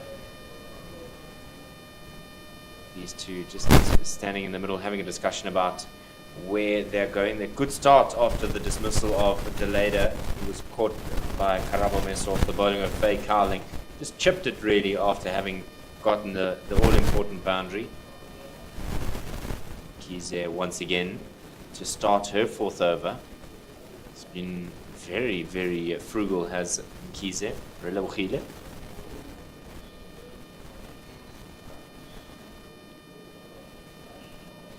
Not able to find a way through, not able to find a path is Fanikak. 11 from 17.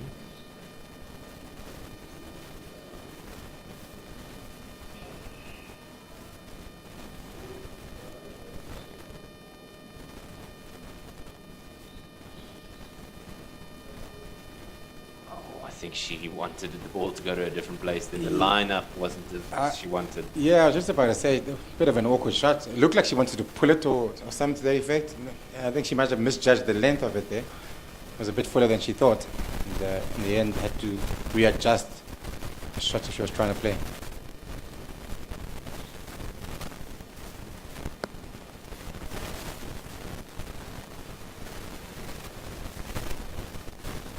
Not able to get her way through that offside. It's Brits and Sekukune at the moment in that cover and extra cover region. She's not really feeling like she's getting the pace off the bat that she wants. She's almost got to force it, does Danae Fanikak, as the slip is dispensed with and sent on her merry way. She just ran across your screen there. Khomotso Rapport, the skipper, deciding she needs to go have a chat with umpire Amy Gear there at square leg.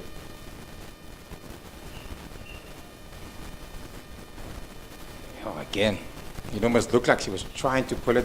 The way she got a body position was set up for a pull shot almost. It's almost as if she's not picking up the line here because she's stepping away to give herself room to hit through the offside, and then it's a lot straighter than she would have hoped. Just having to hold things a little bit. One of the youngsters down there in the deep, just in the eye line of the batter, in the way of the side screen there.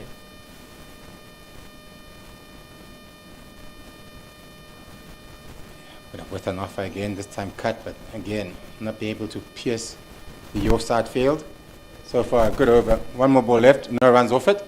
You can see the body language of Fanikak. She looks frustrated. She looks like she is not getting what she needs, and even though she's trying to be a little bit innovative and standing towards the leg stump to try and hit away through the offside, not actually getting some fruit. Oh. Try to have a big one. Trying to drive that through the offside, I think, and getting a thick inside edge, but not much damage done, just one down to fine leg, and that's the end of the 8th over, 47 for 1. Yeah, very good over there from Relawkhile Mkhize. Just, as you said, the one coming from it. And again, they're still ahead of that DLS part. Even if it wasn't a concern of rain here, Monde, you still want to be able, as a fan of the Western Province side, to have an idea of where they are in terms of this chase. Where do they need to be, and where do they feel like they will be comfortable enough in this journey of chasing down those 226 runs that do remain from the 42 overs that they have. Well, at this moment, they're right on par. They need 5.4 runs and over, and they're going just under 6 runs and over, so they're going at a good rate.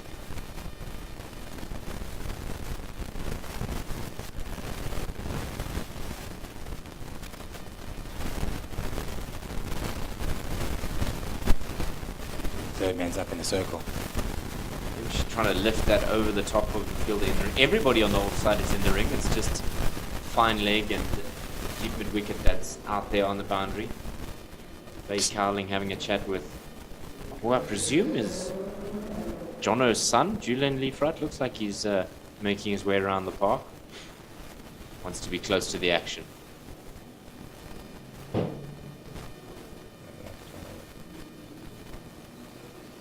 It's a pretty strange field. Being a third man, everybody else, as you said, is up in the circle, but you got a car corner. It's almost like you put in that car corner in there for that bad delivery, that short one that they've been dragging down a little bit sometimes, especially Cowling earlier on. So you basically put that person there for that drag down delivery, and instead of asking the bowler to adjust their length, you're basically protecting them from a bad ball. Yeah, now with the left hand on strike, they go with a mirror, well, the exact same field as they had to the right-hander.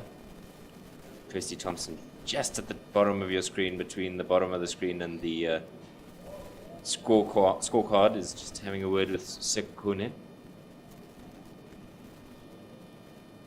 As you mentioned, it's almost like they're planning for the bad delivery. That one will be wide.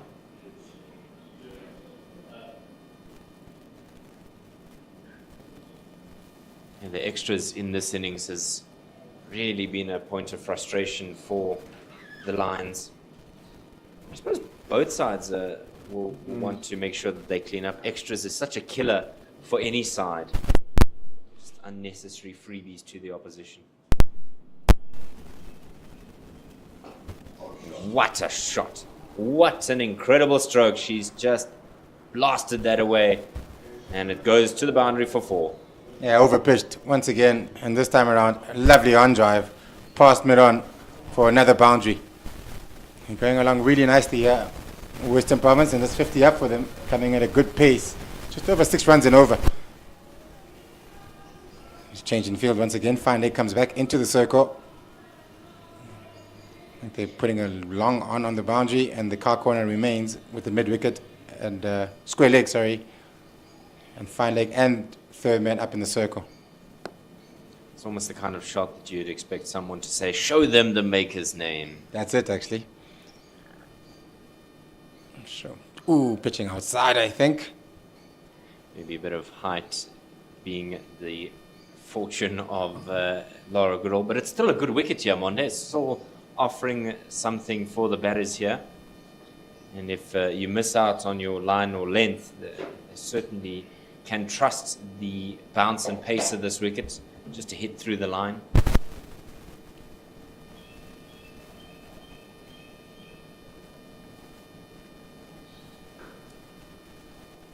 Another full delivery, driven hard. Get a slight knock on, but no runs conceded off it. Jenna Evans making sure she gets everything behind that one. It's better to stop it than to let it go through. My thoughts are going to Danae Fanikak here. She's been starved of the strike in the last little while. And when she has, she's been facing some good bowling. So 13 from 24. This one's worked the way onto the onside. I suspect that as Goodall retains the strike again at the end of this over, it's 9 gone, 53 for 1. I wonder whether or not that'll play into the Lions possibly picking up their second or looking to put some pressure on Danae Fanikak.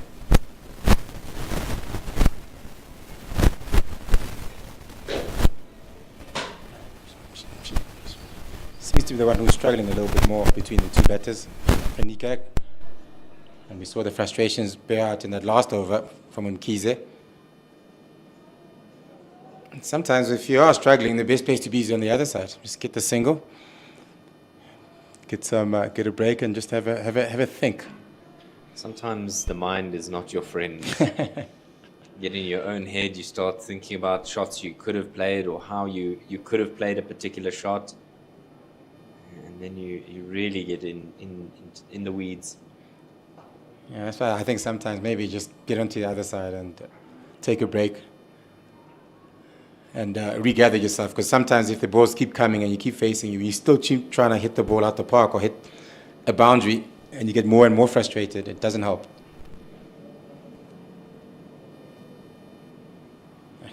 She's an experienced campaigner, though. I'm sure she'll get through it. What a glorious stroke. Heaved away onto the onside. It's one bounce, 4. Yeah, good all. Looking really, really good. As we said, she's looking like $1 million at the moment, playing all sorts of shots. With it short, she pulls. When it's full, she drives really well. Playing all around the wicket. This one slightly short, not too short, but she picked up the length very quickly. Seems like she's in the mood today. Another change in field.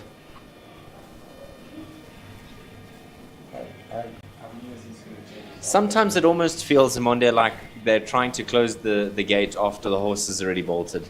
Yeah, it's like almost like following the ball, though. Like if they get hit there, then they'll put someone there. Hit the other side, they'll change the field. I think the amount of field changes within and over, it's quite unique.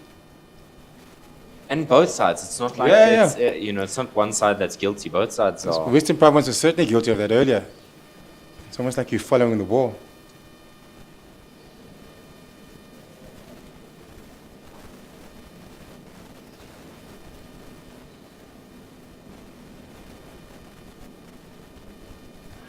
Swatted away, caught the outside edge. Cowling takes the catch. The Lions have their second. I mentioned Fanikak was at risk, but it was Goodall. Went after a ball that she maybe should have been okay with letting go. It's the second one gone. It's 58 for 2. Yeah, short and wide. She'll know that she missed out on this one. The type of delivery that she would have wanted to put away. If she faces that 10 out of 10 times, she probably hits that for 4, 9 out of 10 times. But this time around, perhaps a little bit of extra bounce might have done her. But gets the top edge and caught at third man, short third man, that is. It's the second wicket down for Western Province, 58 for 2.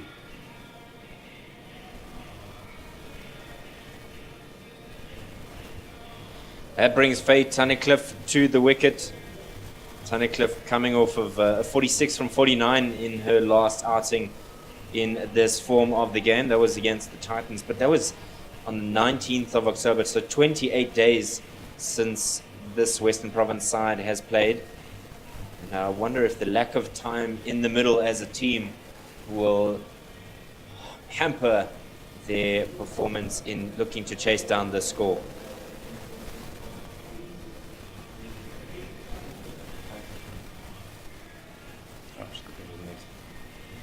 Next batter in, Tunnicliffe. Another right-hander. Yeah, just having a look at this one, as you mentioned, Monde, she should have swatted that away. It should have gone to the boundary. Just catching the bottom outside half of the bat. That was her own undoing. Tunnicliffe to the wicket now, and 2 right-handers at the crease.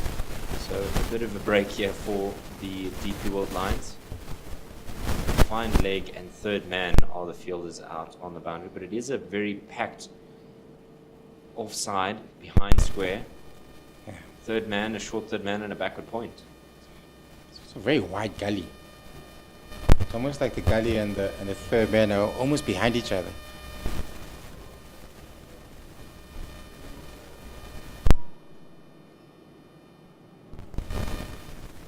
We've seen a lot of unconventional decisions made with the field, but if it pays dividends, then you look like a genius. Yeah, if it does, though. Final ball of the 10th. Ooh, outside edge again. No run this time, down to Gadi. So in the end, a very good over. Big wicket of Goodall. And that's the end of the 10th over, 58 to 2. With that, we're going to have a change in commentary. Zaire Adams comes back. Well, it feels like we're watching a repeat of the Lions innings. Batters getting in the top order and then getting out. Yeah, certainly. 58 for 2, but they are going at a much quicker rate than the Lions were at this stage. But sure, Goodall was looking really good and went out to a bad ball delivery that we felt like she should have put away for 4. But unfortunately, got the thick outside edge and was caught that short third man. Sukukana to continue. 3 overs have gone for 22. She's been slightly on the expensive side, going at just over 7 runs and over. But I think she'll be relieved that Goodall is no longer batting. She did get a hold of Sekukane quite a few times during her spell. Western Province is exactly like the Lions, losing a wicket on just 2 balls before the end of the first power play. This is a key partnership for Western Province if they are going to get close in this run chase. Danae van Niekerk, all the experience. Equally, Faye Tunnicliffe, just been recalled to Proteas T20 squad again. That's easily helped along, and that'll be another boundary for Western Province. Danae van Niekerk not missing out. Hasn't been a fluent self, but easily tucking that away on the leg side. When they keep finding boundaries, Western Province, consistently. And that's what's kept their run rate so high, because they are getting quite a few, especially the shorter deliveries, if you feel. There are a lot of pull shots played by the Western Province players. Just maybe trying to find the back of the length and earn just more on the shorter side at times. Changing field. Fine leg goes to square leg, and the square leg who was in the circle goes to a short fine leg.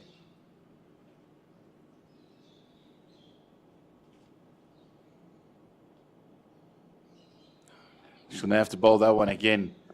Danae van Niekerk thinking about having a slash at it. Having just seen her partner Lara Goodall fall in a similar manner. Not wanting to offer point any chance whatsoever, and just forcing Tumasini Kune to have another, to bowl that one again.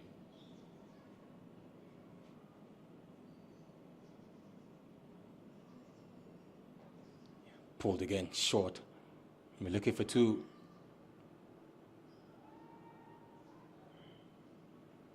Comfortable, 2 runs.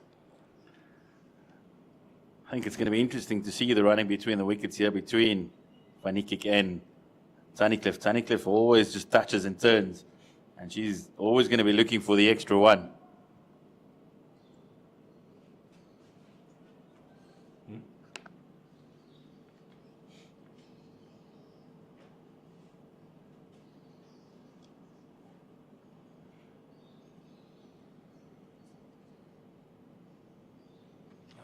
Four wide. May not get to the boundary. I think the keeper got a glove on it just to slow it down, but it's going to be another wide. Seen quite a few extras already here by the Lions. A lot of them coming from wides. Disciplines have let them down, both teams. Really has been the case. Just the wrist of Tumasini just giving way there and slanting the ball down the leg side.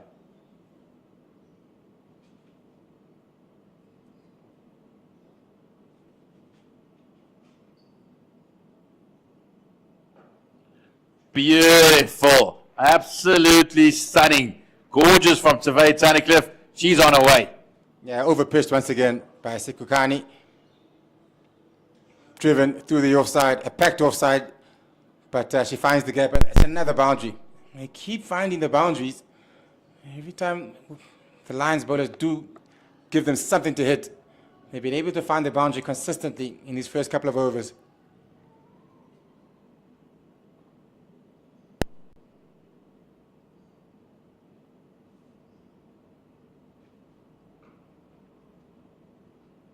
Just a little bit straight to there from Sekukane. Faye Tunnicliffe, she will pounce on anything over pitched.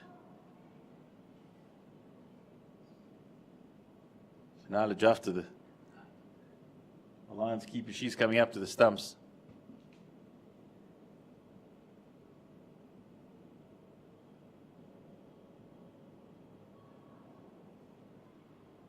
Neatly turned around the corner. It'll just be one.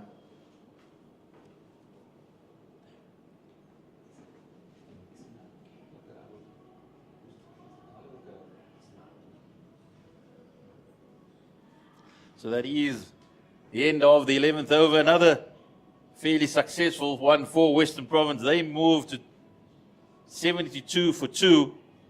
As we have a look at the scorecard, it was Sunit Viljoen-Louw.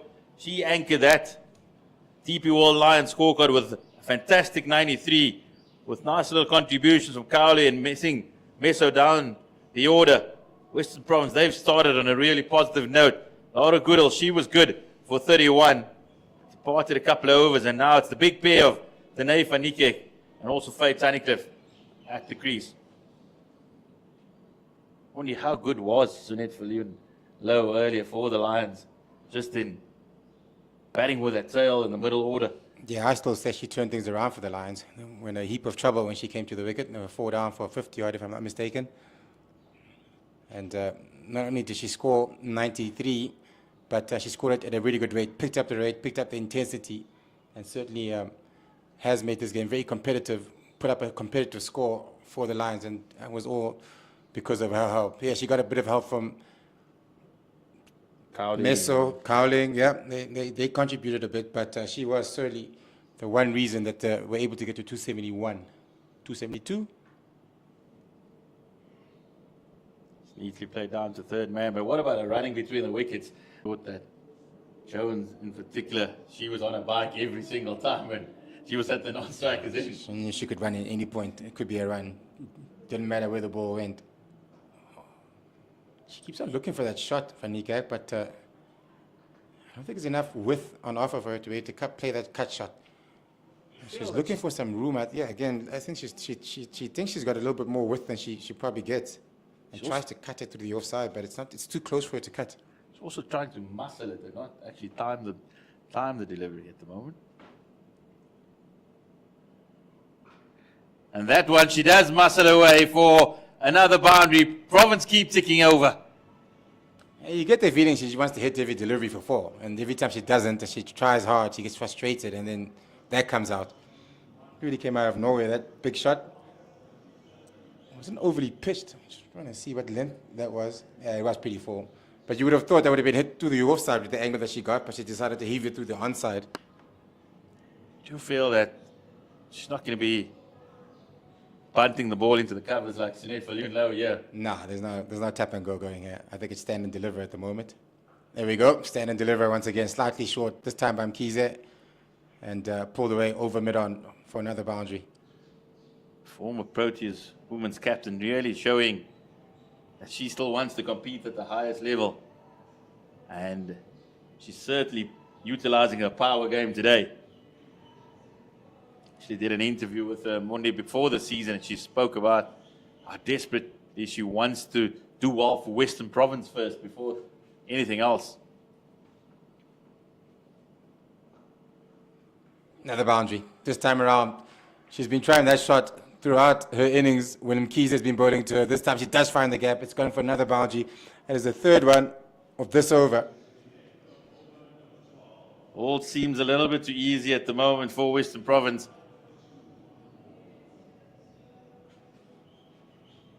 She's just asked for a little bit of water, but as we have a look at that strike, it gave Tasman Brits no chance at extra cover. It's 12 overs gone. They're going at a very good pace here. Western Province 85 for 2. If they keep going at like this, they'll get there comfortably. Nathan Nicky just called for immediately after that third boundary, just asked for the Province physio to come out, and there's a bit of rehydrate there. Yeah, I'm not too sure exactly. A little hard to tell from here, but certainly struggling with something. I'm just not sure what that is.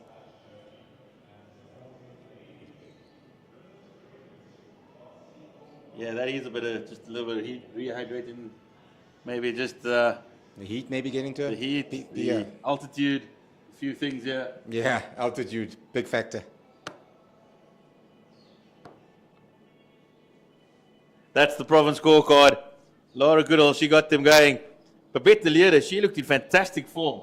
2 balls, 2 boundaries, and then, fortunately, the third straight to cover. Van Niekerk started a little bit scratchily, but just picked up the momentum with 3 boundaries in the previous over.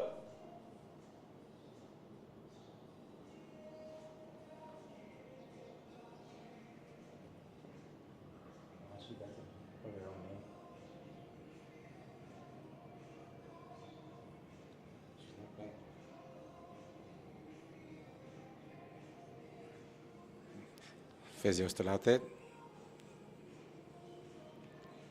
Taking a bit of time, but I think she's ready to go again.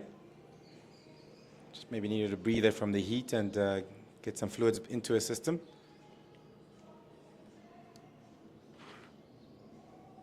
It will be interesting to see how Faye Tunnicliffe approaches this on the other end. Said she's very much a touch and go player. She does have a power game, but very much hit the ball into the covers and run and rotate the strike, where it doesn't seem that Danae van Niekerk's interested in that. She's going, it's half for leather on the one end, so Faye might just have to adapt the game a little bit today. Yeah, certainly playing stand and deliver. Van Niekerk hasn't looked to rotate the strike, she's been looking for the boundary. Changing bowling. Rapu back into the attack, the captain. First bit of spin for the Lions.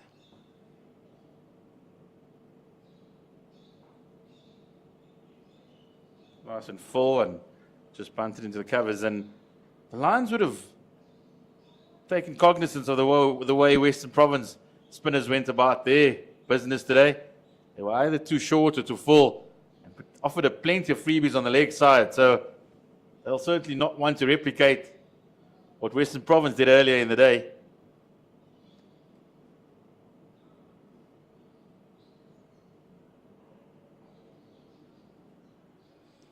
Bit of turn on offer, a leg spinner.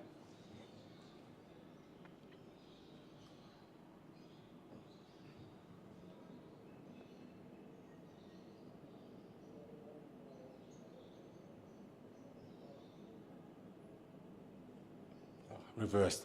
Oh, just bounced short of the fielder, but goes through. Another misfield, another boundary for Western Province. Boundaries keep coming consistently. Takes their score off to 90 now for 2. And we're still only 12 and a half overs gone. So that run rate doesn't seem to be slowing down anytime soon. And van Niekerk's now 4 boundaries in her last 7 deliveries. This one showing her a bit of innovation, almost landing in the hands of the point, then running away. Certainly is risk and reward here, Monday. Yeah, for sure. Bit of room she's given herself, and cut it quite nicely, but again, a very packed offside field. It's going to be hard to pierce through that gap.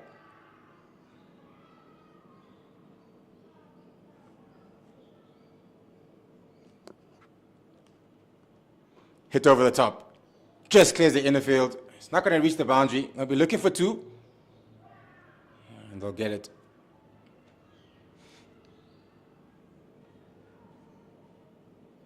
Yeah, certainly the approach here is certainly stand and deliver. Looking to hit boundaries pretty much on every delivery.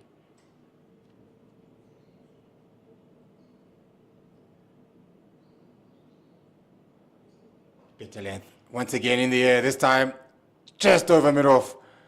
Timing wasn't quite there, but she survives. Just over the head of the mid-on, and that's the end of the 13th over, 93 for 2. If you're a Western Province fan, do not go away from your screens, particularly when Danae van Niekerk is batting, because it's every single ball she's going to face. He is going to look for the boundary. Seems to be struggling. Still seems to be struggling. And that's probably why she's not too keen on running between the wickets, because there's clearly something that she's feeling a bit ill or something, and doesn't want to be doing too much running, rather just stand there and hit boundaries. Certainly adopted the attitude, as long as I'm out here, I'm going to get as much as I can. Sometimes it's always talk about an injured batter who comes in to bat. They know they can't run, so they just try to hit the boundary from every ball and just stand there and deliver. And that can be a very dangerous batter. I think I remember Chris Gale in PE playing against South Africa. I think he might have scored 100 in PE in the test match. He just had a hit at everything. Was never going to run because he had pulled his hamstring. I think there was a certain Glenn Maxwell at the World Cup last year as well. Cramping, yeah, I remember that, yeah. That was an epic innings, got a double 100 in a big chase. I mean, the images from there, virtually batting on one leg. Yeah. I remember that. It was an amazing innings. Oh, it's going to be a wide. cowling back into the attack, just changing ends. Really impressed with this young lady that hasn't. She's conceded a couple of boundaries today and been a little bit short on occasion. To bat the way she does and then take the new ball and really charge in here, I think South African cricket's really unearthed a special talent.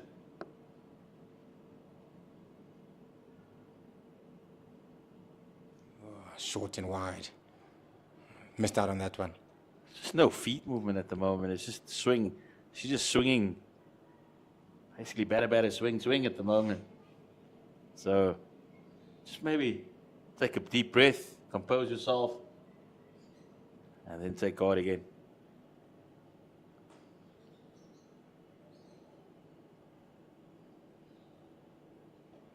Fuller this time around in the air, caught that point. Another wicket gone. It's a big one. She was looking quite dangerous, Fanika, hitting a couple of boundaries, but in the end, she's gone. Carling picks up her second wicket, having changed ends. Western Province lose another wicket, 94 for 3. Certainly felt it was coming. It was either going to be a boundary or it was going to a fielder, and on this occasion, it does go to the fielder. And the dangerous Tanay Fanika, she departs for 38. Yeah, no feet. Just throw at the hands. Not much movement, feet movement that is, at all.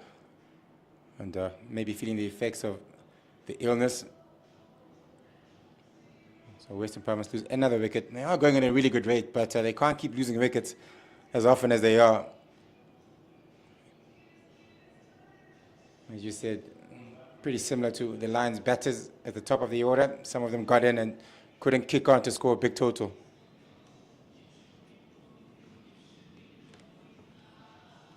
Do you think that Western Province, certainly the run rate is not a problem. They will have to find somebody who takes the game deep if they are going to get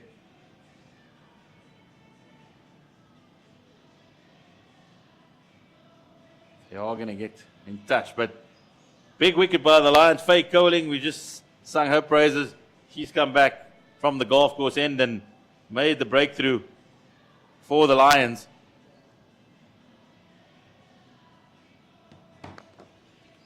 Looking at the bowling so far from the Lions, Mkhize bowled 6 overs, went for 30.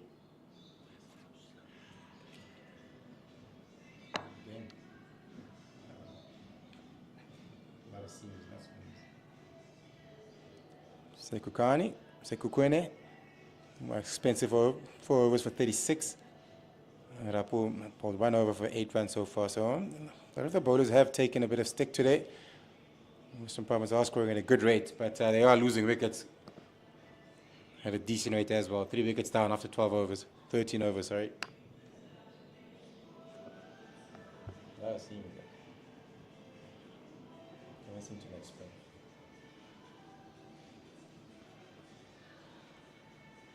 So it is Olush Lesio, the former South African U19 captain. She walks to the crease. Surprised not to see her bowl in the Western Province innings. She's has bowled for the South African juniors before. Olush Lesio, she's from the Highveld. Played for the Lions, came through their junior structure, so she'll want to show her former teammates and people up here just what they actually lost. Yeah. Comes in at number 5 after the third wicket was down of Van Niekerk, that is. Pretty conventional field at the moment. Third man, fine leg on the boundary, and that's about it.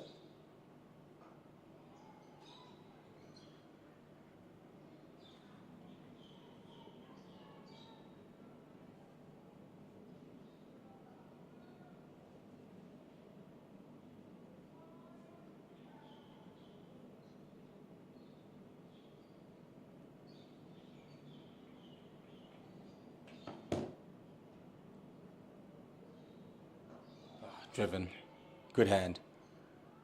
Timing wasn't quite there. Full delivery. CEO, originally from the very impressive Stain City High School, product of a really burgeoning academy, wonderful facilities over at Stain City. Yeah, I've heard some good things. Never seen it myself, on the wide. There was plenty of hope that she would form part of this Lions team going forward, but has opted to further her career down in the Cape. We just spoke earlier about how many of the province boys have come up here, and she's gone the other route. Oh, outside edge. Down to third man. Ooh. Touch the rope there? Yep, I think so. I think they might have missed a boundary. So Province gave away 2 earlier when... And now they're losing 3. So if they lose by about 4 or 5 runs, you might have to go back to these moments and... when Caitlin Weingart saved the boundary and never called it. But yeah, we have a look at the... Did she touch it? Can't really see when she touches the ball, but she certainly did hit the ropes rope. with her feet, yeah. She cut the ropes with her feet, so depending on when exactly that happened, but yeah, if we had a third umpire, maybe we'd find out. That's easy enough for Faye Tunnicliffe. It just slipped onto the hip, and she's dispatched it for another boundary. The Lions certainly guilty of giving away too many short deliveries, particularly on the last ball of the over. Another good one for Western Province. They move to, that also brings up the 100 of just 94 deliveries and already 17 boundaries within the first 14 overs.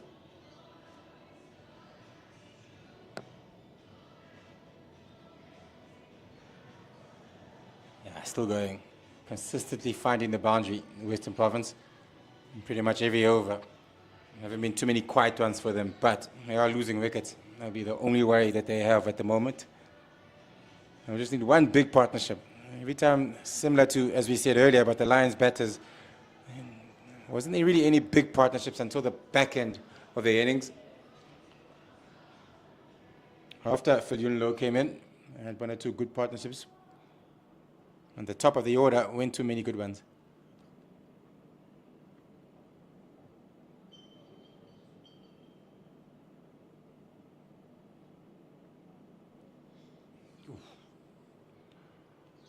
Pool already just finding a better length than the Province spinners, and also a line. Keeping it outside that off stump and asking the likes of CEO and Tunnicliffe to pierce that gap. Fuller this time around. No runs.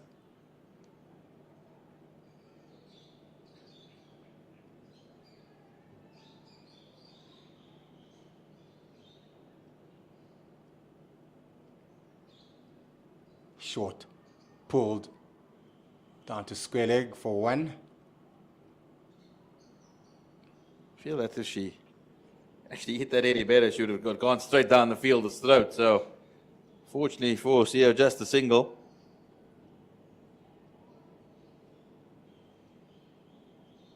Lions just asking the boundary riders to just be 5 meters in from the rope. Another short delivery, this time straight to car corner for 1. Might be just getting away with that short delivery because of the boundary riders.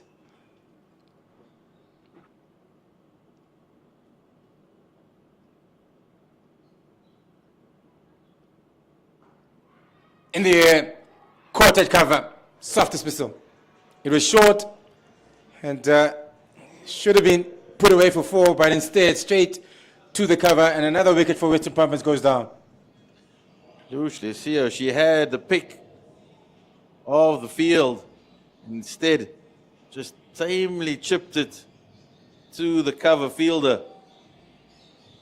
And almost fumbled, but held on. And the Lions keep picking up wickets. Yeah, Lions picking up wickets. Well, the Western Province have been able to find that boundary quite consistently. That's why they're going at a really good pace. But one one thing that will be on the coach's mind is the amount of wickets that they are losing. And won't be happy how consistently they are losing wickets. Haven't been able to string up a big partnership just yet. The new batter for Western Province, Kelsey Adams, she hits a long ball. Western Province need a little bit more than that. Need to just build a partnership here with Faye Tunnicliffe because the Lions are chipping away.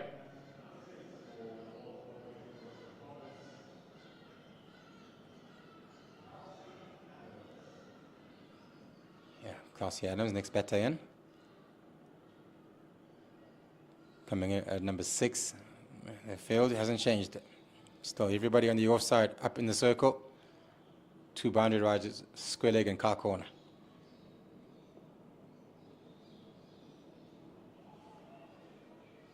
It's the end of the 15th over. A very good one. Just 2 runs off it and the wicket of Oluhle Sio. So a very good over that for the DP World Lions. 102 for 4, Western Province are. As we have another look, Oluhle Sio. She's coming to the crease and didn't really know where she wanted to hit the delivery. Instead, all she did was find the cover fielder.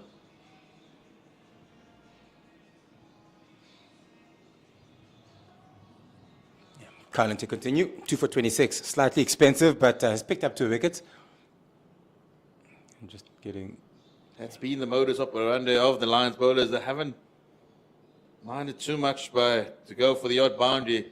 As long as they keep chipping away, they've got the big wickets of Goodall and Van Niekerk already, along with former Dutch international De Leerde.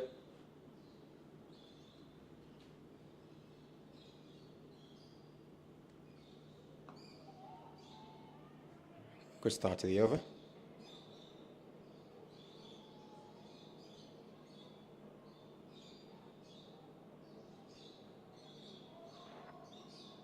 Certainly plenty of chatter there in the Lions field at the moment. Sinala Jafta, she's leading the way.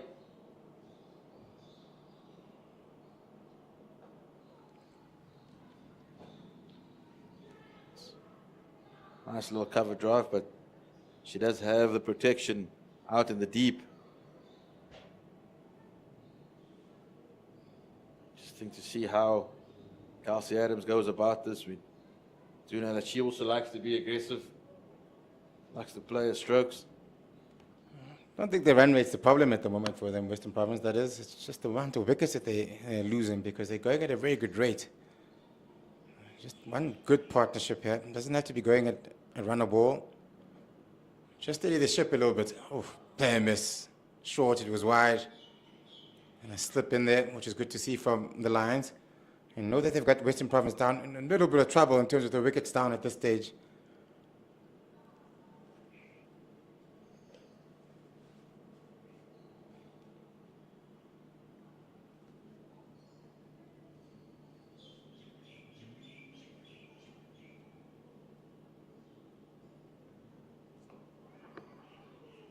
Just rushed Adams for pace there. Tried to pull it to the leg side, instead just chalked it off to the off. So could see Cowling maybe just utilize the short ball a little bit more here.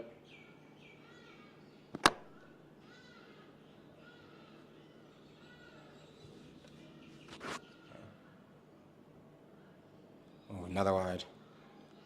Seen quite a few extras from both of these bowling attacks. Another one just down the leg.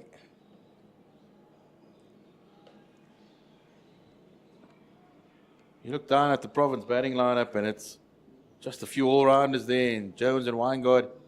You feel someone like Kayla Reiniger, she's going to have to play a big role later. Oh, try to pull it in the air. Didn't quite get there. I think it was a bit too early on that short ball. And for a moment, she would have been very worried about where that's going to go, that ball. Exactly what we said, that Cowling might just dig it in short, seeing how uncomfortable Adams is with that pull shot. Well, Not going to do any good if they feel like they can get to it with their short baller. They should keep getting those short balls.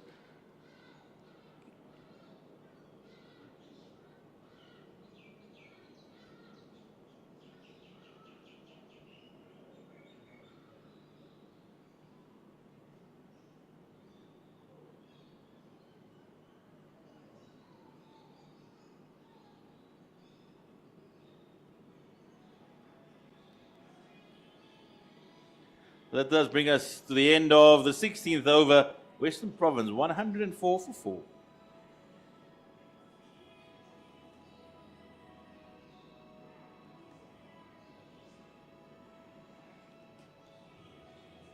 I wonder what the message is from the Western Province coach to the batters right now, with them being so far ahead in terms of their run rate, but the problem is losing wickets. Is there a bit of, let's be a little bit cautious and perhaps just build and not look to be too aggressive, or just keep going the way you guys have been going? Certainly seems like Province are gearing up for the 2020 tomorrow. Yeah, getting ready for that. Some good practice.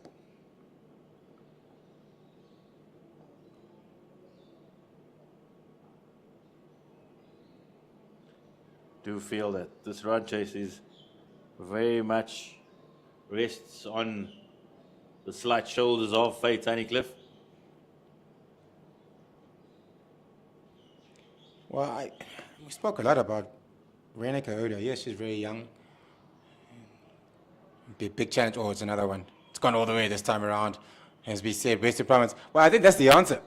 I asked if the coach would have said to them, maybe slow it down a little bit and build an innings again and get a big partnership. But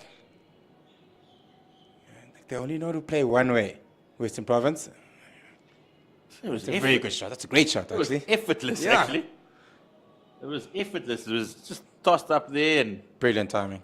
beautifully put away.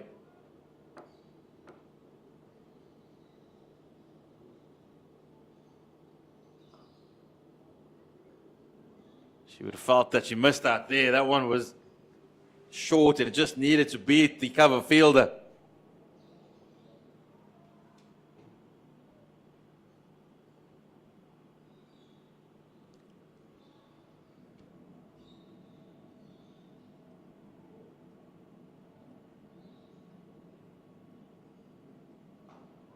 He did hit Adams. Probably would have been just one anyway. There is a long on there, so they get the one still, but came back at her, couldn't evade it. It's gone off Adams' bat, so does it go to Adams' score? No. Oh, that one. No, it doesn't. As we look at the replay, just hits the back of a bat.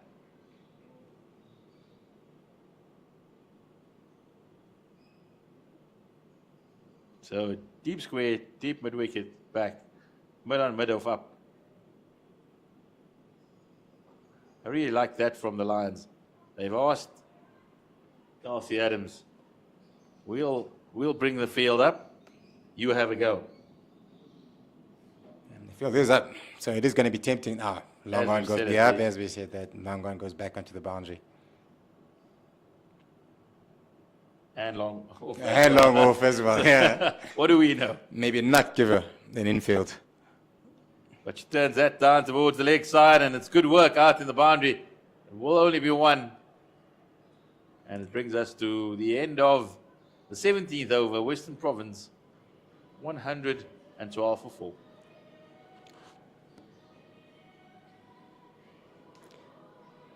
Certainly, Claire de Blanche, the Western Province coach, they've been given one mantra: go out there and express yourselves. Certainly try to. I'm not mad at that. I do like giving players the freedom, but sometimes people perceive as when they say freedom to play the game is to go out there and slug. No, it means obviously pick the right ball, the bat balls, and the right shots to play, but stay aggressive and put the bowlers under pressure. Doesn't mean go out and slug and try to hit every ball out for 6, but it does mean be aggressive and play smart, but also play with aggression. See Cowley still running in from the golf course end. Short ball again. Not convincing. Down to fine leg for 1.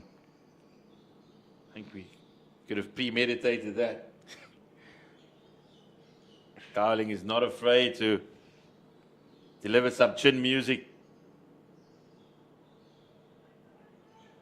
I don't think she'll be as brave against Faith Tunnicliffe.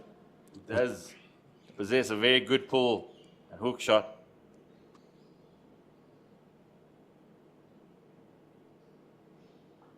Instead, she goes wide outside the off stump. And once again, Tunnicliffe puts it away for yet another boundary for Western Province.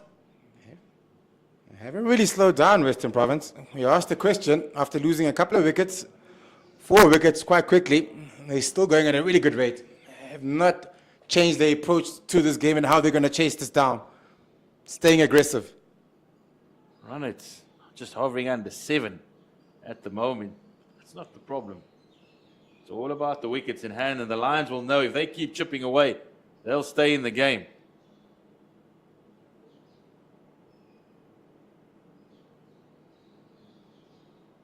That's another wide delivery down the leg side. All she needed was to get a little bit of bat on it and it would have ran away.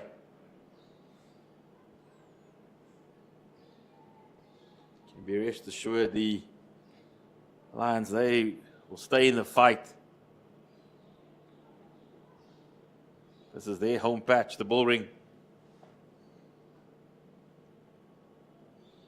On this occasion, it is turned around neatly. He's covered down on the fine leg boundary. It'll just be a single.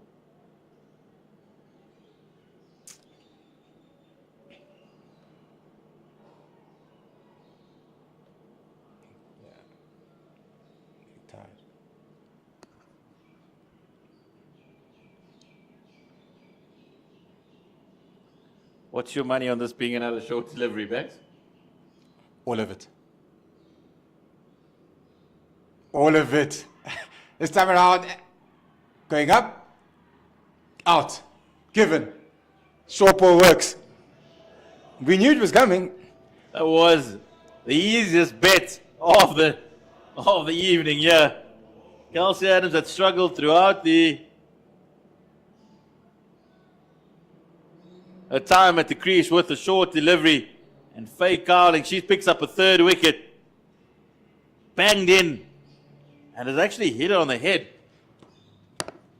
Yeah, it did hit her on the head. I just didn't know if it started off with either the glove or the bat.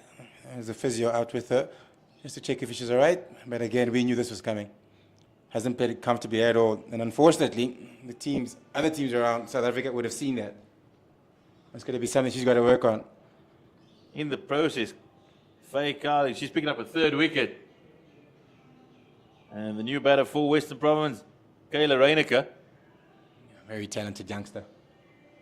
South Africa under-19 captain. Well, Western Province, in terms of run rate, have no issues there. It's just the wickets that keep falling consistently. That is the problem. Reiniger, I've seen her play a couple of times and clean strike of the ball. Very talented young lady. And perhaps she can play for Western Province the role that Fillion Low played for the Lions earlier on when they were in a bit of trouble. It's interesting to compare the two teams. The Lions were 127 for 5 after 28 overs. In reverse, Province of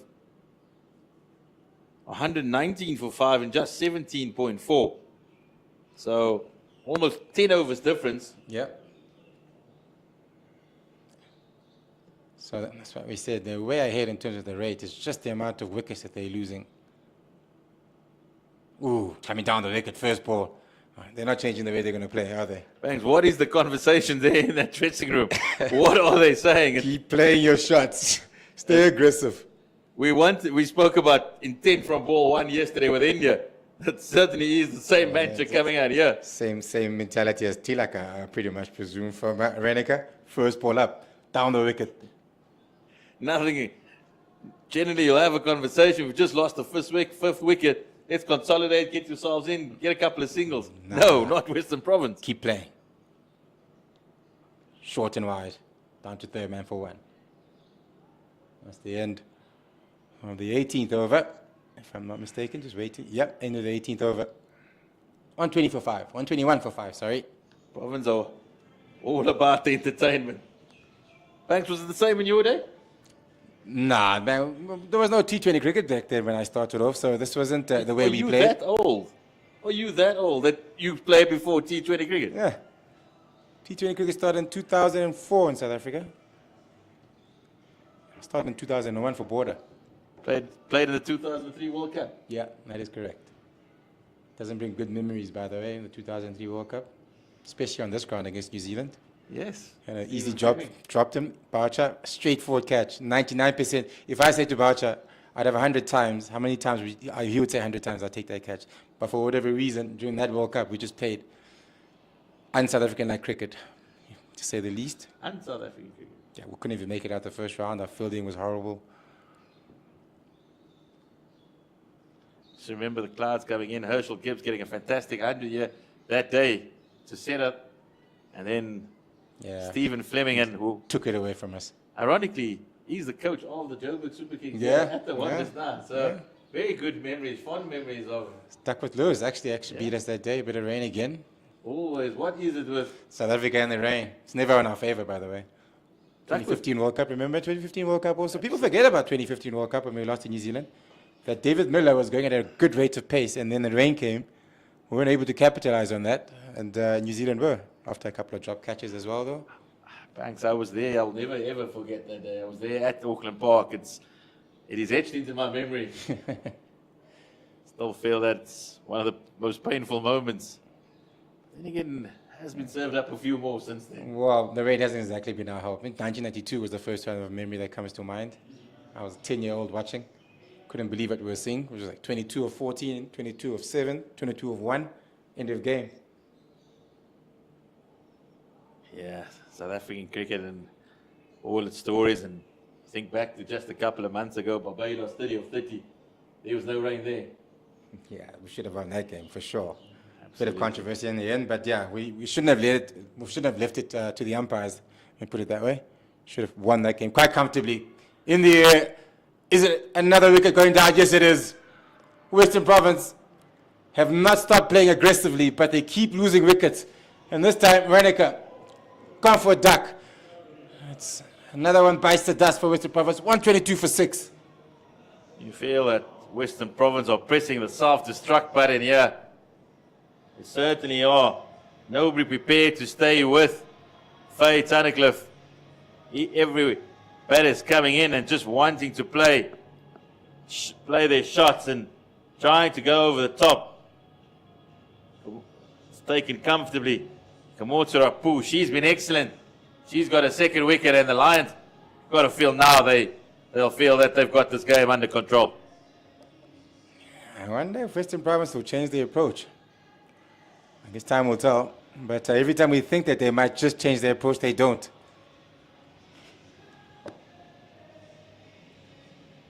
Certainly been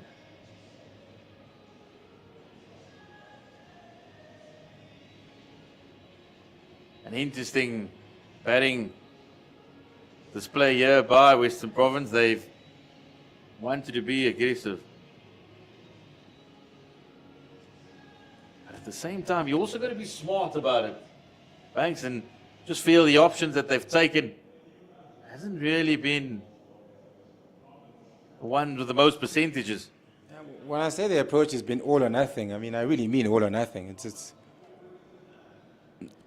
We just saw from Renica, from the first delivery that she faced, it came down the wicket and almost got herself out. And then once again, trying to hit over the top and getting caught at mid-off.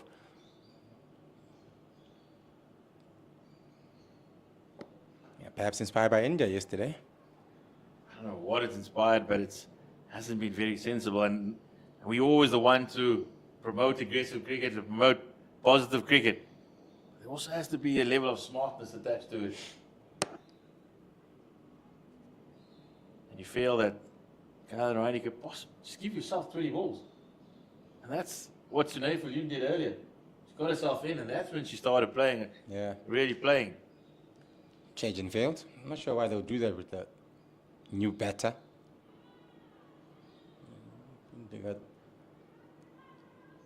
It's the end of the 19th over, 122 for 6, Western Province. certainly now feels that the captain she's going to have to take the responsibility to stay there with Faye Tunnicliffe, and the pressure just increases all the time with every passing wicket on Faye Tunnicliffe.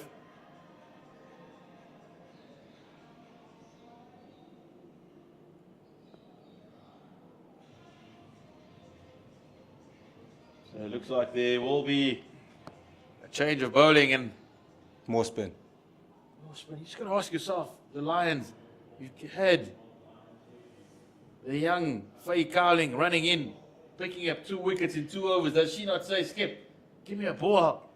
I'll get you another one. Seems to be, yeah, I would have thought they would have given her at least maybe 2 more, especially with the new batter coming in. But, yeah.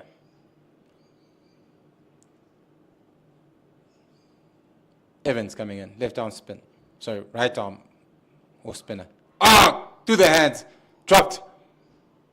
It was short, turned a long way, but couldn't quite clear the mid wicket. Went through her hands. It was quite high-ish. I still think it should have been taken. Was that the game right there for the Lions' first ball from Jenna Evans? Faye Tunnicliffe just evading the short mid wicket, getting fingertips. Turned a long way as well. Bit of turn, a bit of bounce. Similar delivery. Short, big turn, bit of bounce again from Jenna Evans.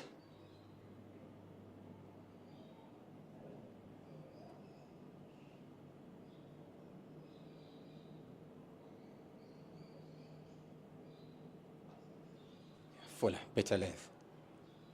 Another knock.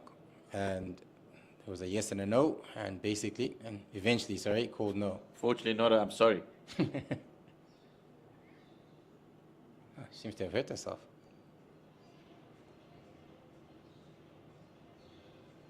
Seems to be a troublesome area, that area. That's the second player who's... Faye went down earlier. yeah, earlier. Or at least it was Kayla Redeker, wasn't it? Ball hitting her. I think it in was the face Redeker, there. yeah. They, in the exact same area. I think it's just a little bit off the square, so maybe a little bit uneven. Or just bouncing Yeah, up. just bounced on her.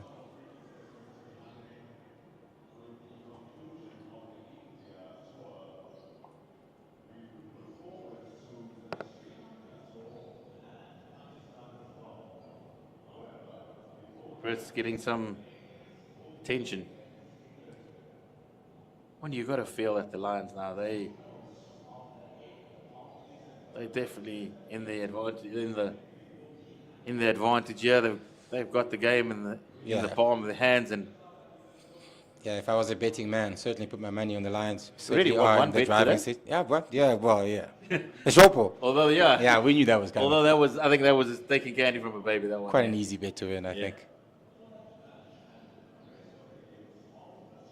Certainly, Province not doing themselves any favors.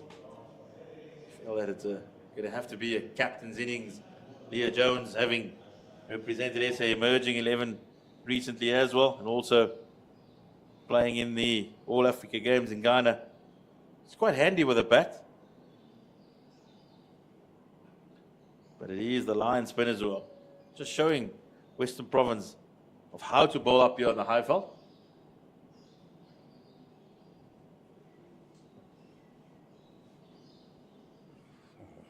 Two straight this time around. There's a square leg trying to cut it off, yep. They get 2. It's a bit too straight where she started it off. It is turning quite a bit, especially the shorter delivery. I had a chat with the guardsman Frosty during the break, and he was saying, "Come, SA20, that could really be a raging turner here at the Wanderers." He said, "Maybe it's the Joburg Sook pickings have picked 4 spinners. They've known about it." Yeah, I guess time will tell. Oh, down to third man, vacant third man, that is. That's gone for 4. Boundaries keep coming, but they also keep losing wickets. It's Western Province's biggest problem. Another boundary. This time for Lee Jones. Certainly, with all the weather around, it's quite hard to produce a wicket here. Yeah, Jones, she'll take that boundary. Always follow the ball. Just moves.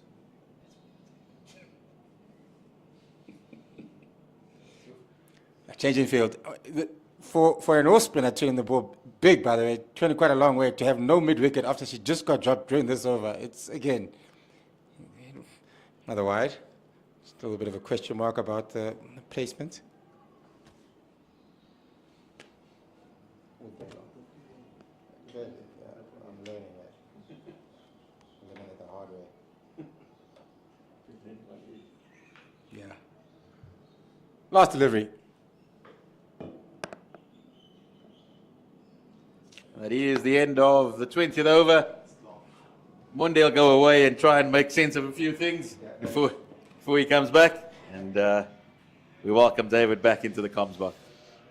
Yeah, thank you, Zahir. I can see the frustration on Monde's face.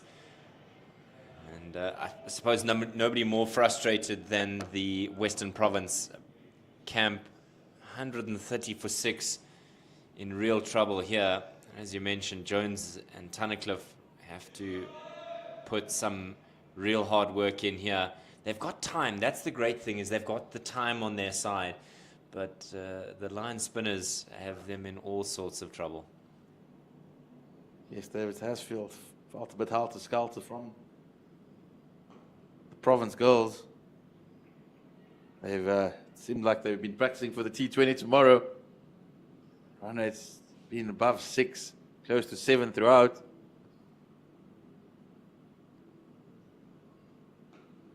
It's nicely played by Tunnicliffe down to the long on boundary.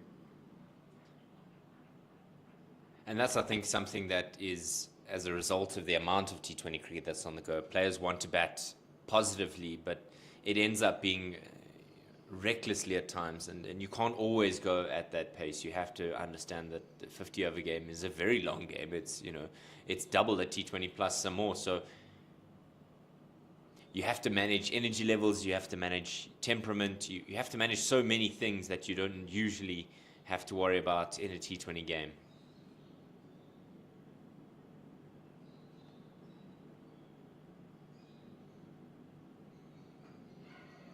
And that's another wicket for the Lions. They keep striking and Province keep walking.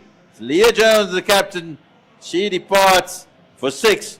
Province lose their 7th wicket, and it's the Lions who are in control here at the ball ring. Unnecessary from Jones. She just bunts at that one and straight to Sekhukhune in the cover region. Let's have a look at this one again. Rapo'o with 2 dots in the over. Bit of pressure. Floats this one. And that goes straight to Sekhukhune. Easy catch. 7 down now for the WSB Western Province side. And the Lions looking to wrap things up here in the next little while. 7 down. And it's only Tunnicliffe that's really been able to mount a rear guard action, as we see one guard come to the crease. She looked like she was unhappy towards the back end of the fielding effort for Western Province today, clutching her hamstring, but she was able to come back and bowl. But it's her impetus with the bat that really would make all the difference. Is the mountain has just become a lot steeper here for Western Province. Down to the bowlers here. Caitlin Weingart, she was excellent with a new ball. Now she's got to do a job with the bat. You mentioned mountains, more likely to be mine dumps here in Joburg.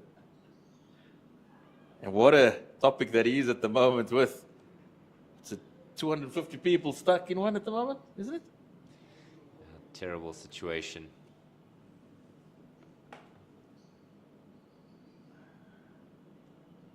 Yeah, I do live, when I'm here, I do live out in the West Rand, and you do hear some interesting things happen out there.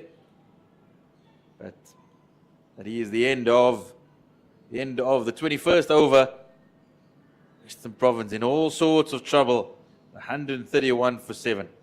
Far more interesting out there in the middle, Zahir. The Lions really making these Western Province batters play shots that maybe they shouldn't play or maybe they wouldn't usually play. And when you are chasing a target that certainly is achievable for the batting lineup from Western Province, it just seems that there's more mind games that are going on rather than a complete out-skilling of their opposition.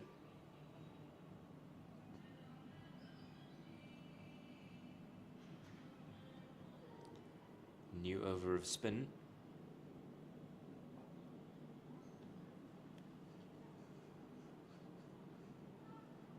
Line spinners, particularly the captain, Counterattack, she's been excellent. Western Province didn't have that to back up their seamers who started really well, and it allowed the Lions just to maintain momentum, particularly to that middle period.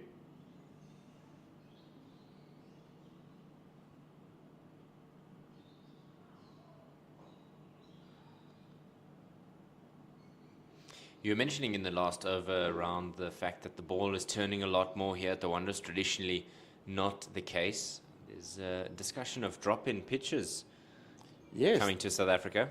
That's interesting, David. The CEO of Cricket South Africa, Paletsi Moseki, say that will be the case for the 2027 World Cup. And basically 4 strips in the middle of the square, and the remaining wickets will still be there. But that is an interesting facet. South Africa have never utilized drop-in pitches. More common in Australia than here. Australia is very much due to the fact that it's multi-purpose venues. They share their stadiums with the Aussie rules, so it does become a factor. But I've been to Auckland as well, in Eden Park, where it's actually cultivated just on the outside.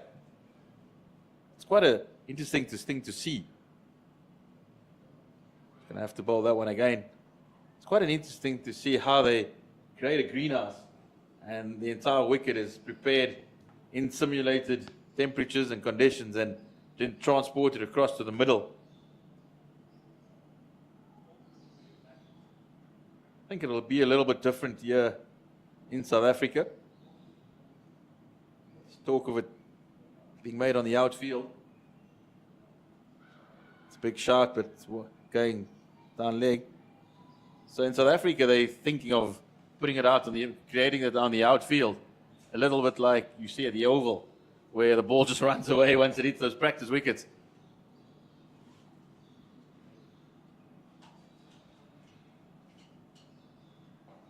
It's a full toss that goes down for another single. The end of the 22nd over. The Western Province 136 for 7. On the drop-in wickets, in Australia in particular, it's literally just 2 strips. There's no table or anything around, so it just goes in.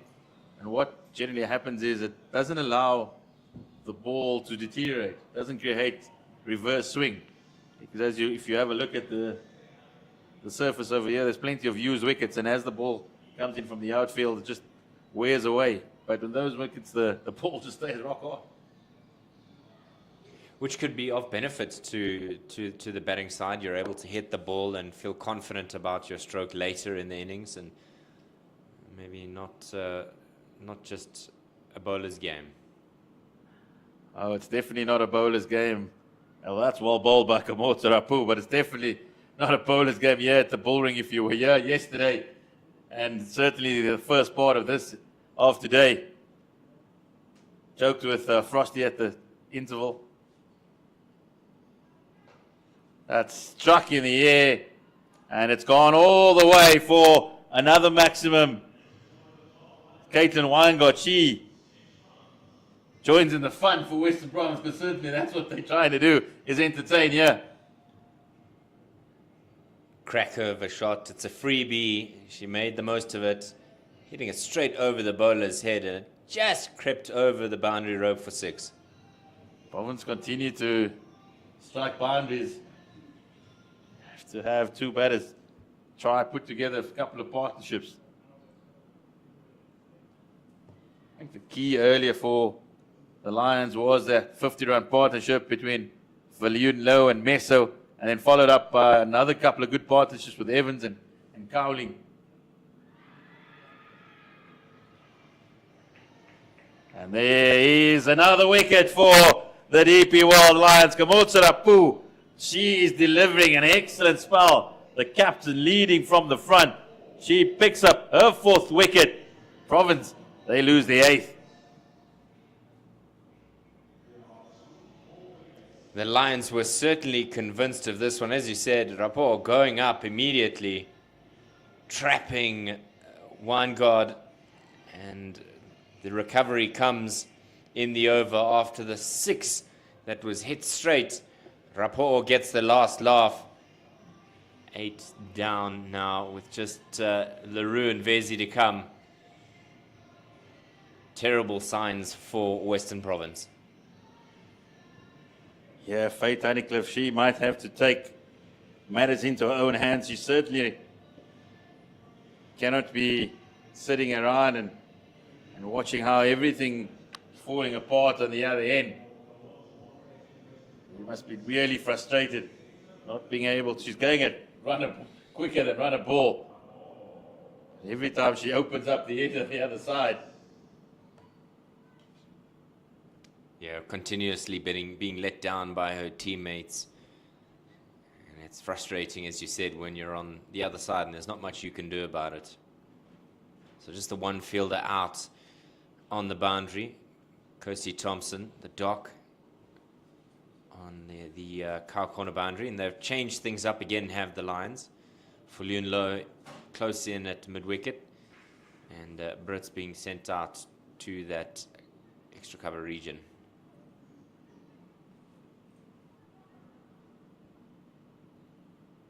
And again, the field change. Deep square being sent out.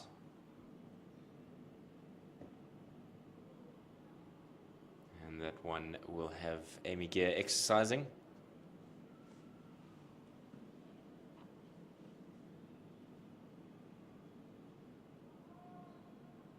Just a reminder that there is a T20 game tomorrow, Pro20, Hollywoodbets Pro20 action. These two sides will once again clash.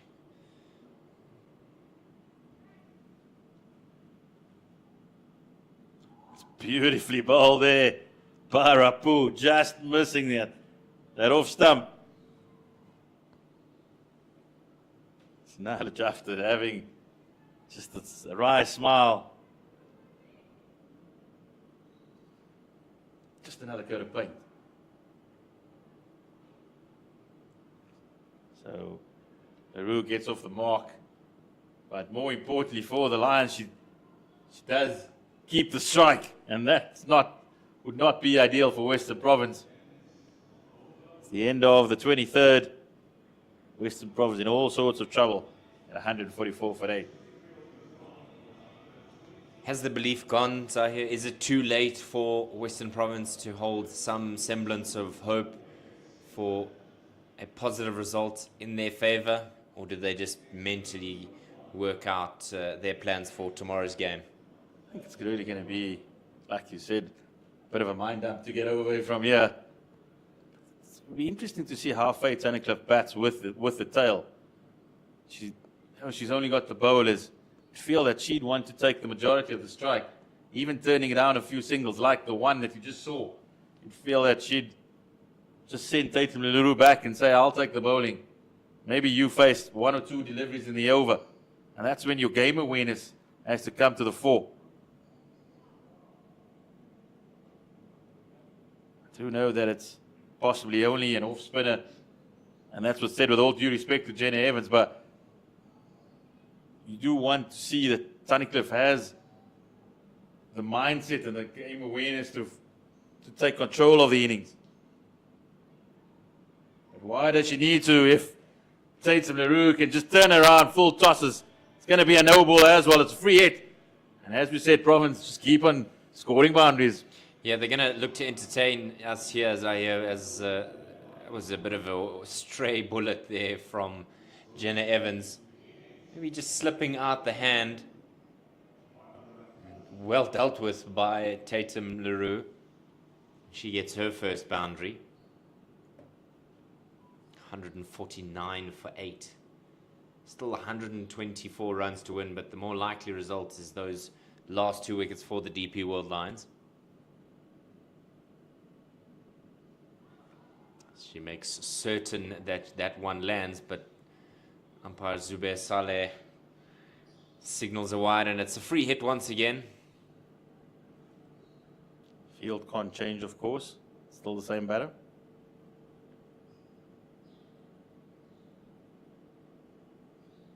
And she somehow managed to get an inside edge, and it will run away for another boundary.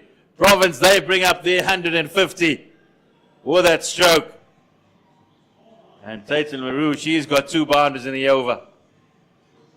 You know where they say when it rains it pours, and that's exactly how this over has gone for Jenna Evans. It's a no ball for a wide, the free hit once again, and this one squeezed away through the narrowest of gaps, and it's a boundary as well. So an expensive one, and we're only 2 balls in. That's exactly what I was going to say, David.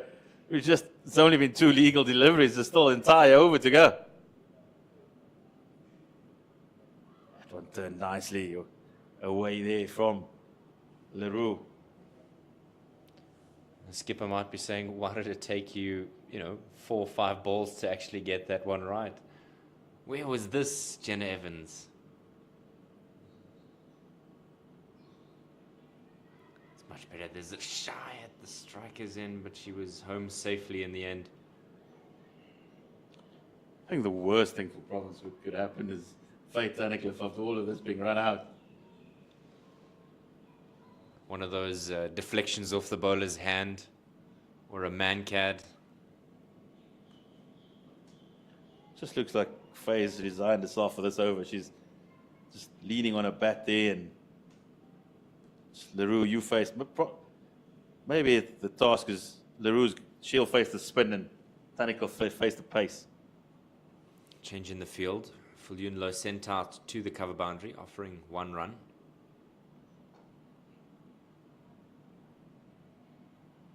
So that is the end of quite a long over.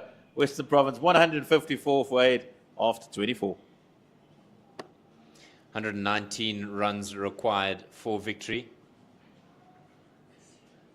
And the Lions completely on top here. LaRue on 9, Tunnicliffe on 31. This partnership still a seedling 12 runs. The rate achieved, they're still going well ahead of the rate, but that's the problem, Zahir, is that they've been going ahead of the required rate, but the wickets have been their undoing. Absolutely, and certainly just felt like Province weren't ever quite understood. How do you chase at on the high felt? You can always catch up at the high felt. Really have to go that hard at the beginning. Once again, Tunnicliffe deciding that it's okay to take the single of the first ball. You just feel the Lions, they'll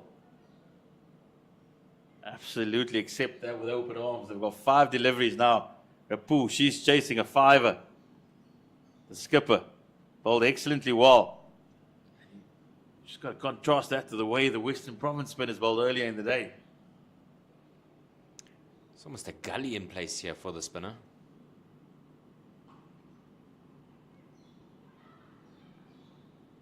Just a little bit of confusion, and eventually they do go through for the single. So Tatum LaRue, she moves into double figures. It's the highest score since Tunnicliffe. And that just shows the demise of Western Province, how they've, since the loss of Van Niekerk earlier,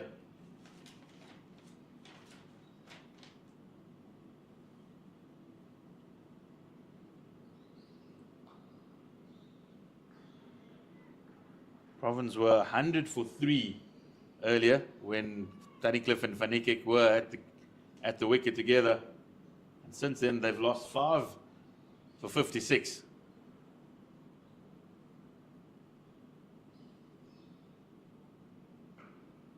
Neatly played, but there is protection on the cover boundary, and it will just be another single. And I think that's been the difference. You mentioned, the Lions having dominated as much as they have. 5 for 56. That's dream figures for any bowler, never mind as a side. And it's been the captain, counterattack. She's just stuck to her length. And the Lions, and often when the ball goes flying apart, if you're a captain, you don't focus on your own game as a bowler as well. And that's what she's asked for. She's wanted to open the end, and counterattack, she's got a fiver. The skipper has bowled excellently well. Yeah, and Tatum Maru, she's got to go. Western Province, they lose their 9th.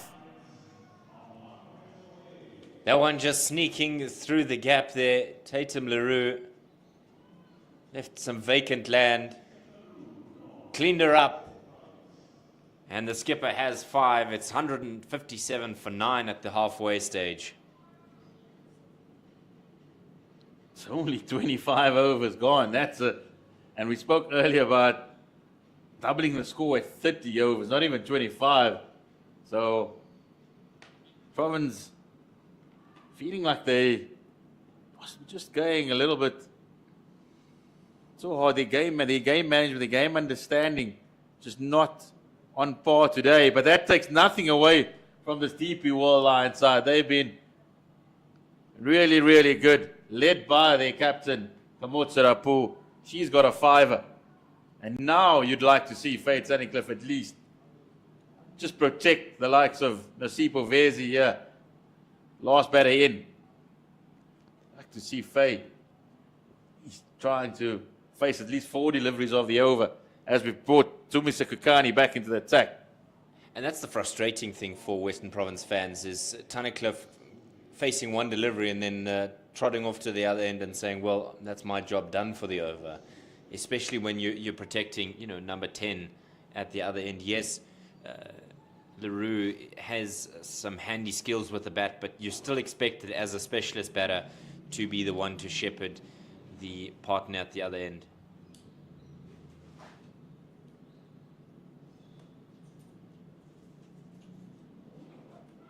And that's in the air. It's at the end of Tunnicliffe. Brits gets around, but she's not able to get her hands on a valiant effort. So it does seem that Tunnicliffe, he's going to take the attack to the bowlers, but Brits, not for the first time today, lying in a little bit of pain and anguish. Yeah, she just looked like she was playing catch-up rather than setting herself to take that one. Just out of reach from the Lions opener. And that could nearly have been the final wicket, the final nail in the coffin. So it seems that Tunnicliffe, she's made up her mind. She's going to try and get as much as she can. Setting herself up here. She's got to be wary. There's a deep extra cover, long on, long off, and deep mid-wicket. Nobody on the boundary behind her. Short third man, short fine leg.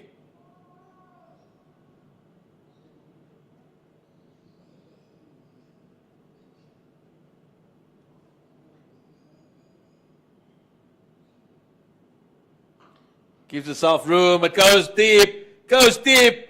And was that taken? Was that an excellent save? Doesn't look like there's a problem.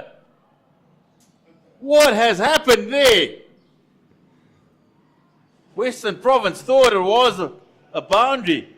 Said Jimmy Evans on the fence, doing some excellent work. Yeah, you asked what was going on. The answer is everything. Great shot by Tunnicliffe. Didn't quite have the legs. Jenna Evans parried it back into the field of play, quickly back on her feet, whips it in, and the throw was a little bit wayward because there was a run-out opportunity at the non-strikers end in addition to all the chaos that had gone on. Super Vezi and Faye Tunnicliffe were punching gloves in the middle of the wicket.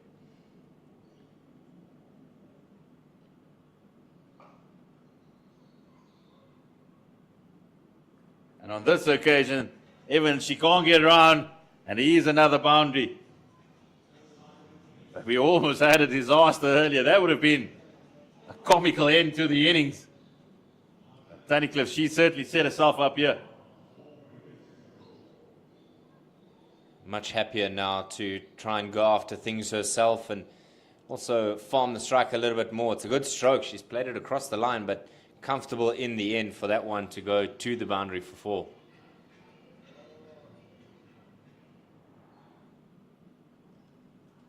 It's almost just having a little net for yourself now.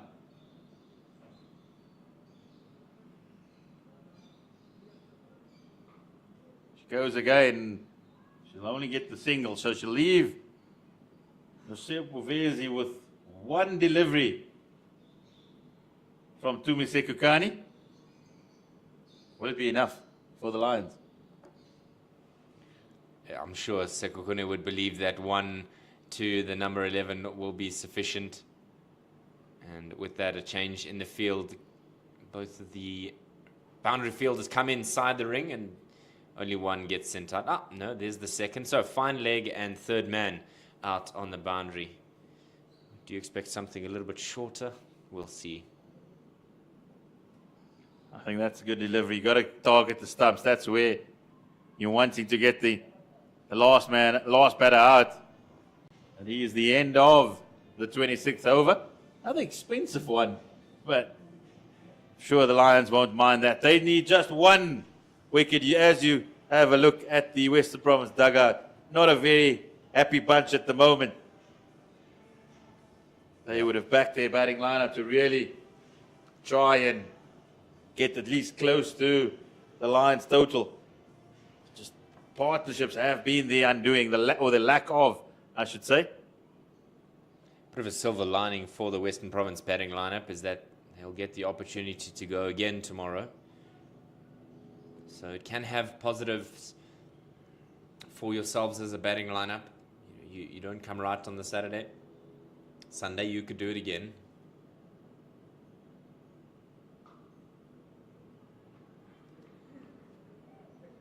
I think what bothers me about that last stroke was she was still looking for the single. And it's again the first delivery of the over.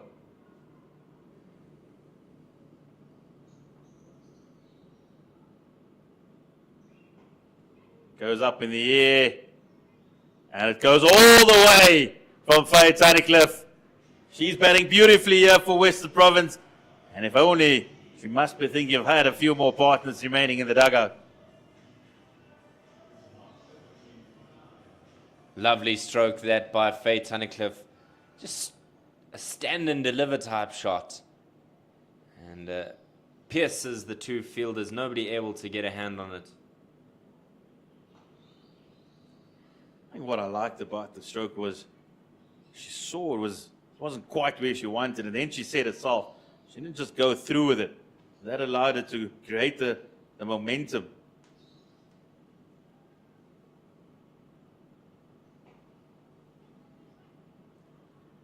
On this occasion, it's the first time where she's actually turned down the single, so certainly thinking about it now as we just the halfway point in the over, so 3 deliveries remaining.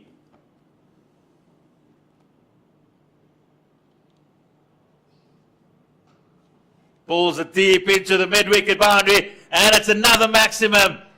Faye Tunnicliffe, that also takes her to a 50. Wonderfully well played here by the Western Province number 4. Defiant knock from the Western Province batter. Desperate to stave off the inevitable here. Lovely stroke all the way out to that cow corner region. All the way. And she gets herself a lovely 50. And now she just manipulates the field by getting the single. 50 came up with just 39 deliveries, 4 boundaries and 3 maximums. And 2 of those in that very over. Just spoilt Rapu's figures a little bit. She had the 5 wickets, but going for a couple of sixes now the over. Western Province now 177 for 9 after 27. This partnership has suddenly just come along in leaps and bounds here with that last over. They're still going at 6.6, but 138 deliveries remain with 96 runs to win. But if you're a Western Province fan, you don't want to necessarily look at the wickets column. Still Sukakane, she'll come in from the golf course in. Deep extra cover, long on, long off. Mid-wicket, we've seen Tunnicliffe against the slower bowlers in particular go down, straight down the ground. She fell short. Brilliant work by Evans in the previous over. Where is she going to go now? She goes deep over mid-wicket. Picked up the slower ball magnificently, saw it early, and she deposited her fourth six of the innings.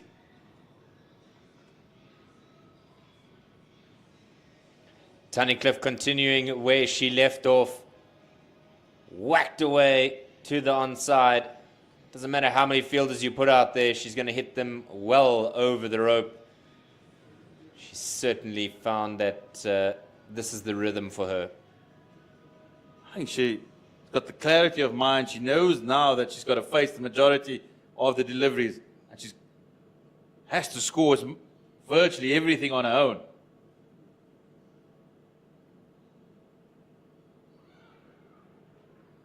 And she will be frustrated with that. She's batted beautifully when she's stood still. She's created a base. On that occasion, just advancing down the wicket a little bit, losing her shape. But she'll get another chance. Yeah, trying to take on the seam bowler here. Walking down the wicket and immediately remonstrating with herself.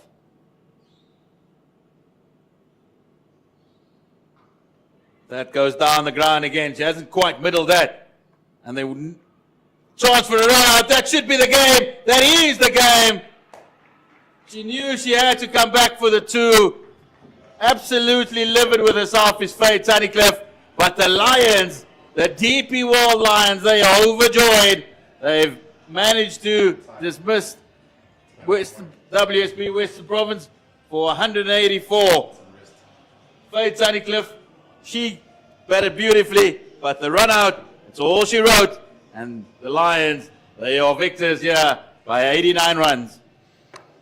Yeah, after being undone against the Titans in the previous game, the Lions find a way to win.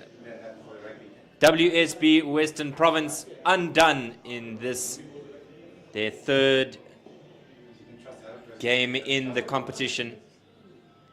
After a brilliant start to the over, the six. And it was just mistimed there from Tunnicliffe. She was run out there, and DP World Lions win by 88 runs. Just having a look at this one again, Zahir. They knew they had to go for the second, but they weren't really convinced.